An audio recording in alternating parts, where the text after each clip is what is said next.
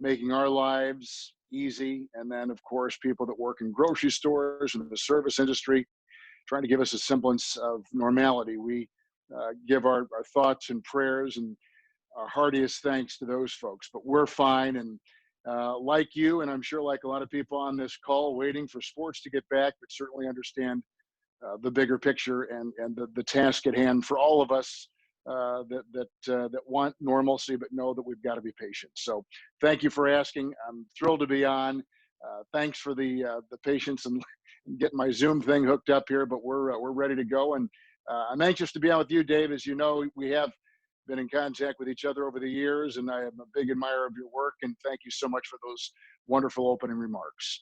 No, I appreciate the kind words as well. And I'm glad that you and your family are safe and healthy during this time. And again, my thoughts are with everybody that's on this call. Kevin, we're going to go a little bit, just some Q&A, like I said, just with you and I. I'll keep it very brief because I know a lot of people on here want to say hello to you and talk to you. But I first want to start off with, you're in a position where you do all the things that I described in your bio, you know, the NFL, NBA, college basketball. When you're calling Super Bowl 54, and congratulations on, you know, breaking that record, surpassing Jack Buck, calling consecutive Super Bowls now at 10 in a row.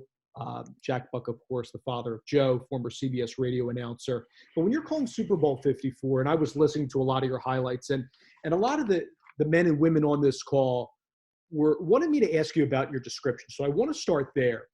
And I wrote down, you know, some phrases that you say, you know, shotgun snap, 4-man front, leaping grab by Watkins, Mahomes maneuvers Williams to the left, fake handoff, around end around pitch, gets a block by the tight end. How do you frame those words, especially in a football game? And we can just roll with the Super Bowl off the top.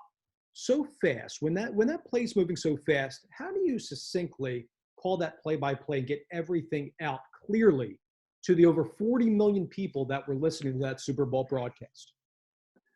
Well, some early advice I got in this business was the best broadcasts, the most effective broadcasts, Dave, are those where the focus is unwavering and you basically, quote unquote, lose yourself in the game. In other words, you're not affected by weather conditions. You're not affected by other noises. You are so dialed in to that broadcast and what your job as a broadcaster is.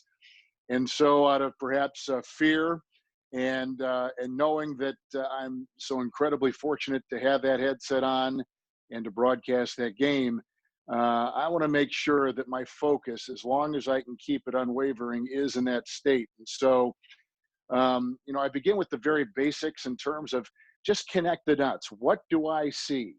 If I'm in the stands, if I'm in the press box covering the game, if I'm watching at home on TV, you know, what are my eyes telling me? And so I always begin with my sight. What am I seeing? Mahomes, his arms extended in the shotgun, head going back and forth as he surveys the defense, because that's simply what he's doing. So I try to make it as simple as that. I think if I got too Dave into formations and football talk and too many words, I think you can lose the listener. And I'm broadcasting in Super Bowl 54, for instance, Dave, to the person driving up and down I-95 or across the country on I-80 that can't see the picture, that have only my words and my description, my inflection, my pacing to paint this picture.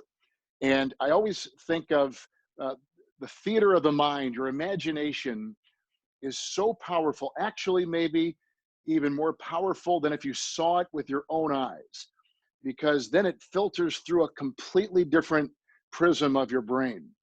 So I try to make it as simple as possible. So the things, Dave, you were just rattling off about, blocked by the tight end, over the left tackle, running toward the sideline, gains 5 as he's hit around the ankles and squirms to this, you know, whatever it might be, that's what I'm seeing. So I'm not a real smart guy, so I try to keep it as simple as I can. And that really is my first rule of radio play-by-play is the simpler, the better. You know, people's attention spans is short. And so I guess I'm kind of geared in toward making keeping my pace and my rhythm to the point where they can understand the words. They're simple words, but descriptive enough where they're in their mind's eye can see the play. No, that's awesome. And the fact that you stay on top of the play like you do, I think for a couple of the games that I've done with ESPN or ESPN3 over the years on football, that's the challenging. I did one game last year, and for me, and I think a lot of people on here that do high school or college or some that get TV reps, that's really tough for that identification to see all 11 guys on each side of the ball and the way that you call it. Just we appreciate that background on that. Briefly, and your background is well documented. I'm sure a lot of people on this call read about your history and how you grew up in this business. Your father, I know, huge inspiration to you, being with Marquette and the St. Louis Baseball Cardinals as an executive, and of course, president and CEO emeritus with the Green Bay Packers for all those years. And I know he was instrumental in that renovation at Lambeau Field. But in a couple of the interviews that I watched getting ready for this one, and I heard you say that your dad told you if your dad had to do it all over again, he said, maybe you should think about going into radio or TV. And I have here that you were at once thinking about being an airline pilot. So how did you navigate, for everybody on here who doesn't know that story, go from the airline pilot path to the broadcast path, which eventually led you to Kansas? Well, in Green Bay, where I grew up, our house was not that far away. Green Bay is a small town. It's about 100,000 people. And back when I was growing up there in the 70s, it was even smaller. But our house was kind of in a wooded area that was not that far from the airport. Anyway, I had grown up with this fascination of becoming an airline pilot. And I brought home my report card in grade school one day when I was about in 5th grade. My dad looked at the report card and he looked at my math grade and he looked at me and then he looked at my math grade and he looked at me. And that was at a time when math was important, still is, for aeronautical engineering and geometry and physics and all this stuff. And that's when he said the line, he goes, if I had to do it all over again, I might think about a career in radio and television, which was a great suggestion. And I was about 11 or 12 at the time. And it was great because I probably didn't have the math prowess and what it took to be one of those great airline pilot professionals. But I did love sports. I did love travel. And he thought this was a nice way to kind of marry the two. And what the great fortune here for me is that because he was a journalism major at Marquette, because he was the student sports editor at the time, he knew all the great skills of reporters, the who, what, when, why, and how, the things that made great writing, and as it turned out, broadcasters that were well known and respected. He could channel me down that path as well. So to have this kind of built-in reference point as I was just getting involved in broadcasting and I was on the air at 14, but really, thought seriously about it my sophomore year, junior year in high school, doing games was invaluable. And then, as you mentioned, he was with the Packers for 37 years, president and CEO for 21. So I used to work in the press box when I was in, grade school and in high school, spotting for these great network announcers that would come in, Jim Simpson, Don Criqui, all of them. And or I'd sit in the back of the booth and keep scores and then hand them notes, during the game. So I got to see it, and I got to be around it. And I think anytime you're lucky enough to get a view in back of the curtain, behind the scenes, I think it just fuels the fire. And that's what it did for me. I was so blessed to have that position. I was a ball boy during the summers in training camp for the Packers. But as a kid, I find a little story on this. When my dad was with the baseball Cardinals, when I was about 6 or 7 years old, my day to go to Busch Stadium with him was Sundays. So we'd go to church and we'd drive down from our home in St. Louis, downtown St. Louis, at Busch Stadium. And then I basically, as he was writing pregame notes on his typewriter, typing all this stuff up, I would kind of roam Busch Stadium. So I'd be on the field and play pepper with the players. I would be in the clubhouse. I'd be in the dugout before the games, and I was a kid. I was like 7 years old and really didn't even know what was going on. But one of the things I used to do kind of mid-game was to go sit in the back of the KMOX booth. And at that time, the boxes were wide open. I'd walk in with like a thing of ice cream on a hot St. Louis Sunday afternoon during the Major League season. And here was Harry Carey and Jack Buck broadcasting the games. And more times than not, they were in shorts and T-shirts because the press box is un-air conditioned and it was hot. And so I used to watch them. And maybe even back then when I was 6 and 7, some of that may have rubbed off on me. And anyway, it's been a lifelong pursuit and passion, one that I'm so glad that I've been a part of. But yeah, I wanted to be an airline pilot when I was just a kid. Used to ride my bike to the airport, sit underneath the runway, watch the planes take off, and really grew to love and appreciate what aviation was all about. I'm not a pilot. My wife won't let me get my license, but I do appreciate the business and find it fascinating. And I think we're all grateful that you chose this. It's neat hearing your stories, like growing up with your dad, being a ball boy at the Packers and going around to the stadium. So my dad and we would take the drive up to Long Island, and he would come with me to every lacrosse game I was doing this year. And it was great father-son bonding. He would have a headset. The A2 would give him a headset to listen to the broadcast, and he would have great notes like your father would have 3 or 4 pages of notes from your high school games when you were 15. And my dad and we talk about the same on a long car ride home. A lot of people here, Kevin, asked about how you got – I'm going to fast forward a little bit because I don't want to go into every detail, but you go from Kansas, and I know Tom Hedrick was a big mentor for you, was on Super Bowl I as a radio analyst, called the 68-70 Super Bowls on play-by-play, 7 Cotton Bowls. But from Kansas – you go on to get a job at 22 with the Kansas City Kings. Now, at 85, they moved to Sacramento. And a lot on here asked me to ask you, how does one get an NBA job out of college? Well, I had been working for the station KCMO News Talk Radio in Kansas City, which is now WHB. It's always been a big signal. And they carried the Kansas City Chiefs radio network. When I was at the University of Kansas, I was working in the sports information department. I was doing games on my cassette up in the stands, and I would work part-time on press row. Ran into someone, and they told me that they were looking for a producer for the network radio pregame, halftime, and postgame shows on the Chiefs network with flagship 810 KCMO radio. It worked out that I was able to get that job. And to fast forward, I had been working at the radio station kind of part-time during the NFL season. My senior year in college, the radio station, this is a major market radio station, gave me a talk show on Sunday nights, the second half of my senior year, second semester. So I drive in from Lawrence into Kansas City, do this 3-hour talk show on Sunday nights.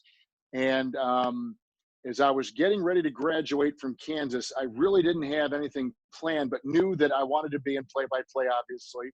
Was hoping that something would materialize. And at the time, Neil Funk was doing the Kansas City Kings on radio and TV, had just accepted a job in Philadelphia to be the TV voice of the 76ers. The Kings were looking for someone young and someone cheap, and I was young and very cheap. And they had heard some of my play-by-play, listened to the Sunday night show when I was a senior in college. I was 21. And they said, could we hear some of your play-by-play?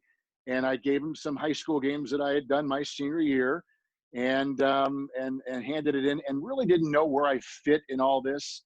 The day I graduated, middle of May, 1982, 21 years old, my parents were in town. I'm graduating from Kansas. And I get back after all these different graduation parties and dinners and ceremonies, and on my voicemail machine, there's a message from Joe Axelson, who is the president and general manager of the Kansas City Kings. He said, young man, I've heard your tape. You're with the station that we're on. We would like you to come on in for a face-to-face interview. I did, and I got the job. But I was basically offered the job the day I graduated from college. Right place, right time, good fortune. There were probably 1,000 more qualified people that would want that job, but I was in town. I was free. And like I said, very inexpensive. They had heard my work. It was good enough. And that's how I got my start, my first job. Yeah, no, that's fascinating. When you said about getting that voicemail or phone call from an executive, there's been times like that for me, and times you look at the phone, you go, oh my gosh, this coordinating producer's calling or this boss is calling. Hopefully, it's good news, and that's awesome that you got that face-to-face interview. Another thing I read in an article, maybe in a local paper by you, is you had to win over the University of Missouri, being a Kansas grad. I know there's a little bit of a quote unquote civil war with the Jayhawks and also the Missouri Tigers. So how did you win over being the voice of Mizzou, being a Kansas grad? Well, I was doing the Kings, and then they were moving to Sacramento. So I really wanted to stay in Kansas City at the time. I was single. My buddies were here. They were all starting their careers. And again, good fortune by the grace of God. The guy that's doing the Kansas City Chiefs, a guy named Wayne Larrivee, a historic voice in the NFL, has just accepted the job to do the Chicago Bears on WBBM radio in Chicago. Again, I'm working for KCMO Radio, had actually started to host the Chiefs Network pregame show, but was doing the play-by-play for the Kings, and that was my main job. And the Kings are leaving. The Chiefs now have an opening. They called to say, can we listen to a football tape with you and Len Dawson, the Hall of Fame quarterback who's on with Wayne doing the games. I come back from a Kings road trip in the spring of 1985. They hear us together. They hear my radio play-by-play of football, a Missouri spring football game, as it turned out. They liked it, and Lamar Hunt hired me the very next week. And so I finish up my Kings season. Now I'm doing the Kansas City Chiefs. The University of Missouri is on our station as well. Their play-by-play guy, and I forget now who it is, to be quite honest, left. They had an opening for a radio play-by-play job, but could I go down and meet Woody Woodenhofer, who was the linebacker coach for those great steel curtain defenses in Pittsburgh, was the Missouri football coach. Jack Lingle, who took over the Marshall football program after the plane and the devastation of that. He was a football coach, now the AD. And Joe Castiglione, who was a young, rising assistant athletic director, who is now the AD at the University of Oklahoma. And Norm Stewart, the crusty old basketball coach. They had to meet me again before they could sign off on having me be the voice of their university. So I drove down in the summer of 1986 into Columbia, met with them, said, I'll be as Missouri Tiger as you want me to be. And they were sold, and it worked out. And I had 3 great years there before I went back to the NBA and the Minnesota Timberwolves. But that became a very great part of my broadcasting career, because when I became the voice of the Missouri Tigers, I was also heard on KMOX radio in St. Louis. So that got me a call from Bob Hyland at KMOX wanting me to join the Cardinal baseball broadcast booth with Jack Buck and Mike Shannon. But they were not offering a contract more than 1 year. And I couldn't leave my Chiefs and my Missouri job for a 1-year contract doing baseball. Ironically enough, with the Cardinals, where my dad had worked back in the late 60s and early 70s. So, there's in this business, Dave, as you know, there is your on-air work, and there is what you sound like, and there is the on-air competence that you have. But there's also that other side. And that other side in this business is being able to deal with people and conveying the right, whatever it is that they may be looking for. And in your mind, you've got to visualize whatever they're looking for. I have always gone down the road of humility. I think humility is a part of a deeper character, and a lot of listening and not talking, a lot of understanding what they're looking for, but being true to yourself and your own personality and your own core value of performance on the air, representing the school. It's not just a job to be the voice of a university or the voice of a team. They're looking for that voice and that on-air competence. But Dave, they're looking for a person who is as much a part of the team as the logo and the crest that you wear on shirts and on hats, the arrowhead of the Kansas City Chiefs, the Missouri Tiger, the Kansas Jayhawk.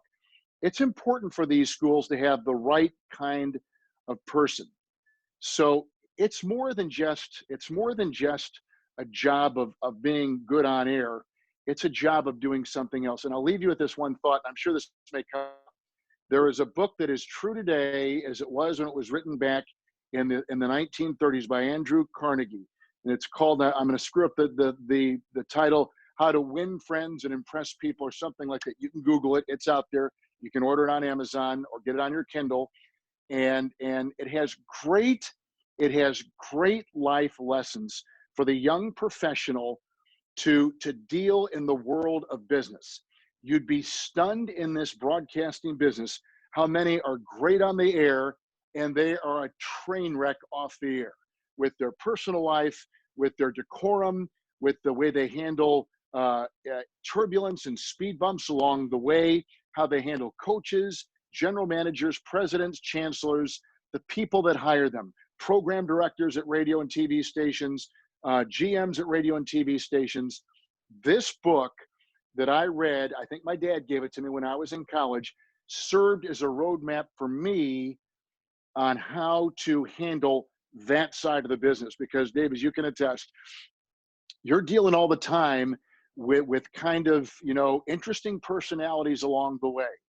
And dealing with them successfully is as sometimes important as how you sound on the air, how you are as a broadcaster. Those are great lessons for everybody on this call. For one, being a representative and a good one of your network, of your team. And you're right. I think the frustrating thing for a lot of us on here is that we may look up to so many people in this business and we hear things that, oh, they're great on the air, but off the air, there's some questionable things. And, for someone even, of your pedigree to come down and do a Zoom call on a Friday afternoon and to spend time with us really means a lot. And I really mean that from the bottom of my heart to inspire us and to teach us, especially you're at the top of your game. Kevin, you eventually go to become the Minnesota Timberwolves TV play-by-play voice, I believe, for the first 9 years of their existence. And that, and along with all the other gigs that you talked about, was the springboard to getting at the network level, which many people in these questions had for you. So, and I have, I put it on the bio page, but you've been with NBC in 91 doing football, ESPN doing college sports, including football 92, 93. You were at Fox at 94 to 97, Turner 96, CBS beginning in 98. So, you do the math, over 30 years doing the NFL, over 30 years doing the NBA. A lot of people want to, and maybe get your perspective, and I said this when I started the call, so if you can take this any way you want, but many people on here aspire to get to where you are at the network level and think to themselves, boy, if I can get to the D1 level, maybe that's not enough. And I told people we shouldn't feel like it's network or bust. But so if you could speak to that, and also how do you see the next crop of men and women getting the shots, the opportunities on national platforms? Well, when I was, let me backtrack, and then I'll tell you about our daughter, who I've had this exact conversation with. But when I was in college, I truly loved the business so much, I did not care where my first couple jobs were. Now, like anybody in any line of work, you always look to the top. It serves as a carrot. It serves as the motivation.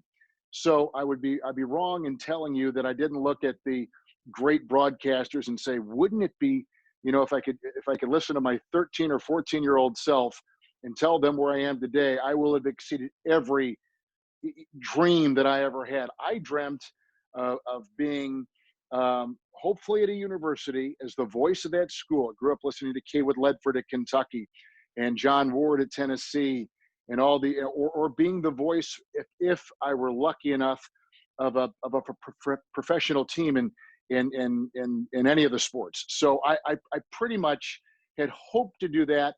But sometimes, as Vince Lombardi said, we all strive for perfection, but if you fall short, there is a degree of excellence that will outweigh most things. So that's kind of where I was. And I did not care where I started.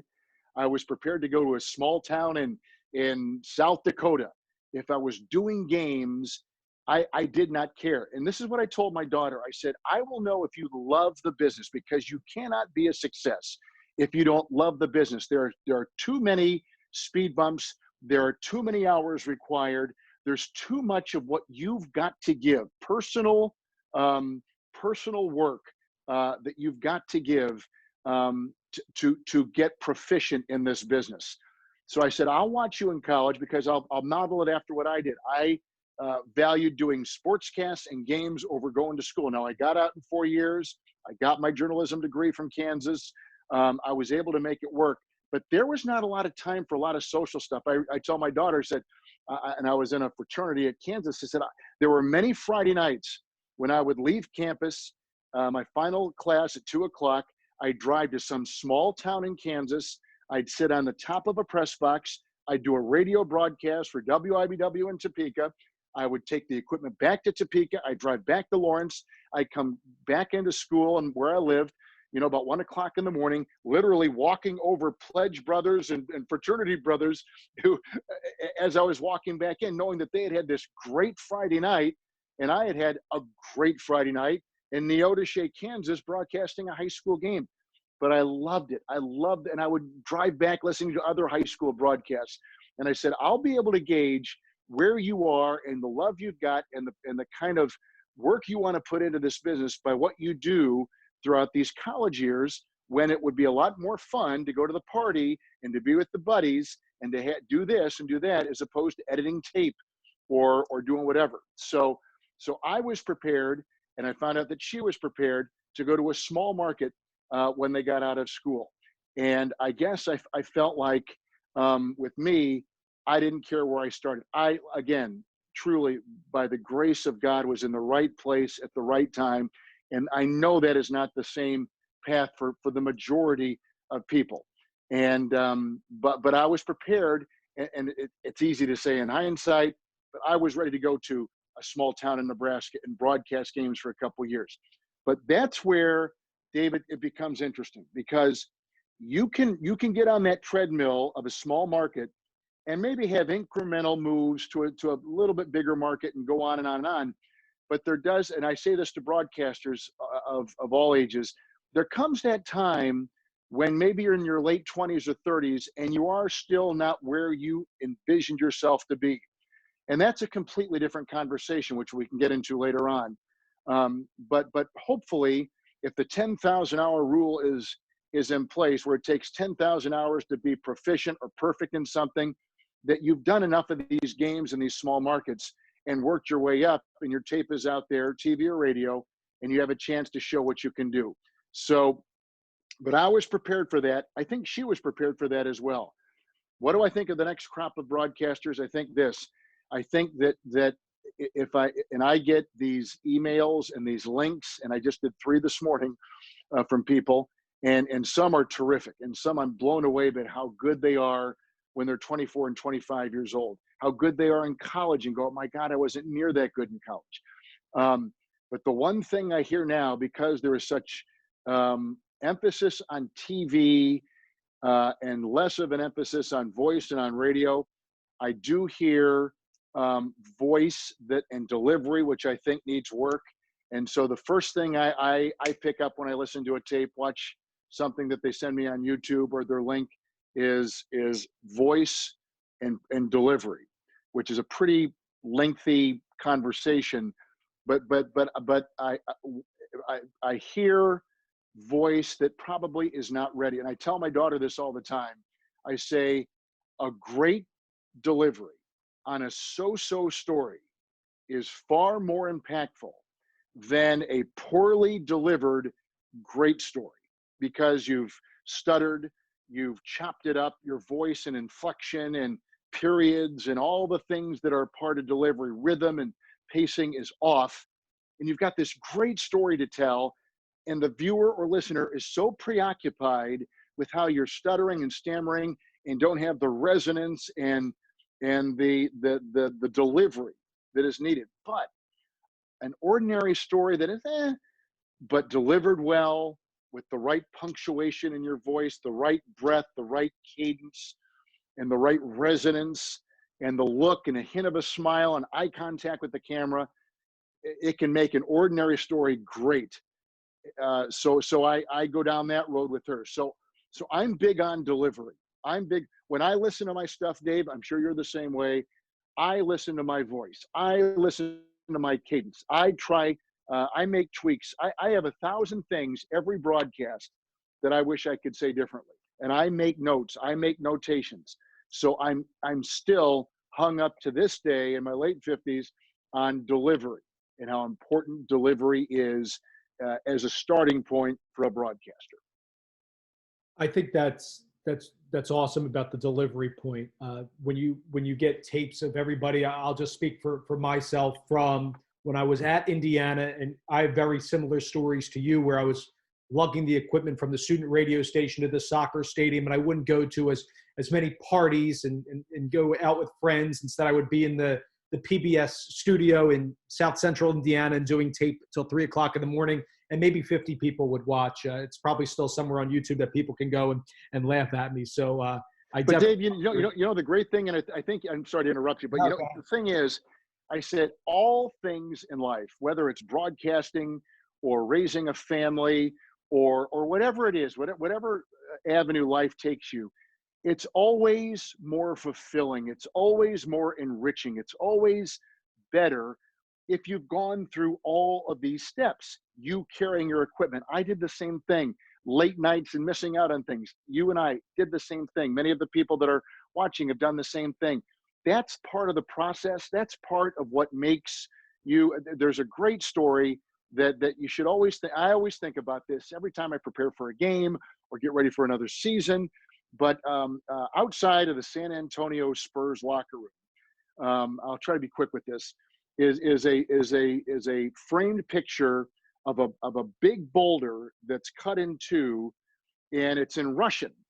And the story, parable, however you want to phrase it, says that there's a stone cutter in Russia, and every day he pounds on this rock and tries to split this big boulder, and nothing is happening. And he pounds on it, endlessly, day after day after day, and finally, on the 1,000th hammer of this boulder, it cracks in two. And people come up and say, "Oh, you cracked it in two. You cracked it in two." And he said, "That must have been some kind of wallop you gave it on hit number 1,000." And he says, "No, it wasn't the 1,000th hammer of that stone that made the difference. It was the 999 before it that made it work." And that's what broadcasting is. That's what anything that requires skill and heart and emotion and passion and drive. That's what matters. It's all of those little 999 steps that got you to number 1,000. That's what makes the difference in life.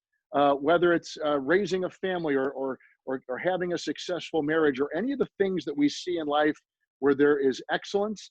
It's not the Michael Jordan or the Ray Allen or the Larry Bird or the Tiger Woods. All these guys practiced endlessly, but you never saw it. You never heard about the practices.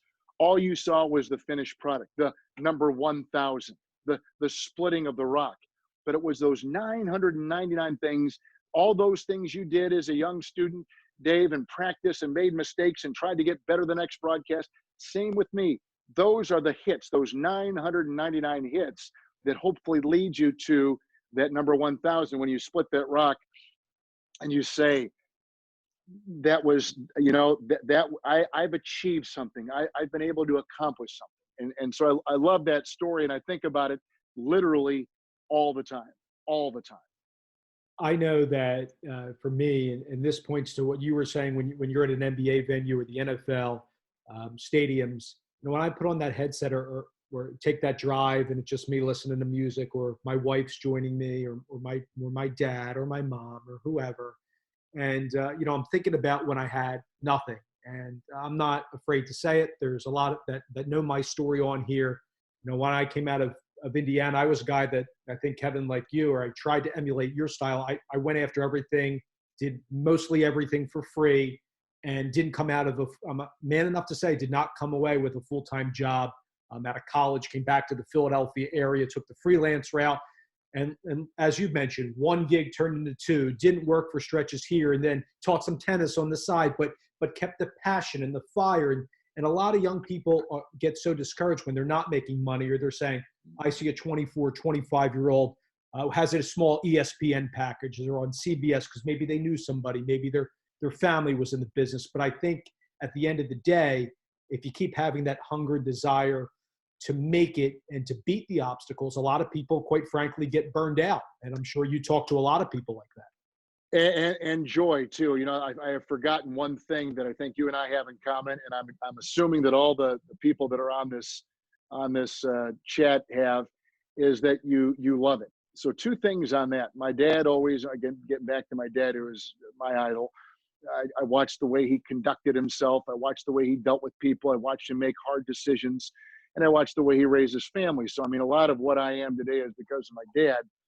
But he said, "There's nothing like waking up in the morning and looking forward to your day, because it doesn't seem like work. It's something like you'd say internally, you know, I would do this for free. I would do it because I love it. It's like a hobby. And if any of us can wake up and say that, we've not worked a day in our lives. It's all about just building upon something that we enjoy already. So that has always become, you know, kind of a thing too, that I've always told people. I mean, if you enjoy it, that's great.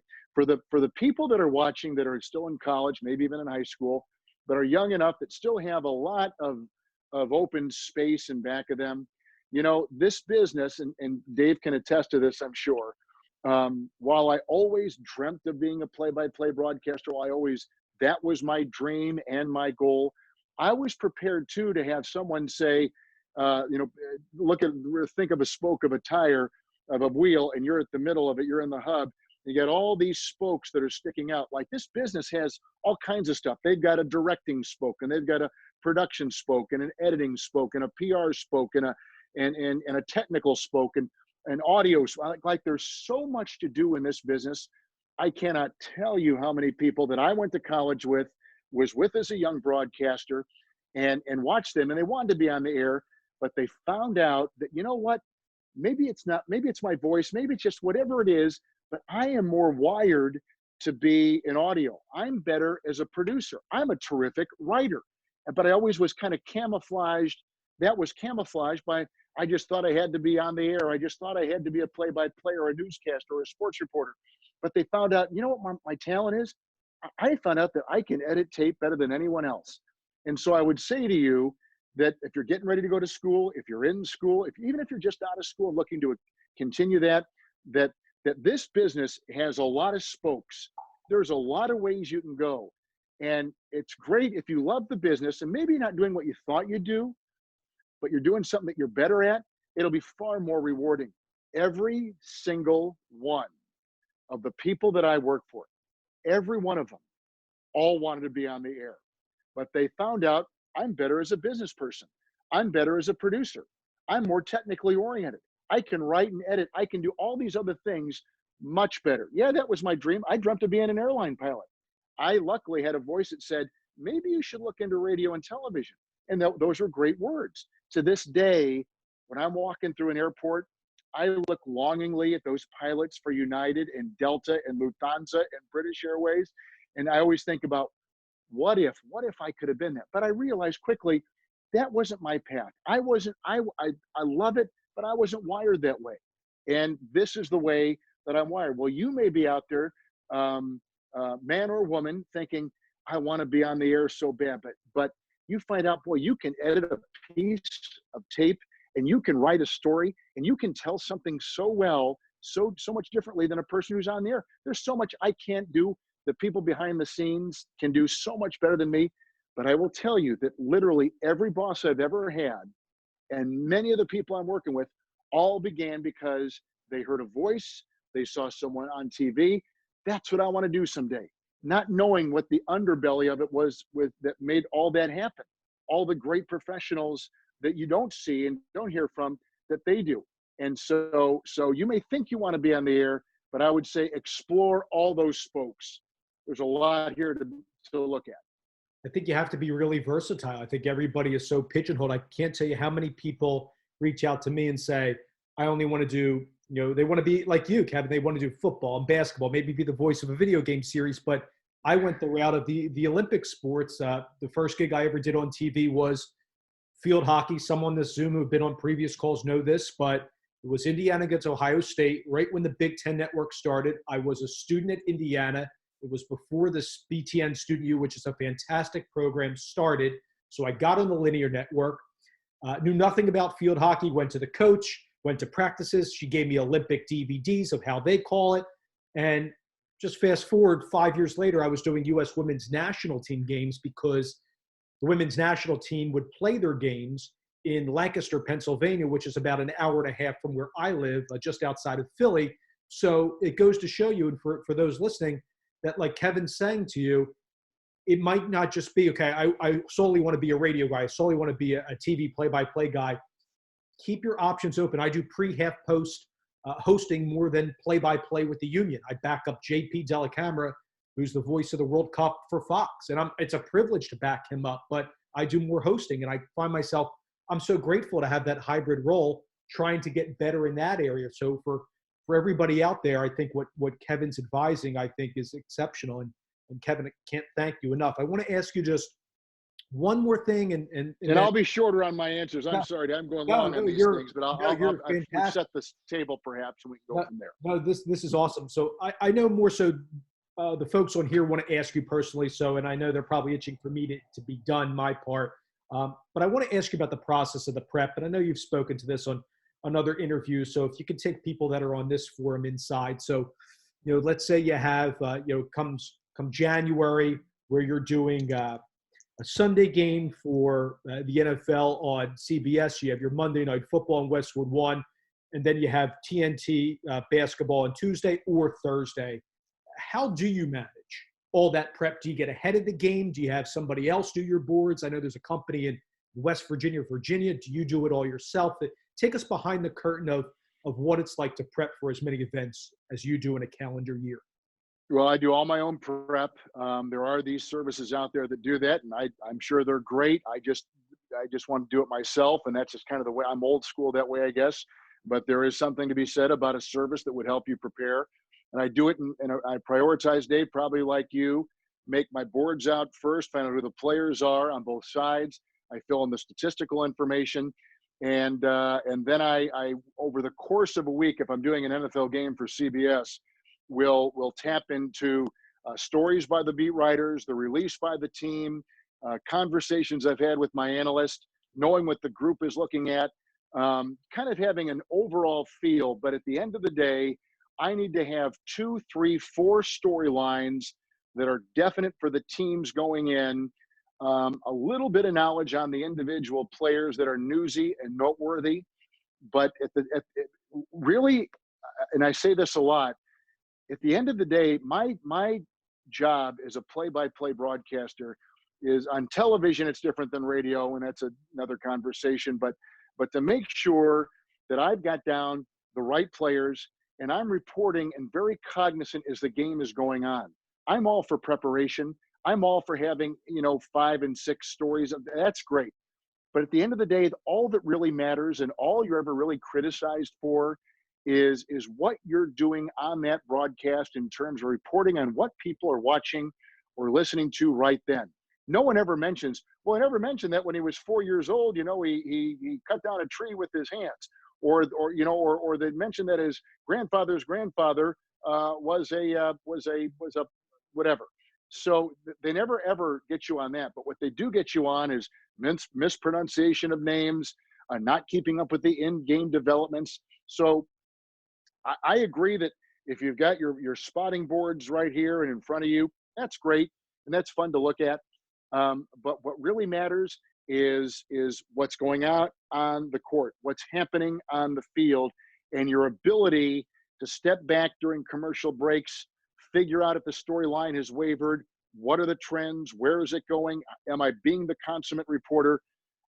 Those are the priorities. Anything else that happens, usually blowout material or whatever, is great. And then I'll give you 15 seconds. Radio, you are the boss. Play by play, you are the boss. You're the eyes, ears, your tonality, your pacing, your voice, your inflection, your word usage, your reporting skills, all that stuff makes you number one. On television, I think play by play is number four. It's the picture, because if a picture is worth 1,000 words, there's not much more you can say. Number two is the analyst, because you want them to tell you and explain why you're seeing what you're seeing. Why isn't it, or is it working? Number three, replay, graphics, all the bells and whistles of TV. And then number four is the play-by-play guy.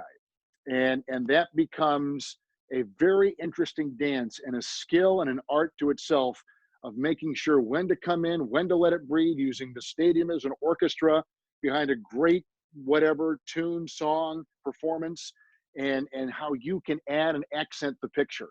So there's a lot at play here. It's not just going on there and letting it go. But the preparation, that you ask about, Dave, is more. No, you want to have a good feel going into the confidence that really nothing can happen here that's going to catch you off guard. Player that was brought up, player that is injured. Why is someone seeing more time over this guy? That's the stuff you've got to know. But at the end of the day, you've got to handle what's happening as it's unfolding. And that's the rub. That becomes hours of doing it, knowing, being the good, solid reporter, and letting all of it unfurl in front of you. A network coordinating producer, it might have been from one of my first gigs, so just getting some gigs on Big Ten Network. He said, "Let the game come to you."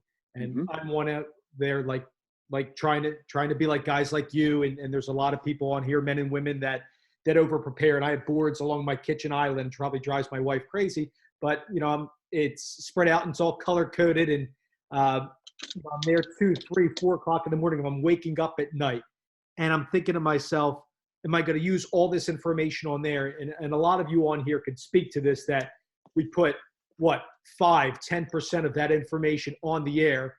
So if you have any boards, everybody I'm sure would love to see it. Kevin, just I'm going to show you what and I'm not even going into this since the Super Bowl between the Chiefs and the 49ers. So just real briefly, these are Pat Summerall's spotting boards that I've used it now, and added my own touches to it here and there, but simple, numeric, offense on one side, defense on the other side. Here's the Kansas City stuff, and here is the San Francisco defense stuff.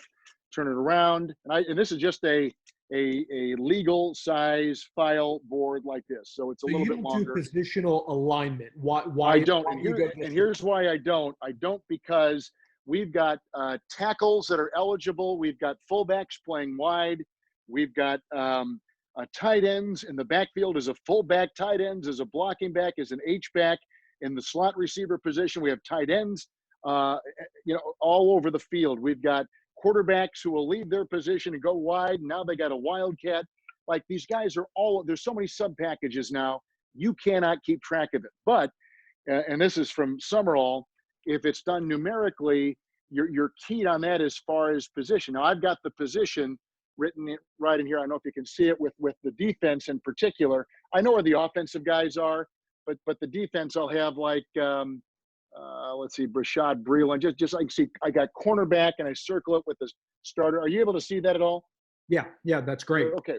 Yeah, right So there. and then like with Mahomes over here, I've got stuff like just Pat Mahomes, and he may have a few more numbers that are needed. Okay, so those are my spotting boards.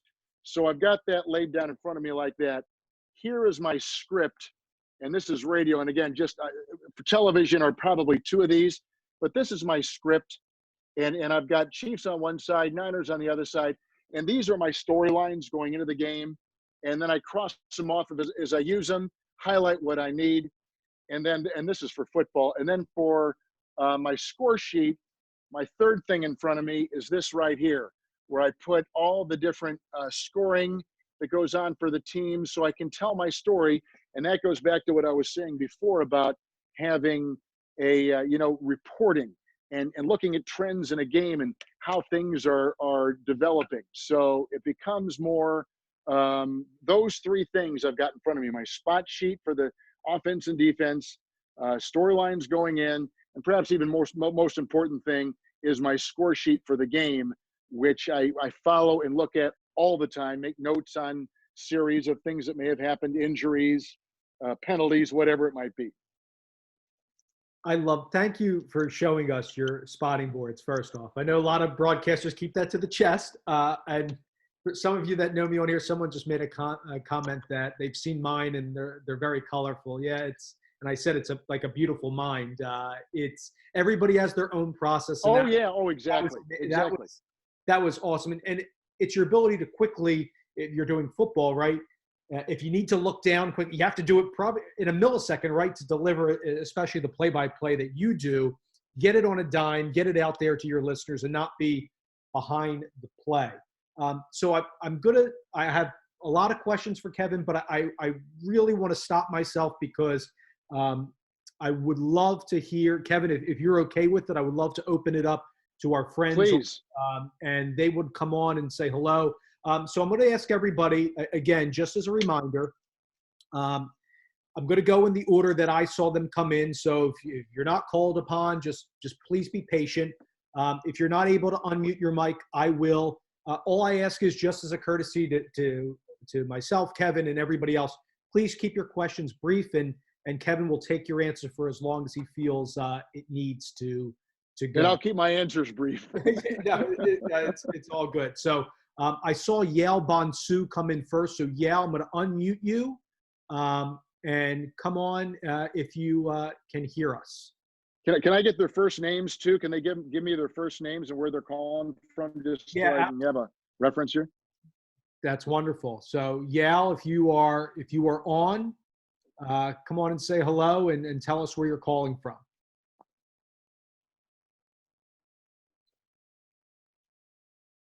Okay, no Yale. Yale will come back to you. Eric Hauser. Eric, go ahead. Hey, how you doing? Am I unmuted? Yep, you're good. Thank you very much. Great. Thanks for the invite, Dave. Thanks, Kevin, for your advice and your insight into this business. Dave's spotting boards, by the way, will make your head spin, but he does a lot of extra work, which is great because he knows he's only going to use a fraction of that information. But in case something off the wall comes up and you need some extra info, he's got it there. But the question I have to you is, can you tell us when a good time is to maybe look for an agent? Well, that's a great question, Eric. I would say, first of all, they're like an unwanted part of this business that you've got to have once you get to a certain level.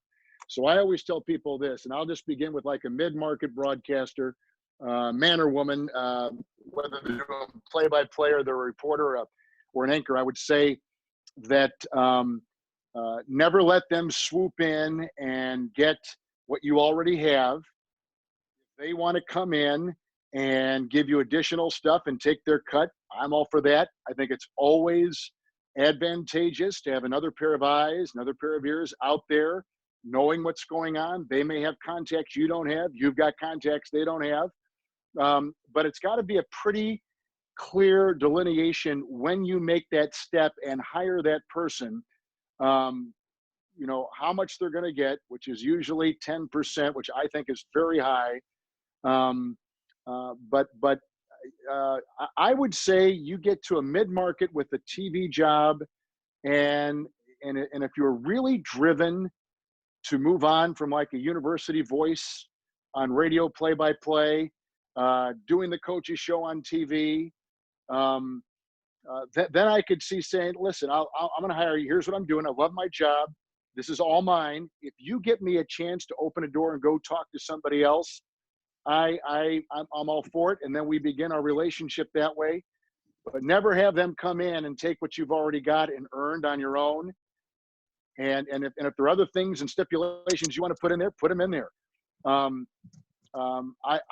don't think I'd ever hesitate going to a big firm like an ICM or a CAA, I mean, there are many out there that do it. But I would tell you, it's hard writing that check once a month. Luckily, the person I've been with has been I've been almost 30 years with this same person. because they kind of discovered me when I was doing the Chiefs. And we've just kind of had this nice relationship of trust. I don't even have a signed contract with them, but they handle my stuff. I'll tell you what you can do a lot of times. If you get a job on your own, if you're dealing with the university or a team or whatever it is, station, and you don't think you're ready to really get the agent, but you need someone to look at it, go hire a lawyer and hire them on a per hour basis. They'll look at it. They'll know what's important to you. They'll talk to you. They'll know what you're looking for, what you think you should have. And then at the third thing, call around to other people in similar sized markets and jobs in your business. Ask them, do you have an agent? Anybody you can recommend? Word of mouth is always much better than trying to go to something you read about in the paper. I think the big firms are good, but sometimes you get lost in a big firm. Yeah. But if you're looking just to figure out what people are doing or getting, that's never a bad idea. I think word of mouth, dealing with friends, people you trust, is great. And then if it's just one job and maybe your first job, just get a lawyer. Just get a lawyer to take a look at it. Preferably not a family friend.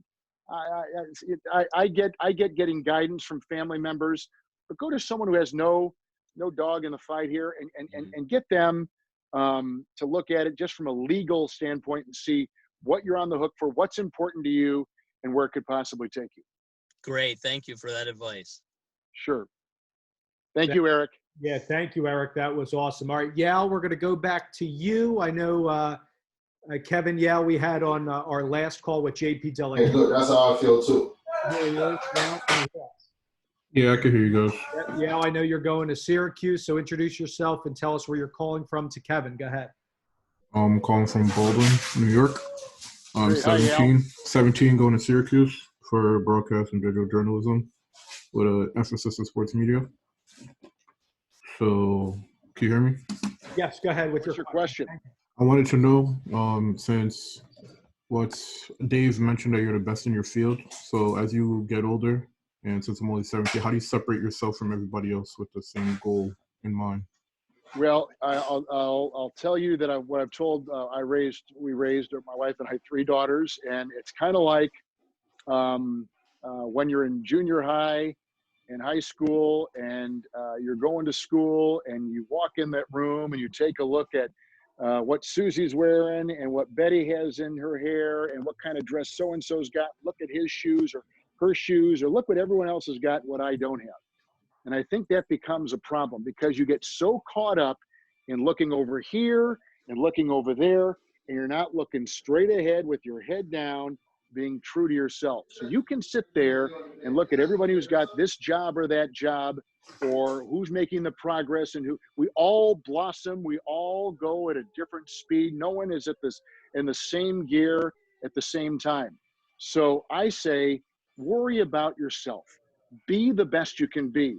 Be cognizant as a broadcaster, be cognizant of what the best voices in this business sound like Dan Schulman at ESPN. I always give him as a male broadcaster someone to think about what they've accomplished and the way they broadcast in their voice. And then I always like the voice of Megyn Kelly for females. I think she's got a distinctive, authoritative, commanding, great delivery. And so if you're looking for voices to follow, don't look who's in the classroom over here in this desk or over here. Think about where you are, listen to your tapes, compare them to other broadcasters you like at the highest level, but don't worry about people of your own age and peer group. That does nothing but foster feelings that will only derail you from where you want to go.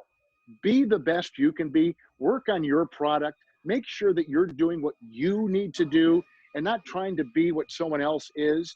More times than not in life, you find that never works out. Be what you're going to be. The good Lord has a path for you. Yeah, he gave you things that he didn't give these other people. He gave you skills and different traits that these other people don't have. So don't worry about what they have or haven't.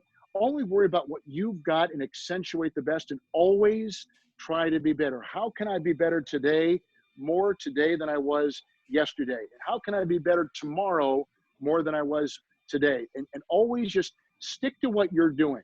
But for a young broadcaster, we need roadmaps. We need people we idolize. That's great. and find out what they did, know what they did. But when you're in the trenches, when you're in there fighting, and when you're developing and becoming what you're going to be, don't ever disregard what you've got internally, and don't be looking sideways. You keep your head straight down and keep going straight for your own personal goals. I find that sometimes when you're only worried about being better individually, self-improvement, you're always on a better road than if you're trying to be more like them, like keeping up with the Joneses. That never works out. You're always disappointed. There's always going to be someone with a bigger house, better car, making more money, more talent, and it will drive you crazy thinking about that. And in the same time, if you do that, you'll never be what the good Lord intended you to be in all your skills. So stick with yourself, be cognizant of what's going on, but don't get swayed and persuaded and lured in. Don't be seduced by what else is going on over here. You keep your own path and your own compass pointed in the right direction. Yes, sir. And when you look at most of the people in the call, obviously they're in their post-college careers, but for me, I'm going into freshman year of college. So is there any advice that you give for me specifically, knowing that I'm on the track towards that and going into my first year of college? Something I said before, you may think you want to be A or you want to be B. I want to be on the air, or I want to be a producer. Make sure when you go to a great school like Syracuse, they have got this buffet of 80 things that you could be. I would take a scoop out of each. Find out what it's like to be in PR. Find out what it's like to be in engineering. Find out what it's like to be in audio. Find out what it's like to be an editor, to produce, to direct, to be a sideline reporter, to be a play-by-play person, to be a lighting person. There are so many things in the business. You'll find, if you have a taste of all these different things, something that may appeal to you more than what appeals to you now at 17. What I thought at 17 is a lot different than what I thought at 37, what I thought at 57. So as your life evolves and you evolve and you learn more about the business, you will find out things you didn't even know existed, or things that you're better at than you never thought of. So make sure you taste all of it. Make sure you get a chance to really find out what all these things are about, and hold on to your dream, but your dream may be better planted in something else.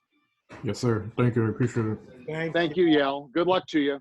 Thank you very much. All right, Mr. Jacob Schwartz. Jake, please be brief with Mr. Kevin Harlan, and you are on the air.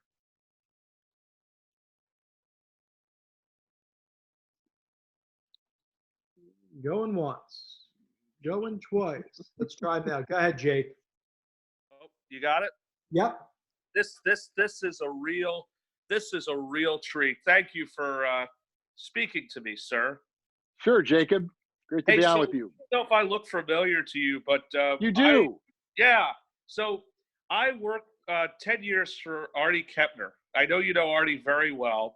It's, first of all, it's an honor to see you again, sir. I know it's been a long time since we have chatted.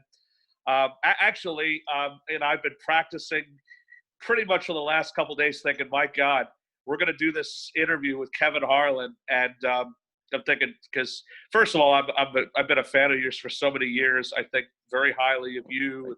I love what you do. And, you know, I can honestly say that because I've come a long way myself. I'm 15 years as a public address announcer, to be able to, and actually the first guy that called in, Eric Hauser, we've been employed together for 9 years with Artie. So Eric is like me, he's a very good go-getter.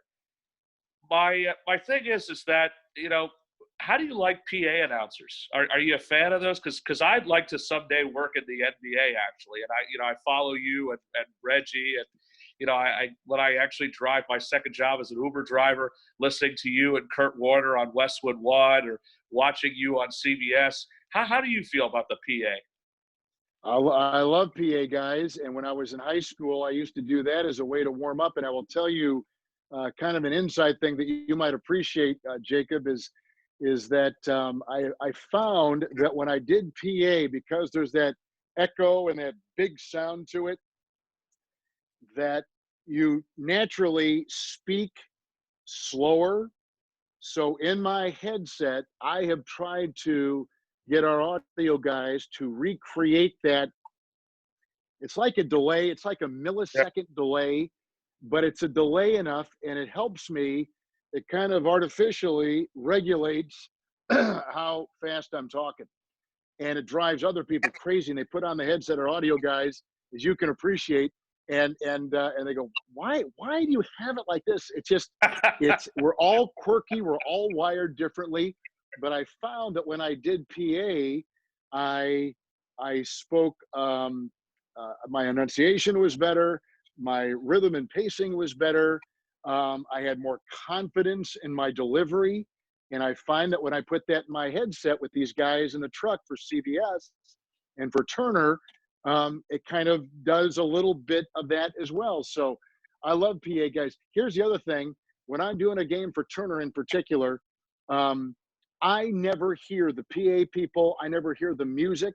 And I never hear all the guns and blaring music and whistles and all the stuff that's going on until I go back and critique myself. And I go, oh my God, there's so much going on in these games. But because I'm so lost in the broadcast, and it comes through but I just don't even pay it. I just block it out some way that I've got that mechanism, thankfully, that does that. So I never, do I like them? I love them. I love knew, guys. and I never knew I wanted to be one. When I started in this business, I watched guys like yourself, Marv Albert, Mike Breen, Cosell, Marty Glickman. I always listened. And I always remembered as a kid growing up here in Philadelphia, because I'm outside of Philly like Dave, I always said that the important thing is what makes the game so much better. Is it the fans? Is it the teams? No. The fans are definitely the big part of it, but I think it's the broadcasters. I always, as a kid, every time I watched, whether it was a baseball, a basketball, a football, or a hockey, I always said that the broadcasters make the game so much better. I've always said that people like yourself and Marv and any of the baseball announcers I listen to, Jack Buck was a good example. Joe does, I think, a hell of a job with that. Has said, you know what? The games are great, but man, when those people enunciate their names, they make it so much better. They really do. But I went down the road of, I tell this story to a lot of people. One night, I get a phone call. My dad was, I was in my dad's house. I still live with my father. And he says to me, your friend's been calling you for the last couple hours. He'd like to talk to you. So can you do a game in Northeast Philadelphia? And I'll see if I can find something permanent. 15 years later, I was a PA announcer. And when I wasn't doing that, I was like you. I was chasing so many different dreams. And then I got hooked up with Artie. And Artie was as I believed him the second I talked to him. And he gave me my first break when I worked for the legendary Dick Stockton and Charles Davis in Jersey. And to listen to his stories, because, Dick can do a Marty Glickman like there's no tomorrow. Just when I listen to people like you, I almost feel like I'm listening to old different stories. It's always okay to just, like I said, you're the son of a legend. Titletown USA. Bob Harlan. Your daughter has carried in your tradition. You've been married at least 65. I'm only kidding about that, because I know you have a great marriage with your wife, Ann. Thank you. But I've learned so much from people like you. And, I am breathing because of people like yourself. I am standing here. I am here now because of yourself. You're one of the big reasons, like I said, that I've wanted to go down this road. And, and my other question, I guess, to you is, I have asked JP Dellacamera on the last Zoom meeting with Dave, what do you have as far as how do you make it to the NBA? How do you keep, I've applied for 4 different NBA teams. How do I do it? Where do I start? What would you recommend? All right, thanks. Well, thank you, Jacob. It's great to see you and great to hear from you. And as you can tell, Dave, and you know this, there's not one story that's alike. Everybody's got a different story. And he just told a circuitous way that he got to where he is and what he's doing. The major leagues are very, very difficult, but I guess if it were up to me, I would say, now, I don't know if he's talking about PA, or I think he's talking PA as opposed to broadcasting, but the more you can do, the more you can send in those tapes, Jacob, to the teams. I think they're always looking to get a fresh voice. I would just, persistence is probably not to the point where you're bothering them, but if you've got a tape or a quarter that you like a lot and they can hear your PA work, send it in to them. And you know, that is the first step, I would say, for anyone. If you're a broadcaster looking for a play-by-play job, again, you just send them the link like they send me, and I would send them just a portion of what you can do. Send them 4 minutes of continuous play-by-play. Send them a sizzle reel, as they call it, like a highlight thing of 5 or 6 highlights. If they're interested and they want more, they'll ask for more. But you can tell, I think I can tell, within the first 30 seconds of listening to a tape, watching someone, you know, what needs to be done or what doesn't need to be done. There are a lot of my here because you're ready to go, dude. I'd send your stuff in. You're ready. It's just going to take that opening to get you in the door and that headset on your head. So there's really no patented way to do it except send your stuff in, let them listen, and take your chances that way. But most jobs are filled. Here's an opening, the voice of such and such a team. They're going to get 200 different links sent to this person who's making the decision, and they're going to listen. That's why I go back to delivery. Delivery is the thing at the very outset. I think Kevin makes a great point for everybody on this. No matter if you're going to be a play-by-play guy, PA, what have you, radio host, keep what I found just in my career, whether people respond on feedback or don't, and maybe it's they're busy and everybody's schedules, especially for a guy like Kevin, are hectic and they just need to concentrate on their work first and foremost, is try to keep it short. Sometimes the shorter the email, the shorter the clip. Instead of a 20-minute reel, it's what Kevin said, the sizzle, some on-camera stuff, and maybe some unedited play-by-play in one segment or in one link, maybe best. Just a thought. Kevin, there's a lot of people on. I just ask that please just try to keep them brief, if you don't mind, just as a courtesy to your fellow peers. And Kevin, when you have to go, you tell us. Everybody understands you're doing this for us, so you just let us know, and it's no problem, okay? I'm happy to visit, Dave. Thank you, especially for you. I'm happy to be here. All right, great. John Gidley, you were next. I will unmute you and just tell us where you're calling from, and thanks for coming on. Mr. Gidley. Now try, John. John going once. Hello. Yes, go ahead. Hi, Dave. Thanks for having me. And Kevin Harlan, it's an absolute honor. You're one of my role models. It's really great to be talking to you. Thank you, John. I have a very acute knowledge of sports history. I spend a lot of free time going back and looking at old box scores, newspaper clippings. I kid you not, when I got the word that this was happening, I was watching a game between Phoenix and the Seattle Supersonics from 1997 that you were calling, and Rex Chapman hits a ridiculous 3 to force it into overtime. It's just, I love those random games like that. So is there a place for me, historian, researcher, whatever, in the industry, either at one of the networks or maybe somewhere like the Elias Sports Bureau? Oh, what a great question, John. Thanks. Absolutely. There's a place for everyone. If you've got the talent and the drive, and you're looking at a very niche type area, but yes, there's definitely something there. Here's how old are you, John? I am 22. Okay, you're just starting out. You know what I would do if I were you? And every story is different, right? So if I were you, with your love of broadcast history and sports history and the wherewithal, it sounds like, in the way you're made up to dig and research and look, if I were you, I would send something to all the networks, and I would say, here is what I do. The resume, and I obviously for everyone, but here is what I do. Here's what I'm interested in. I'm just looking to see if I can offer what I think is maybe a niche quality to what you're already doing right now. And I always say to young kids, I said, don't ask for any money. Say you'll do it for free. You don't know how many kids have gone into businesses like that shown what they can do, shown a stick-to-itiveness, shown a desire and a depth that maybe doesn't come out right off the bat, and they get hired and they become, if Roger Goodell can go from mailing letters, helping the mailroom of the NFL to the commissioner, anything in this business is possible, right? Excuse me. So what I would do is I would send something to the networks and the research department of the networks and just say, do you have an internship?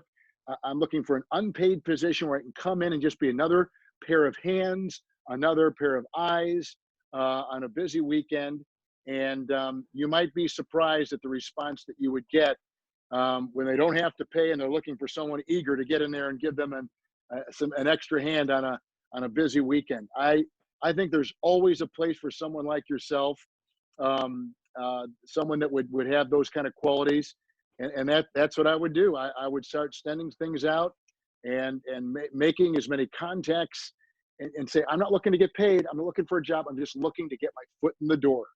And more times than not, the ones that are built for this are spotted quickly, and good things always seem to follow. So that's what I would do. That's terrific. Thanks very much. I appreciate it. Sure. John, thank you. Nice to talk to you. Good luck. John, thank you very much as well. Brian Mermelstein, you should be unmuted and You guys hear me? Yep. Perfect. Hey guys, Dave, thanks again for putting this on. Kevin, thank you, of course, for being here. I'll admit I've been listening to your voice a lot lately. I've been grinding on my 2K player. Just won an NBA championship with the Oklahoma City Thunder. Good for you, Brian. Way to go. Hit a buzzer beater to go into the third quarter. I don't think I've ever heard a better call in a video game, so thank you for giving me that moment. Yes. You're welcome. One of my main questions for you, having so much experience with both the collegiate side and also the network side, where do you see the difference in your relation? Because I work in athletics at Temple University, and something that I cherish a lot is the relationship with the players and, being able to see a face to the voice that they hear when they go back and watch it afterwards. How has your relationship both changed with players now that you're working on a network level? And also, what is it like if you're doing a football game and a guy hears your voice on the sideline before the game, they're like, oh, you're that guy. Not realizing. Well, here comes the boss. I'm still on the call, but that's okay. You want to come and say hi to everybody? No, that's my wife. So what I would say, Brian, is that when you're the voice of a team, when you're with an athletic department like you are, the feeling of family is, as you can attest, is just wonderful. The trainers, everybody. And that's the part that is lost when you become a network announcer, is that you lose that family caring thing. Like when I'm doing a game for CBS, I only care about CBS. I don't care about Temple. I don't care about Villanova. I don't care about any. I don't care about any of the things. All I care about is, am I calling the game the best of my ability? Am I giving a fair and honest appraisal, and those kinds of things. When I'm with a team, I did the Chiefs for 9 years, the Kansas for a year, the Kansas City Kings for 2, Missouri Tigers for 3, Timberwolves for 9. All I care about is that I'm giving the people that are listening and watching, who are Timberwolves fans and Chiefs fans, everything that they could possibly want with the emotion behind it. Not that I want to be a homer, but I want the people that are listening, they are people that care about the Chiefs. They care about Temple. They care about Villanova. They care about the team that I'm broadcasting for. And those relationships and navigating sometimes complex relationships are important. You always want to keep your professionalism, but at the same time, you're part of something that's neat. You're part of this family. And I talk, whether it's Johnny Holiday, who's at Maryland, or Don Fisher at Indiana, or before that, the Kaywood Ledfords and the John Wards, who were at their universities for years and years, or Mitch Holdis, who does the Chiefs for close to 30 years on radio. They're part of something that I'll never have where I am right now. And that is, a feeling, a connectivity, a family thing. And when they walk on that charter, when they walk into practice, when they walk into the press conference, and they walk in that locker room, it's like a brother or someone has walked in that they can trust. When you're a network announcer, they don't know you from that lamppost over there. They may know your voice and they may know, but there's no warmth. I mean, everyone's kind, but there's no affinity for he's one of ours. There's nothing like that. So that's kind of the difference. And some people love that and embrace that. And I will tell you, having been in that role before, there's nothing better. Now, when I do a game between the Broncos and the Detroit Lions, I don't care who wins. All I care about is that CBS wins. I care that our technicians have had a great day because I've helped them the way they're helping me. I worry about the people that have sold that broadcast to give them the best job we can possibly give them. So, and if someone knows my voice because they played the 2K video game like yourself, and it happens more in the tournament when the kids come over to say hello during the day of practice, that's always gratifying and fun.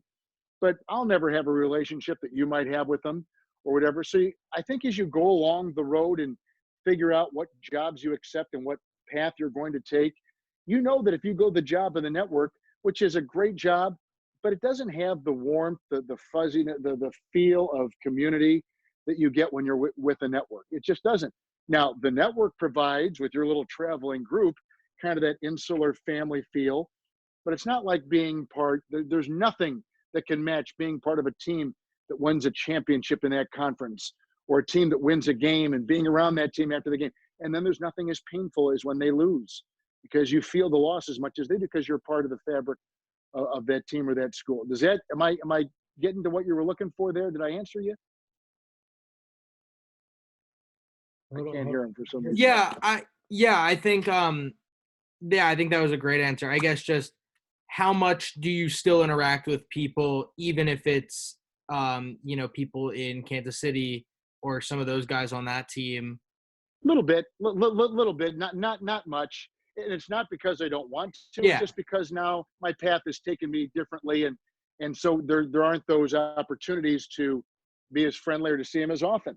Which now some teams we may do a lot, and we get to see the coach 3-4 times during the course of the season, and there's a familiarity there, which is nice, and a trust that builds up. But I do miss the interpersonal relationships that you get only because you're a part of that team as a broadcaster, or like you and part of the department, and that you miss that, and I think that's kind of a big part of it sometimes. Brian, thank you. Thank you. I really appreciate it. Thank you. Good luck with the game there, Brian. And I just want to bookend that point. And Kevin, maybe if you want to speak to this, or I can go on to the next one. But a lot of people I see from afar when they go into broadcasting and they become the voice of a team. And when you're on the road, if I'm doing independent baseball, affiliated ball, you see broadcasters that think that they're friends with the players or the coaches. And someone gave me a piece of advice, and this is the guy I am. And Kevin, I don't know if you see this on the road when you see local guys or national people like yourself.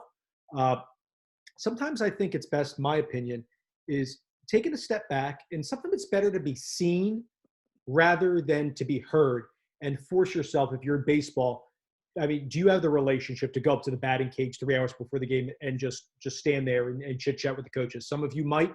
Some of you not. I was the guy, I just wanted to be everywhere. And if somebody invited me in a conversation, I came in the conversation. If I felt like I had a relationship with the player, they said, hey, come on and shag balls at a softball practice, I would do it. At the NFL, I'm sure, Kevin, you have that relationship all your years in the NFL that you could stand on the sideline and talk with everybody. But for those younger people on the call that sometimes want to force it a little bit, force the network, Mm-hmm. Do you see it, what I'm saying? Like maybe it's best to sometimes step back and gradually work your way into getting those things that in the relationships that you've built at this time? That's a good point, Dave, and probably goes more to what Brian was looking for. But I want to be friendly to people, but I want to be professional with people. And so I've never been one that wants to get chummy with players if I were doing that team or that. I mean, it's great to say, hey, nice to see you, and be friendly, be professional. I think that there has to be that kind of relationship. If you get too close, and there are certainly broadcasters that do and that feel every loss and are too close to the players, I think you tamper with objectivity. So I would say you're safer and perhaps even more secure if you kind of treat everybody the same and you're friendly and professional as opposed to wanting to be one of the guys. I just don't think that serves you well. Is that kind of what you're looking at, Dave? That's just advice that I've gotten. Just be professional. Exactly. Be friends Yeah. with your analyst. Be friends with your producer. Be friends with your engineer. Be friends with your wife and the people in your neighborhood and your kids. There are plenty of people. I'm not saying not have relationships. I'm saying make it real platonic. I'm just saying be professional, be friendly, but be professional. Always be a pro. And you almost got to say that to yourself, because if you start kidding around with guys or they shoot something across the way, if you've said something about a player on the air that may be a little bit, kind of questionable or whatever, be prepared for that, but be a pro. If you're a pro, if you're always professional, you never have to worry. It's like telling the truth. If you always tell the truth, you never have to worry about the web of lies you've tried to construct to make something appear this way or look this way. If you're always telling the truth, you don't have to worry about it. And I'm not saying on the air. I'm just saying just in your basic day-to-day life, be truthful. When you're in a profession, be professional. Just be a pro. I think we all know what being professional is all about. Yeah, no, I think that's awesome. And, I think it's that old adage that, you never know who's watching. You never know who's listening. You never know. Jack, you never know what's going to be said. You're so right. Well, you said a mouthful right there, Dave. Yes. That's exactly right. I appreciate that. Jack Benjamin, come on. Let me just make sure you are unmuted. And go ahead, Jack. Say hello to Kevin. Yeah, Dave, thanks for putting this on. I remember when it was, what we have, 12 or 15, the first goal. Well, you guys had one before I got on there, but yeah, look, it's blowing up now, man. So much respect. Yeah, Kevin, appreciate you coming on and doing this. Jack. I know you mentioned young guys sending you tapes. I'm one of them who are guilty. You literally listed mine, what was it, yesterday? So I can't thank you enough for the feedback, Kevin. Obviously, Sure. A huge fan of yours. As you know, I just finished my first year as the voice of the Nickel State Colonels in Louisiana, calling Division I football. We had a really good season. Kind of a two-parter for you, but my first one is for young guys like me who are starting out at that D1 level, or maybe some of the ones who have broken into the network level, regional level, whatever it is. When you're calling a big game, I called a conference championship game, a couple of playoff games. Any advice on the mindset that you need to be in as a broadcaster to handle the emotions? I'm thinking of you calling all the Super Bowls you have and the wild finishes that ensue, like a Malcolm Butler interception, obviously all the Patriot wins and things like that. And then kind of part two of that, as far as big moments that you've called, do any stand out from your career or any favorite games that you've been able to call? Thank you, Jack. I would say that some of the best advice I've ever gotten, I may have shared it with you when doing a Super Bowl, is to treat the game like every other game. At the end of the day, it's just a football game. If you thought about the people you're broadcasting to, the worldwide scope of it, the bigness and the fullness of the setting with all the things that a Super Bowl game is, you would get swayed and distracted. And I use this term with you and earlier on about losing yourself in the game. If you're worried about just doing your job and keeping your focus and knowing the mechanics that make a play-by-play guy's job what it should be, then that stuff gets blocked out. You keep your focus, you stay engaged, you lose yourself in the game. You think about the priorities because you've listened to your tapes and the things that you are, just like a coach, and the things he wants to do on that first 15 sheet that he's got to start a game and calling offensive plays. You think about the things that you need to do your best job. That's the focus that we should all have when you do a big game. You've got a lot of that, as I heard your tape yesterday.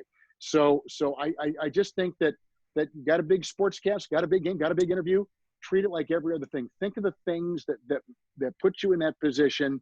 the basics that you follow. Don't think about because everything else will take care of itself if you just do your job. That's what the Patriots say, because they want to make it as simple as they can for their players. If a defensive player for the Patriots is thinking about all the different moving parts as that ball is snapped, you would be so you would be so perplexed as to where you should go, what you should do, when you should be there, how you should do it. But if all you worry about is on that defensive call with the myriad of moves around you, what the outside linebacker and what your job as an outside linebacker is on that play, that's why they don't make mistakes. That's why they have successful players that on some teams get lost, but on a Patriot team, they find their way because they say, just do your job.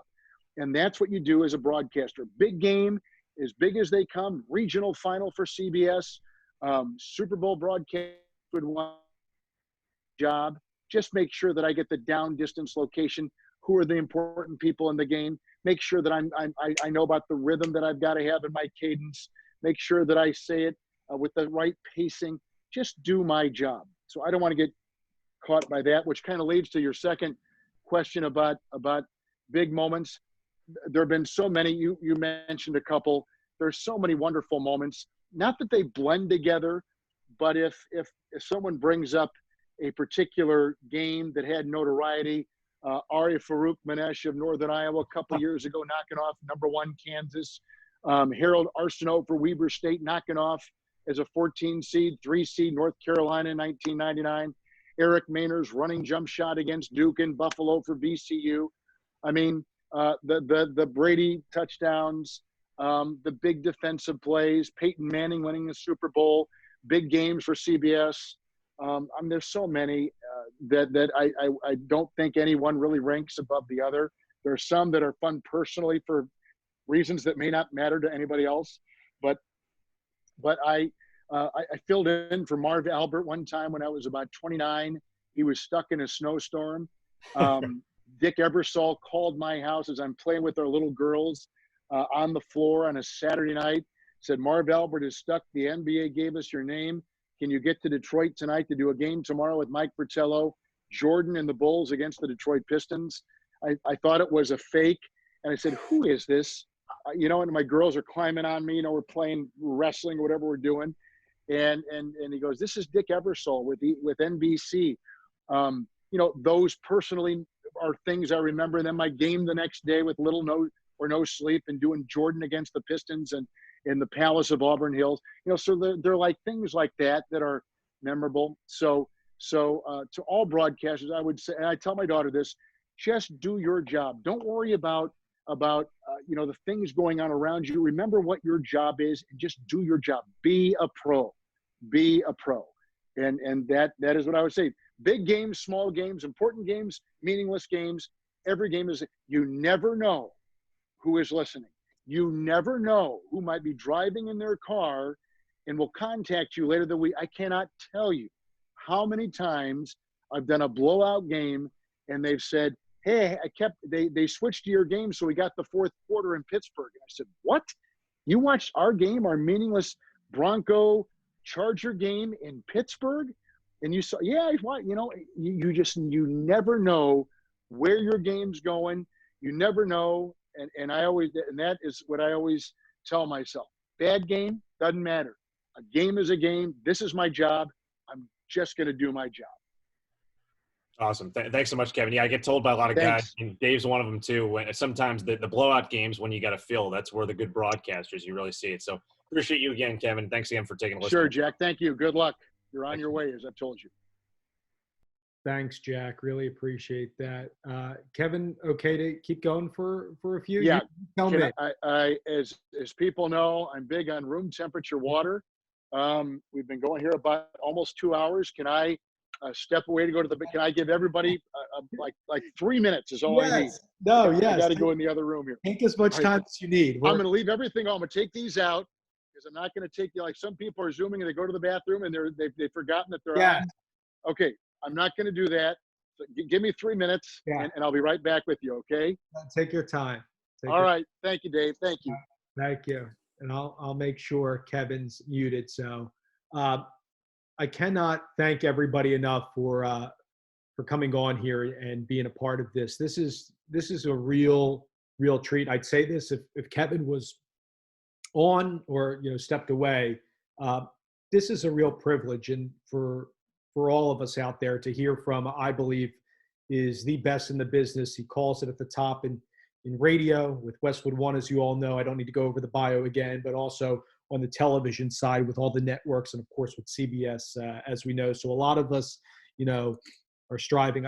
I want to take a moment to read a passage to everybody really quick, not to bore everybody, but I know a lot of us want to on here, and we have different people on here just to give everybody perspective, because I know not everybody knows everybody.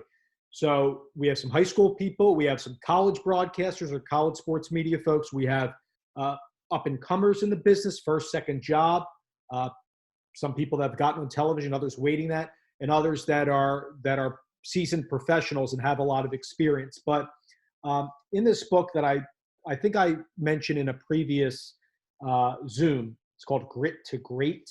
One of the passages talks about patience and get into weight training. And weight not as in lifting, but WAIT. And just a couple sentences, it says, achievement of any kind we're taught requires patience, a willingness to delay gratification. And the space between effort and achievement, between working to accomplish a goal and crossing the finish line, is the waiting, the tedious practice, the endless repetition, the training and rehearsals. I know a lot of people out there, and I'm one of them. I would love to be doing a big time package on Fox, CBS, NFL Network, you name it, a Big Ten network. And we see other people in the business get to that point. I would suggest to everybody on here, and many people have told me this, and I try to relay it to others and take it for what it's worth. Try not to compare yourself to others in the business. Kevin, just hopping back on. Kevin, I'm just read everybody a little passage from a book, Grit to Great, just telling everybody not to compare themselves to others and fall in love with the journey and remember what it was like when you had nothing and how you got from point A to point B in your career. So I'm going to stop there because Kevin's with us. And Kevin, can you hear me now? Yep, I'm good, Dave. Thanks. All right, I'll keep it rolling. And again, nobody Sure. offended. You tell us when the time you got to go. I know you spent 2 hours with us, and people will understand. So you just tell us. Mark, you were next. Mark A. Acitelli, I believe, is how you pronounce your last name. And come on, Mark. Yes, sir, Dave. You're one of the very few to actually get that right on the first time, so appreciate that. Thanks again for hosting it. Kevin, thanks so much for taking the time to talk to all of us here. Sure, Mark. Mark Acitelli, I'm a recent graduate of Rowan University. It's a Division III school in Glassboro, New Yes. Jersey. Yep. They just recently installed a sports communication and media program that's being spearheaded by Neil Hartman, who used to be a big-time on-air host in the Philadelphia market. So I've talked to Neil quite a bit, and I actually just recently graduated with a degree in radio, television, film, and the sports communication and media. I was one of the first 4 to get the sports cam degree. Congratulations. University. So with that being said, my point is the program is continuing to grow, and this past season was big. I called a lot of basketball. I'm an aspiring play-by-play announcer trying to get my first job now in the industry. And the question I have is, with my school being a little bit smaller, we didn't really have much production meetings. I do a lot of my own game notes. I do all my own game prep, and I kind of just show up and kind of have to do the broadcast from scratch. We just started getting some, highlight packages and pre-games in there. But I'm just kind of wondering, can you give some insight onto how production meetings go for an NBA basketball game for network television? Because that's something I really didn't get to see when I was in college. Are you doing radio or TV, Mark, right now? Most recently, I've done TV for the live stream. So I was trying to do TV. Great. Perfect. For TNT, we'll have a production meeting, day of game at about 10 o'clock in the morning. Producer, director, and about 10 others that are involved in the broadcast in terms of graphics and putting together packages and editors and things like that. We'll find out the things that are important to whoever my analyst is, usually Reggie Miller on TNT. Then the sideline person will chip in, talk about what she thinks she's got to offer for the game, her research during the week. I'll do the same thing. Then we kind of go our own separate ways for most of the day. If it's a 7 o'clock tip-off, we're usually leaving Mark the hotel about 4. We get to the arena. We have a meeting of about 20 minutes with one head coach, walk down the hall to the other head coach, finish off our notes. I go out to the table, put on the headset, and I like to warm up my voice before the game. So I'll read a lot of the cards that we read, little promo cards and just different things that I've got to do, kind of get my voice warmed up. Reggie will come out about another half hour later. We'll take a look at the graphics that the truck has got prepared for the game, and there we go. For CBS, it's a little bit different for the NFL.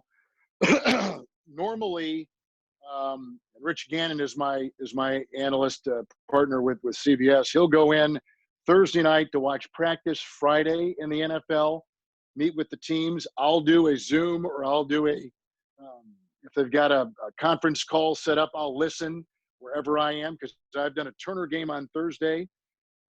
And if I didn't get home on Friday to get a night with my wife and a Saturday morning and then fly to the game Saturday afternoon, I'd be gone from Wednesday night until Tuesday morning.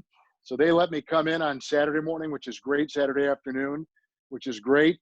We do the visiting team that comes in a production meeting, which is usually the head coach, the coordinators, and the quarterback, and one defensive player. And Rich will usually ask the questions. Reggie will ask the questions for the NBA. And then we have a production meeting with CBS Saturday night. Go to bed, wake up. I like to get to the press box for football about 3 hours before kickoff. I like to set up my nest, as I call it. I like to get my notes put up. I like to get my monitors just so. Plus I feel that I'm not rushed.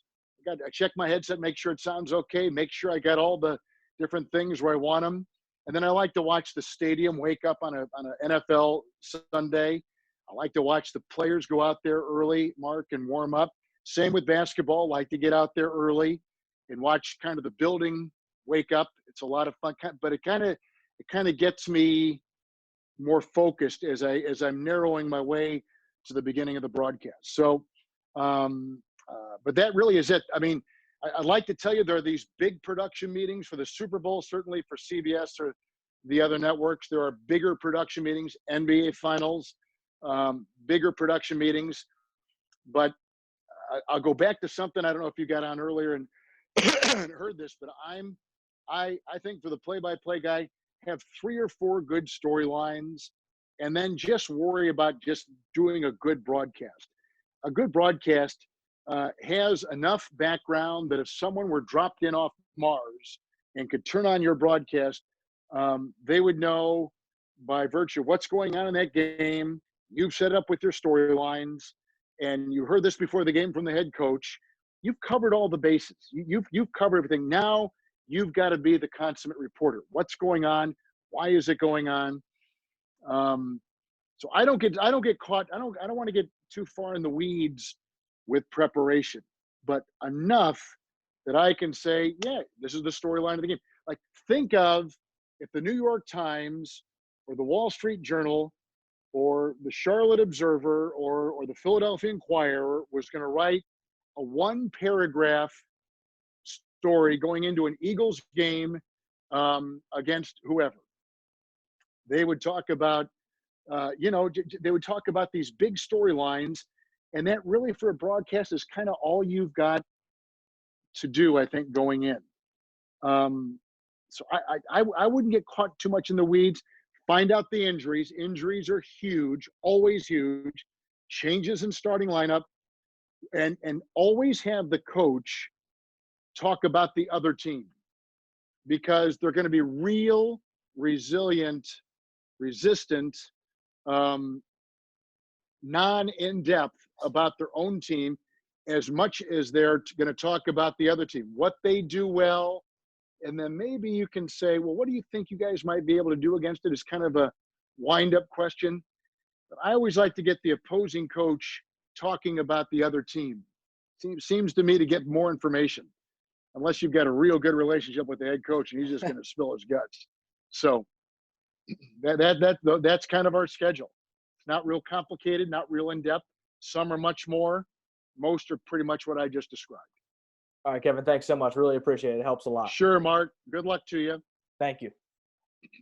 Thank you, Mark. I want to get Amber Vickers on. Amber, you should be good to go. Come on and say hello to Kevin. Hello, Kevin. Can everybody hear me? Yes. Hey, Amber, Okay. I know you. I know who you are. Yes, you do. You do. I know who you are. Thanks for coming on. Why, thank you. Yes, Laura has become my mentor. And Good. I told her about the call I was having with you today. And she says, she gave me some pointers about things to ask you and things to talk about. But I just want to ask you this. Dave, thank you so much for giving me this opportunity as well. I really appreciate it. I want to say this first, Kevin. I graduated from the University of Oklahoma. So I know Joe Castiglione very well. He was the AD at the University of Oklahoma when I went there. So when you mentioned him, I was like, really? Wow. There's a lot of things that you just don't know until someone tells you. So Amber, I was in Joe's wedding. I was really? in Joe's wedding, and my wife went to the University of Oklahoma. Wow, it's a small world. It is a small world indeed. It is a small world indeed. It is a small world. Well, I want to ask you this. Can you talk a little bit to me about career and family? How do you balance that? Being such a busy schedule doing basketball and football, how do you balance career and family? Well, happily married, number one. She just walked in here. That's why I'm saying. No, I'd say it anyway. I would say that, like anybody in any profession, you can be as busy as you want to with that profession. But at the end of the day, especially in times like this that we're all kind of going through and we're home and we're reconnecting maybe with our family like we haven't in some time because we've got this time, that the things that really matter, the things that make life rich and rewarding are they're never one thing. There are two sides of everybody. There's your work and there's your play, your social, your personal life, your public life, your personal life. And I know that if my personal life weren't happy, that my public life, my professional life would struggle immensely. And there's a little bit of vice versa to that. If you don't like your job and are not satisfied with your job, if it doesn't give you joy with what you do as a profession, it will affect your personal life. So it's hard, listen, there's nothing easy about going through life any way that the world has taken you through life, but it's both need fine tuning, and both are hand in hand. And I don't know anyone who is fully happy and fulfilled as a person with only one and not both. Because if you don't have that personal fulfillment with whatever your home life is, whether you're married or not, whether with children or not, but if you don't have, whether with friends or not, if you don't have personal fulfillment, I think it affects your professional life. And if your professional life doesn't have that meaning, you're dragging that home. You're dragging that to whoever you're with and whoever your personal life may be. So it's tough. There's nothing easy about it. When you are single and when you are at that age in life, and I tell people this who have maybe not committed themselves to that other person or to something away from work, I say, be selfish with your career. When you're young, if you've spent 4 years in school, you've dreamt of doing this, be selfish with what is going to be best for your career.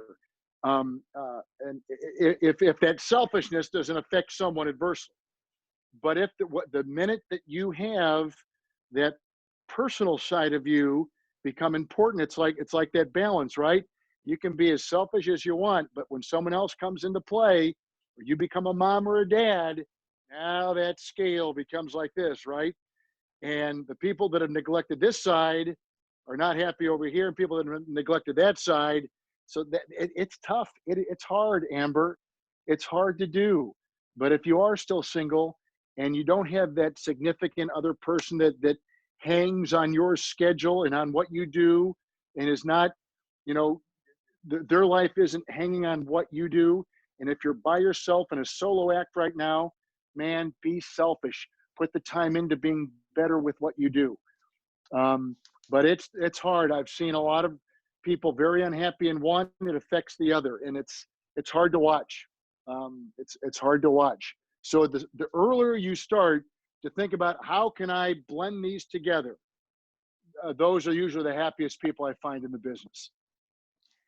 Thank you so much for answering my question. And I'm going to text Laura actually after this and tell her I You got a do chance that, to talk Amber. to you. Thank you. Thank you, Dave. I appreciate it. You're Just a quick thing about Amber. She was a Division I athlete. She has a job right now.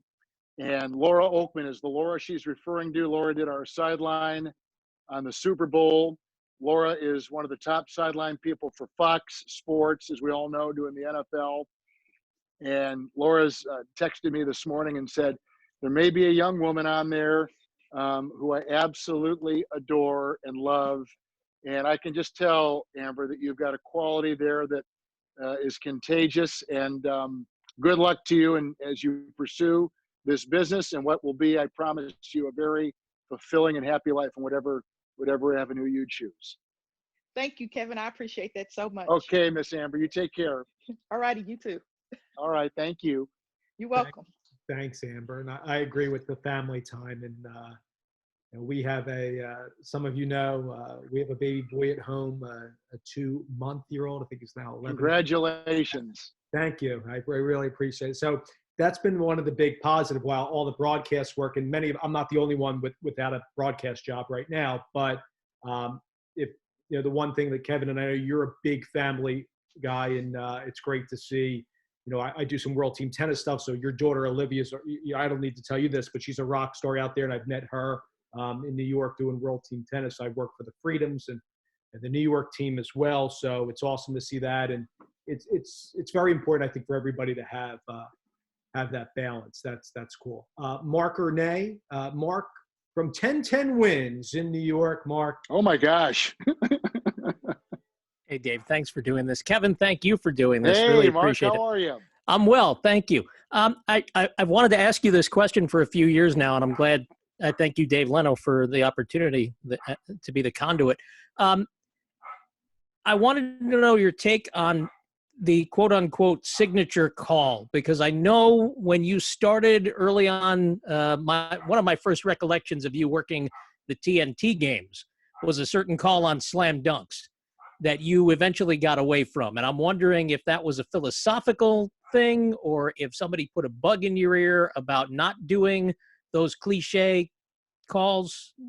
What was that all about, if you don't mind me asking? Well, no, not at all, Mark. No one ever has told me anything.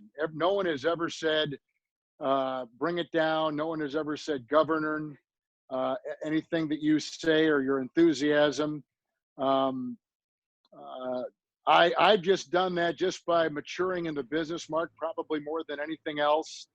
And I've done so much locally where the local announcer can have that extra zest and dynamic to their call. I just think that at the time when I was merging into the Turner job in '96, that I was still doing local and I'm learning stuff even at my age right now. And I hope I learn to the day that I stop broadcasting, that I felt I just wanted to just shift a little bit more, be a little bit more down the middle. I don't regret any of the more flamboyant calls. Those seem to be the things that, for whatever reason, have propelled my career. And I've been lucky enough to be at Turner for 22 years or whatever it's been, and CBS for 23. So I've had different bosses at each. Each have told me the more the better. That's what they want. But I have tried to stay in my lane more or less. But that is there's a little give and take there internally with what works and what doesn't.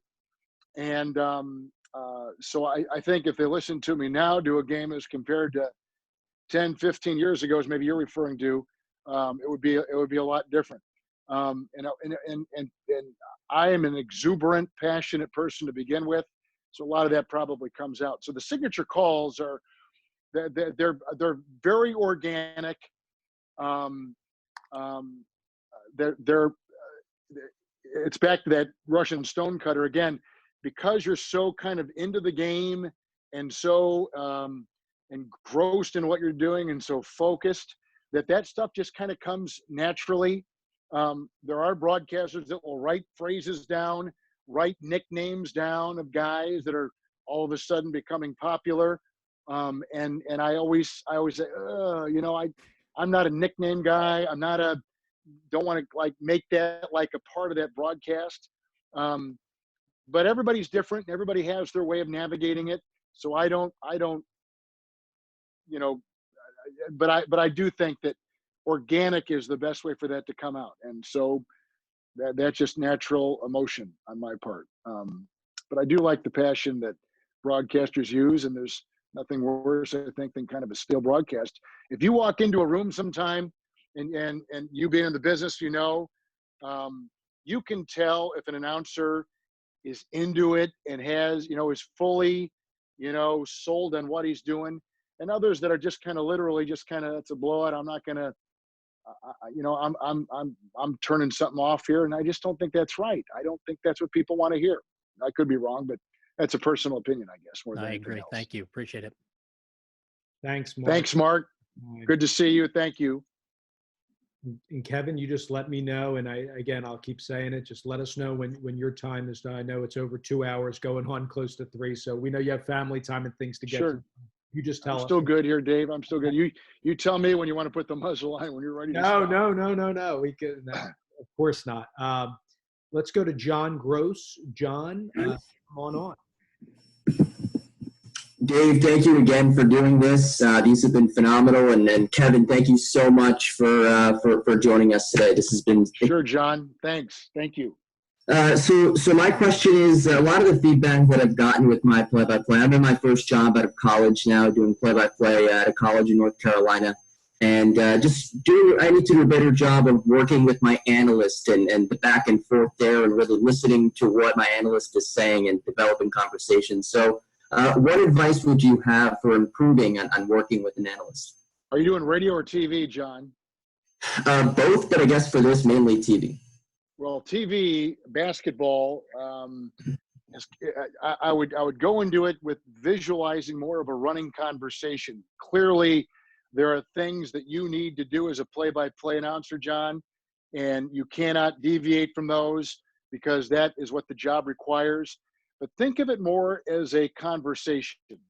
And because basketball has such a great rhythm to it, and there's so much scoring, that if you miss a layup, hopefully your analyst can fill in and can say, as you see John Smith laying that up and in, and can continue his thought. And it's better not to ask questions as opposed to maybe tagging what they've said and making some pregame notes on what that analyst feels is most important about that particular game. And I put that right next to my sheet of storylines that your research has come up with. But if you know what's important to your analyst, it's great, because then he'll give you good, meaty answers. He won't just give you just the typical answer. You'll know it's important to him. So somehow getting that out will be great. But if you can think of it in terms of the picture is the number one thing, my analyst is second, I really want him to tell me why and why not. And with some beginning analysts, I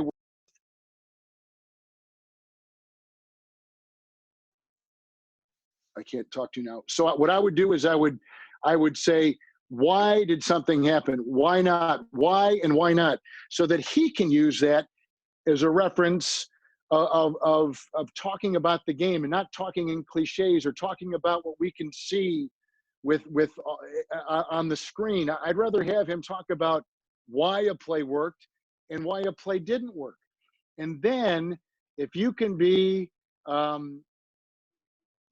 good enough that you can listen to his answer, know he has something that you'd like to follow up on, you can do it with just a couple of words without asking a question. You can say, a couple words in his answer with a look at him, and don't be afraid to look right at him as if you're having a conversation and saying, so you really think offensive rebounding is where they need to go? Then he'll know that he's going to follow that up with something else, even though the game may be coming on. With the shot clock, I always like to hopefully have an analyst that will give me the last 8 seconds of that shot clock, last 7 seconds, because I know there's going to be a shot put up. I know there's going to be some kind of more hard play-by-play matchup, you know, one guy against the other, X against Y. And with the shot and then the assist or the rebound, whatever is going to happen. But I don't think that as a play-by-play guy, you can be afraid to give him that space of once that rebound is collected, once that basket is scored, let him go. If he knows that those final 7, 8 seconds of that clock, that now it's time for you, that he's got to be winding up what he's talking about, and he's got to let you get in there and do what you do well. Same with football, too. When they break huddle, that's your time. But when that ball is down, when that tackle is made, when that yard line has been staked out with the ball placement, let him jump in there and let him talk. So football, I think, is more of a march. You talk, he talks. You talk, he talk. You can have a degree of how much hard play-by-play you want. Radio is different than TV. More leeway for the analyst on TV, less on radio. And then sometimes on radio for the analyst, it's got to be hard play-by-play because you're dealing with the mechanics of the game. And then when you see those pauses in there, a foul's been called, substitutions occurring, free throws getting ready, let him go. Let him go. Give him that space on radio. On TV, make it more of a conversation, but let him know you need those final 5, 7 seconds of a shot clock to do what you do. Does that make sense? I'm sorry, I didn't hear you on that one. Here he goes. Hold on. Okay. That's perfect. Thank you so much, Kevin. Sure, John. Good luck to you. It's always those first jobs are always so exciting to get, and some of your best memories in the business will be those moments when you're out there, your first job, second job, doing what you love. Those for me are my best memories in this business. No, thanks, John, and thanks, Kevin, for that. I'm just going to say to everybody, we have a lot of people that want to ask a question. We're not going to get to everybody, unfortunately, because I don't want to keep Kevin here too much longer. So I just ask that if you kindly, for those of you, don't feel offended or anything. It's just a time thing. I'm happy to stay on longer after Kevin too, to talk about radio, TV, if you guys want to. But just type your questions in the chat as well, and then I could bring them in as well to keep it rolling. And I'll try to be shorter too, Dave. I'm sorry. I'm probably it's not on you. We all know that, I don't want Ann to be upset with me. So No, Ann is over here vacuuming when we're trying to do. Sweetie, look at her. Oh my, we've got like 10 people in our house that are quarantining here, and so it's like everything she can do to keep food on the table, rugs clean. Poor thing is just working like crazy. Yeah, no. See, this is what I'd normally be doing if I wasn't doing this. No, thank you. Thank you, Ann. I know that with my wife Tori's with our baby Hudson. So I appreciate it. And so guys, again, I'll just say this to all the participants. Don't feel offended if we don't get to your question. Like I have 30 people on for questions. So if not, I will try to help you with them or others in the chat. When Kevin's got to go. So I really appreciate that. Let's bring on Matt Nissenfeld, who's been waiting for a long time like everybody. Matt, I will come on and say hello. And I'll be quick, Dave, with these answers. I'll be quicker with these answers. Cool. All right. Hey, Dave.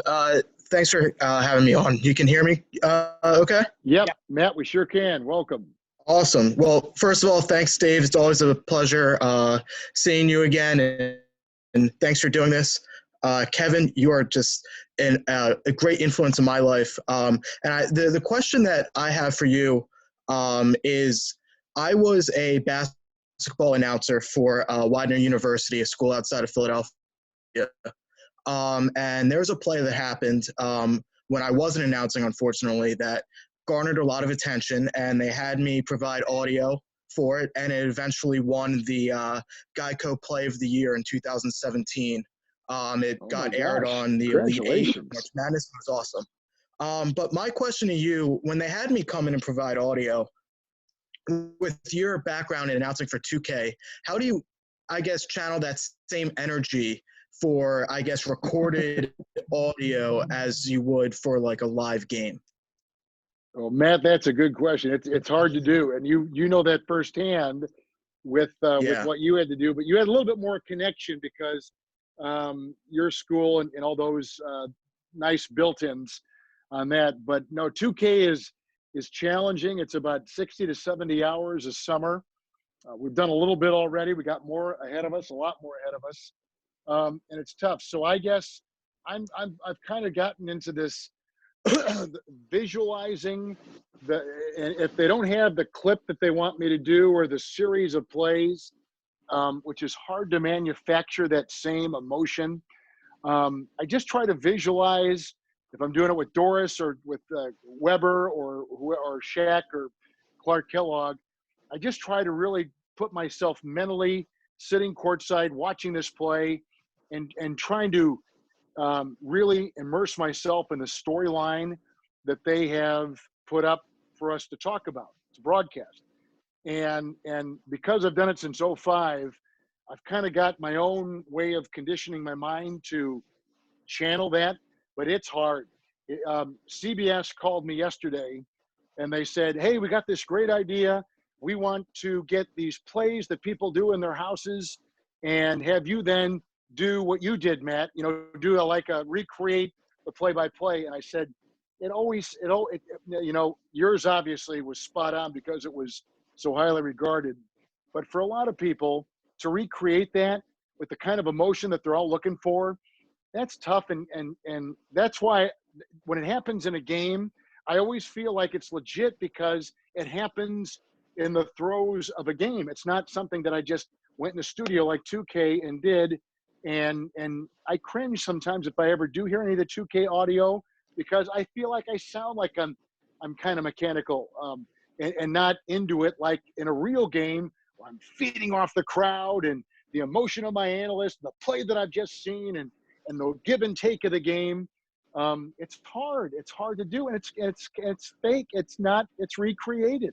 It's manufactured. So I applaud you for doing it. I'm uncomfortable with it, but what I've learned to do with 2K is I've learned to just kind of, in my mind, really channel that and visualize me being courtside with Doris or Clark or whoever and thinking of the play and what it would be like.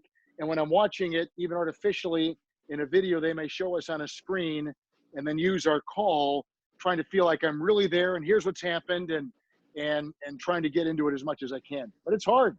So I applaud you, Matt, for what you did. Wow, yeah. Thank you so much, Kevin. I do appreciate it. Sure, thank you. Continued success to you, Matt, too. Stephen Eggert, come on and say hello to Kevin.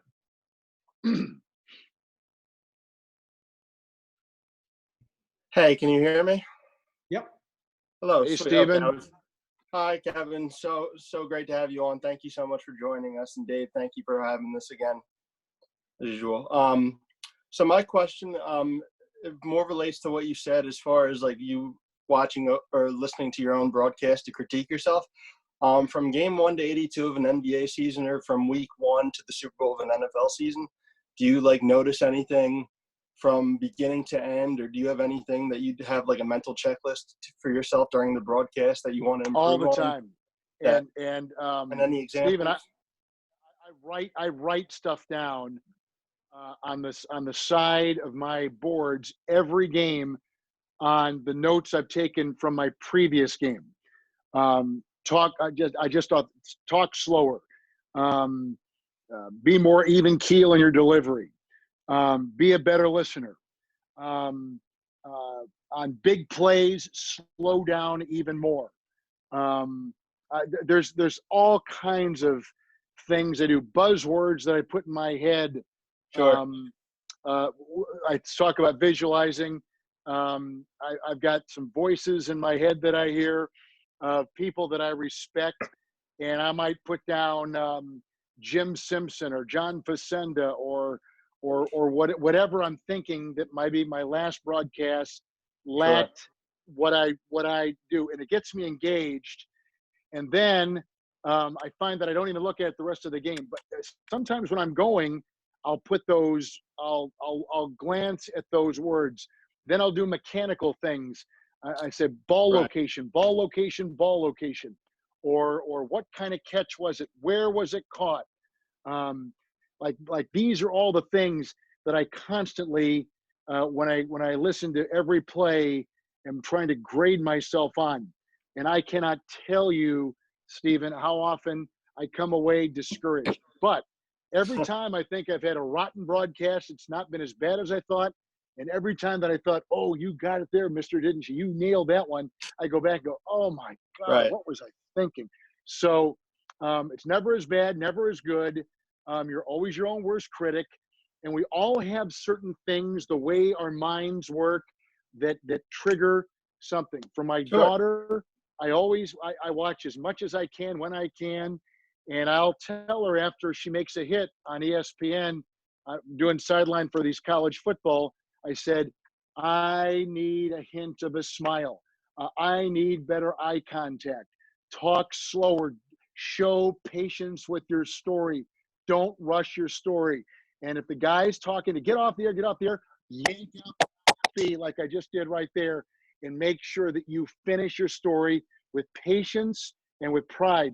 Don't sit there and race through it. If it's got to be shorter, edit some of the things out. So like it's a constant scroll of things I'm always writing. Like, you know what I'm most afraid of, Stephen? Sure. Is that I'm going to die someday. My wife is going to take my notebooks and they're going to put them in front of like a psychologist or somebody. And they say, my God, your husband is like nuts. Like he's crazy, because it's like I'm writing down the same things every broadcast. Why didn't you put a period on that sentence? Why are you running on like that? Why don't you do this? Why don't you do that? Like I admonish myself in my notes after I've gone through my checklist of things I need. So it's never ending. It's on and on and on and on. It never ends. And you're always critiquing yourself. And you know what? That's the great challenge of the business is I want to be challenged. What did Madden say? John Madden said, if you're not getting better, you're getting worse.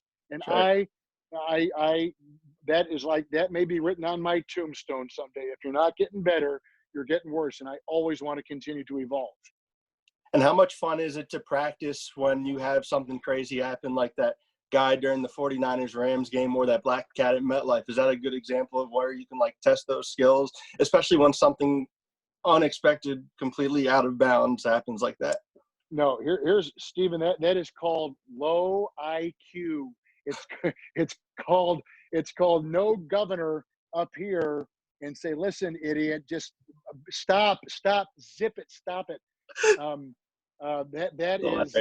That's more of that stuff. But what I tell people in all truth is that because I am so into the game, and those things happened on the field during the game, and sometimes through the players during a game, I'm so locked in. It just is second nature. It's like when I did the game for CBS and I called both games at the same time. Right. I was so locked in to the Chiefs now finally scoring against the Chargers. And oh, wait a minute now, Ryan Fitzpatrick has the Dolphins inside the 10. He's going to score on the New England Patriots. You know, so I'm calling that play and then calling. But I'm so into it. Like sometimes there's no switch. So I'm not recommending that for other people, but I'd rather use it as an example of I'm just so into the game, and so I've lost myself in the game that it just kind of comes as a part of the game, part of the broadcast. Perfect. Thank you so much. Thank you, Stephen. Thank you. I remember, Kevin, where you tagged that with, I'm calling both games. Yeah, yes, I did. And because my partner, Rich Gannon, who is so great about, you know, kind of playing off the moment, which was unplanned, organic, not at all something any of us, no one thought about that. He just had a very natural, because we're such good friends. Yeah. It just came out that way. Like he would have said that as if we were having dinner on Saturday night, as we always do on the road. he would say something like that silly during dinner. So I mean, like that was just part and parcel for our relationship and our back and forth. No, that was epic, and everybody on here, I'm sure, has heard that. Let's go right to Mr. Corey Cohen. Corey, come on. Hey, Kevin and Dave, thanks so much for doing this. And Kevin, I'm not just saying this, literally number one in broadcasting for me, an absolute idol and inspiration, and it is a real honor. So thank you. Very nice. Thank you, Corey. Thank you. That's nice to say. Absolutely. So I've got a question sort of about the difference between teams and networks. So in my personal situation, I focus mostly on basketball and soccer. And basketball is more with teams. I work for LaSalle doing their women's hoops and some other Good for you. area. Thank you. Whereas for soccer, I work for a network called Vista World Link down in Florida that handles NWSL and USL and a bunch of stuff. And so obviously very different in terms of assigning games and different teams versus building a relationship. What do you think is sort of, and you have a bit of experience with both, what do you think is more conducive to a better broadcast? What do you prefer? Do you like the variety of switching things up, or do you prefer to sort of be with one team? And where do you think the industry is going? Do you think it's more in the network direction, or do you think it's more individual teams deciding? I think it's more individual teams. I think teams want to control their content. You know, you can't stop the networks from broadcasting, but what you can do is control your content. And that's why you're seeing a lot of NFL teams and schools like LaSalle, Corey, they're trying to make their websites a go-to destination for everything that's going on with LaSalle, men's and women's sports, and make this your first stop. Don't go to the Inquirer website. Don't go to this, whatever. Go right to LaSalle.com or whatever it's called. And this is where you'll get information on injuries, transfers, big plays, interviews, everything. And I think there's always going to be then that school voice or that professional team's website, their voice of that particular website. And that person then will be on part of the broadcast, will do things on the web during the week and be that person, whether it's LaSalle or you're the guy for the Green Bay Packers, whatever it might be, or the 76ers, you're going to be that guy. But the networks will always have a presence, and they're always, because that's where the big money comes from. But schools and teams always want to control their message. So I think that is always going to be a blossoming venue. That's always going to be an area where they want to control. They want their guy. They want to make sure they have their particular interests and their message getting out there. So I like where you are. And then I like the network side is fun too, because not that it's more professional, because you're professional on the LaSalle side as well, but it just is just kind of a nice new dynamic. Two teams you don't normally do. You don't have really a team that you care for, a horse in the race more or less, but you want to do a professional job. And so like I find radio makes my TV skills sharper, and TV makes my radio skills sharper. So I look at them as compatible, and look at them as something that helps the other. They go hand in hand. It's great that you've got both. I commend you. That's a nice little gig to have. And as long as you're doing the great job that I'm sure you're doing, Corey, it'll lead to other things. You watch. That's the way this business is. Somebody hears you here, they want to use you more. That's the business has a nice stair step feel to that. And I like both exposures. I think I love that path. I love that path you're on. Perfect. Thanks so much, Kevin. Again, absolute legend. And Sure, Dave, Corey. This has been great. Thank you. Thank you, Corey. Thank you. All right, so guys, I'm going to cap it at, I see 1, 2, 3, 4, 5. Okay, so I see like 11 questions left. So Kevin, if it's cool with you, I'm going to cap it at that. We're good. Then whatever you want to do. Yeah, and then on the back end, guys, after these 11, so Shawnee, you'll get the last one on there. After that, then, and Kevin, if you have to go before that, of course, you tell us. I'm going to go right to Joe Mocker. Joe, come on and say hello. Hello? Yes, go ahead, Joe. Hi. First off, I just want to thank you, Kevin. It's really an honor, and I appreciate it, and I'm sure many others do as well. Can you guys hear me? Nice to say that. Thank you. Okay. I really appreciate this, and I've been watching your film for years. My question was, I wrote it down on a Post-it so I don't forget. What would you say are great ways to jumpstart your career once you're done with college? Because I know I'm finishing the semester, and for me, it's kind of, and I'm sure many others, it's kind of like, what's next? Like, what's going to be next? Yeah. How am I going to go about going from here? And what do you want to do, Joe? What's your focus? Ideally, play-by-play broadcasting, but I'm also open to working community relations or working in PR or exploring the field for that line. You know, we're at such a weird time right now, aren't we? And our son, our youngest, our baby, just graduated a year ago, and we have brought up many times during this quarantine about boy, how hard it must be if this were a year later and Robert, you were graduating now. You know, what would we do? How are these kids navigating? So you've got our thoughts, Joe, and I'm sure there are many thousands like you out there. So I guess what I would do in the interim is you're making contacts and following your leads. And one thing I would say also too is when the voice of University X leaves and is filled with another guy, there's always that chain reaction, you know, of jobs that open because one guy leaves, one guy fills, one guy leaves, one guy fills. You know, I would try to always follow those chains. It's shocking sometimes if you follow where the dominoes are going, you can find where that opening may be. Continuing to send out your stuff, as I'm sure you're doing all the things that you would normally do to get a job. But to stay sharp, to keep your skill level, to do those kinds of things that is, I think, so intrinsic to play-by-play, which to me, it is a skill that it's art. There's so much to it, which makes it what it is. I would never be afraid to practice in that room, door closed, sound down, and do games off of TV, which I did for endless hours when I was younger, your age. And I always thought that was a good way to practice, keep my rhythm up.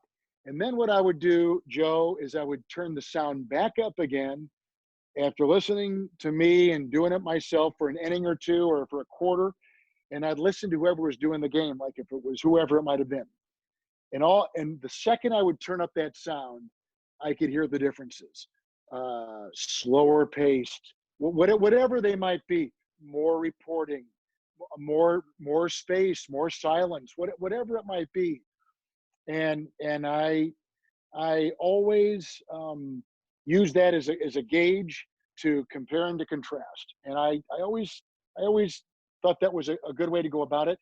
but I don't know that I've got ready recipe for you in terms of what you should do now, except what you're doing, and that is applying for what you know might be open, getting in front of as many people as possible, right conference offices and their media relations staff, right teams with cold calls. I think about these people that sell insurance, sell whatever, and they make these cold calls, and they're just, you know, there's nothing wrong with that. You never know if that person has heard of something else, if they've got a buddy someplace else. So it's just, you're kind of limited by the size of your determination, maybe, in making sure you extinguish every possibility and make those calls, send those emails, continue to make contacts, send out your link. And then while you're doing all that, at the same time, you're practicing. And you're practicing to stay sharp. You're practicing to improve. You're honest with your appraisal. You're never afraid to hear what other people are doing. You're taking notes. You have your notebook. You're taking notes on what you like, you hear in your sound, what you don't like, compare and contrast voice and delivery. You know, you can make this a productive time. I get it that there is going to be a time when, if nothing is clicking, there may be that moment where you're going to have to look into another area, something you didn't think you'd have to do, but hey, I've got to get a job. Money's got to come in. And if that's the case, I would not let this flame die with what you want to do, but there becomes a reality checkpoint too, in a line of demarcation, where you've got to say, I've got to go get a job in an area that I didn't think I could do. Or maybe you take a job that isn't exactly what you want to do in your business frame, but at least you're now in, and now you can still continue to make those contacts and show them, hey, I can do this too. I can do something else as well. Certainly. Thank you very much, Kevin. It's truly an honor to speak with you, and I appreciate the advice. Thanks, Joe. Thank you. Good to see you. Thank you very much. Thanks, Joe. Thanks, Kevin, for that. Michael W. Michael W., you're up. Hey. Yes, go ahead, Michael. Thank you. Thanks for your patience. Of course. Thanks for having me, for letting me Hey, on. Michael. Hey, Kevin, how are you? Great, thank you. How are you? Good. So I'm Good. just outside of Philadelphia, like maybe a lot of people on here are, because obviously, Dave, working with the union and stuff, some Temple guys have been on here. My main question I typed in the comments to you would be, you've dealt with so many different teams and leagues and local levels to national levels. How has your, I guess, work week changed? For me, I just got done my second year in the North American Hockey League. So my Mondays to Fridays are kind of doing sales, doing, recaps, previews for the upcoming games, stuff like that. So I don't have time to sit and watch practice. Was that something beneficial to you, developing your game when it comes game day? If you're ever going to watch practice, don't watch practice to just one man's opinion. I would watch practice, and I would practice in my head how I would call it. Like, I would call a 3-on-2. I'd call a great save by the goalie. I would call a line change. I would do some mental practicing up here. And if I'm up in the stands and no one's there, I might even talk out loud. If I watch basketball practice, I'll see what they're doing. I'll see how they're trying to do. I'll get that. But what's more important is the delivery. What's more important is your call. So when you are watching practice, when those times happen, I would do that. Listening to my broadcast, critiquing my broadcast, trying to better my broadcast, that would always be a priority for me. My work week is always hinging on my ability to get back in the laboratory and listen to my work. Now, some guys don't. Some guys listen to a small parcel size of what they've done. That's enough for them. I want more. I want more, and I want it daily. I don't want it just, I'm going to do it on Monday. My game's on Sunday. I want a little bit, quarter and a half. I want it every day, because I want to go to bed at night thinking about how I'm going to get better. I want to wake up the next morning thinking, what's stuck on this point or that point? I want to listen to my performance. I want to listen to getting better. Now, you've got to sell. You've got other responsibilities. I get that. And you cannot push those aside.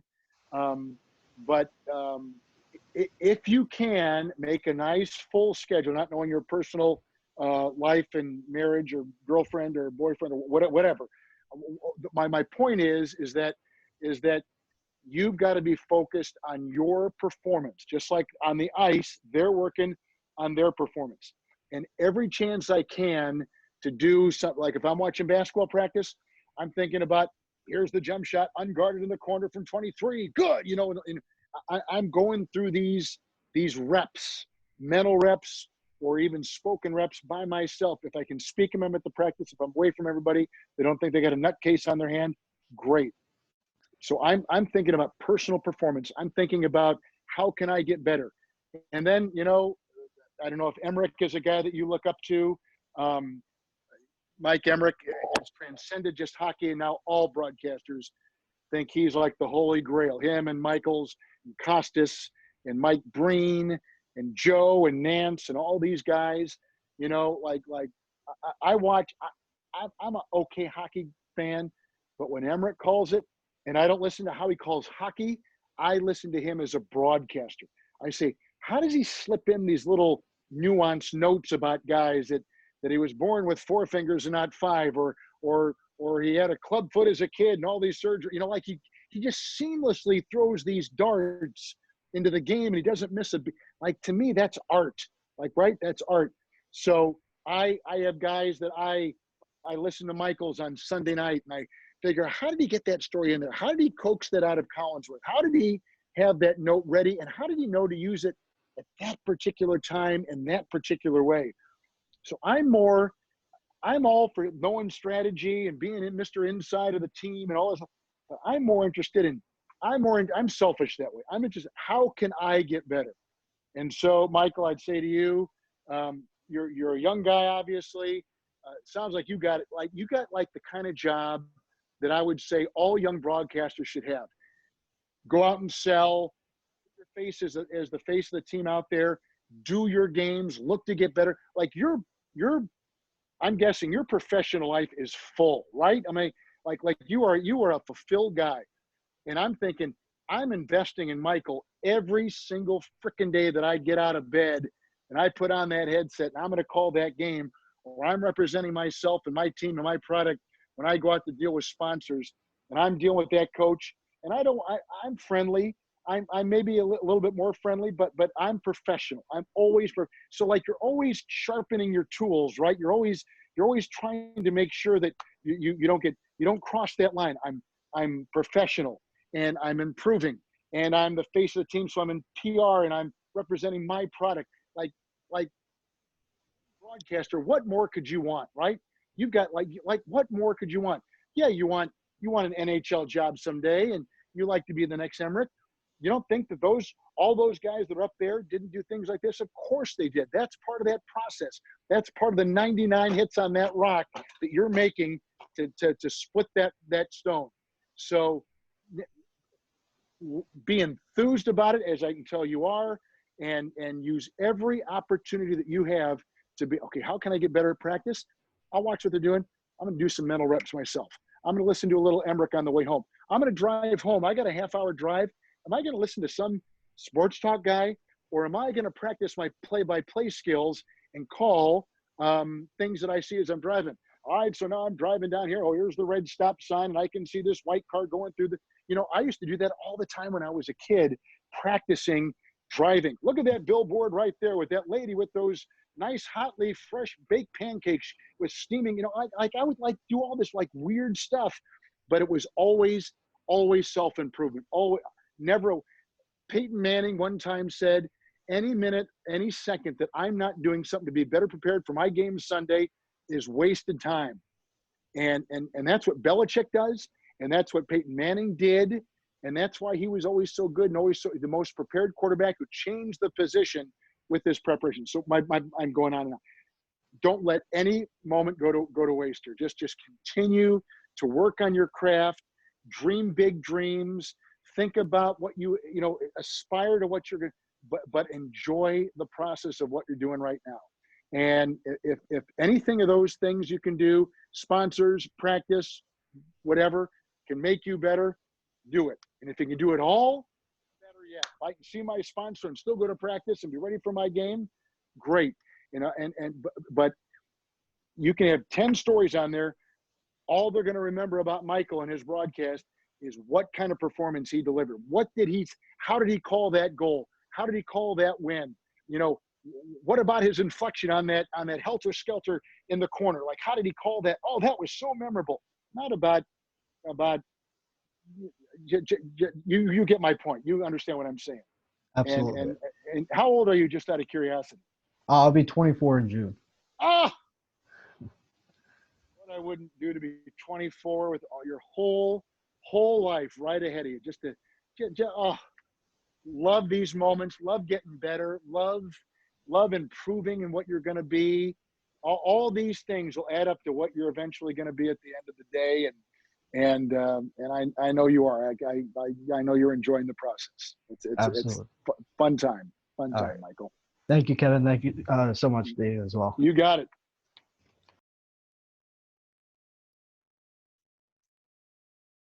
Dave, did you go away? Michael and I are just looking at each other here. What's going on? I thought I was giving everybody a lip sync game. Okay, yeah, had myself unmuted. All right, there we go.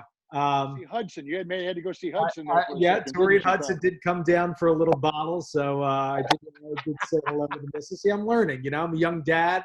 Yeah, that's right. By the way, so it's a running joke in my family. Just quickly, I know nobody wants to hear this, but I will, when we drive down like I-95 or wherever around here, and there's billboards, I'll say, "This is brought to you by UPS. What can Brown do for you?" Or McDonald's. I'm loving it. So when you said that, that's exactly what we do in this household or in the car. So I love that. Let's go to Dan Wanzer. Dan, come on. Can you hear me, Dave?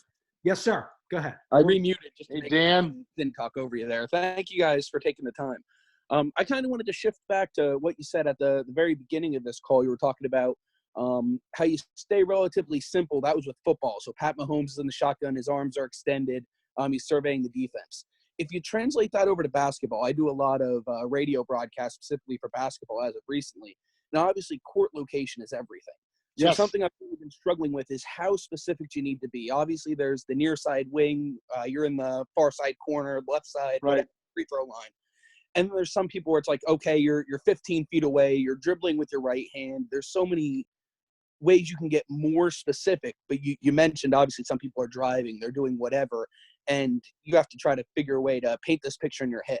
So what do you think is the most important things to really hit on when you're trying to paint the picture, but also get everything in? Well, first thing you should do is make sure you got the right speed, because you can talk a mile a minute, and it gets lost in translation. People driving a car, they don't have the bandwidth, the space to sit there and drive and to hear all this. But if you've got a rhythm and a nice cadence to your call, it makes it a lot easier. Somehow the mind translates that easier. So dribbling atop of the key with the right hand, corner pass to Smith, and you can kind of, it's kind of dun dun dun dun dun dun dun dun dun dun. The key is that you got to keep that rhythm, and you can't break it, because if you break it, now you're playing catch up, and if you're playing catch up, you're behind, and if you're behind, it's a scramble, and you don't want to be scrambled. So thus, total focus, total immersion, losing yourself in the game. But like in football, you can say, they got three receivers to the right, one to the left, one is in the slot receiver. Now he's in motion to the right side, and he's going to be in the slot right position. You're like, oh, stop. I say, three receivers, one running back, second down and 10. And right there, you can position it. Now, does it help? Is it more intricate if I say two receivers on the left, one receiver on the right? Yeah, you can say that. Three receivers, who's in the slot? I don't know that it matters who's in the slot. I think there are too many. There's too much to talk to it, because you want to maybe mention something in the secondary, five in the secondary. Here comes the three-man rush. And in basketball, I get the right-hand dribble. I'm like you, Dan, right-hand dribble. Near side corner, far side corner, near, far, far, near. I'd rather know it's in the corner, top of the key, in the lane, right of the circle, left of the circle, free throw line jump shot, beneath the circle jump shot. I know exactly what that is. A beneath the circle jump shot. In the corner, a jump shot, a three. Because then it gives you a little bit of space to perhaps talk about the kind of defender that's there.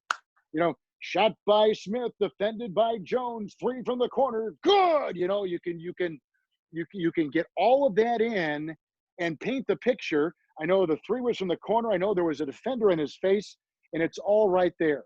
So, but it's speed, capturing the right speed initially is key. And then begin a game, not with all the, begin a game simply. Begin a game, slow dribble by midcourt. Here comes Jones. Here's a two-handed pass in the corner for Johnson. Drives the baseline, layup good. When you get into the game, it might be a right-handed layup off the baseline is good. You may get a little bit more comfortable. Confidence in your call will build. You'll get your cadence. Man, when you have locked in to the right rhythm of a call on radio, I think it's like euphoric.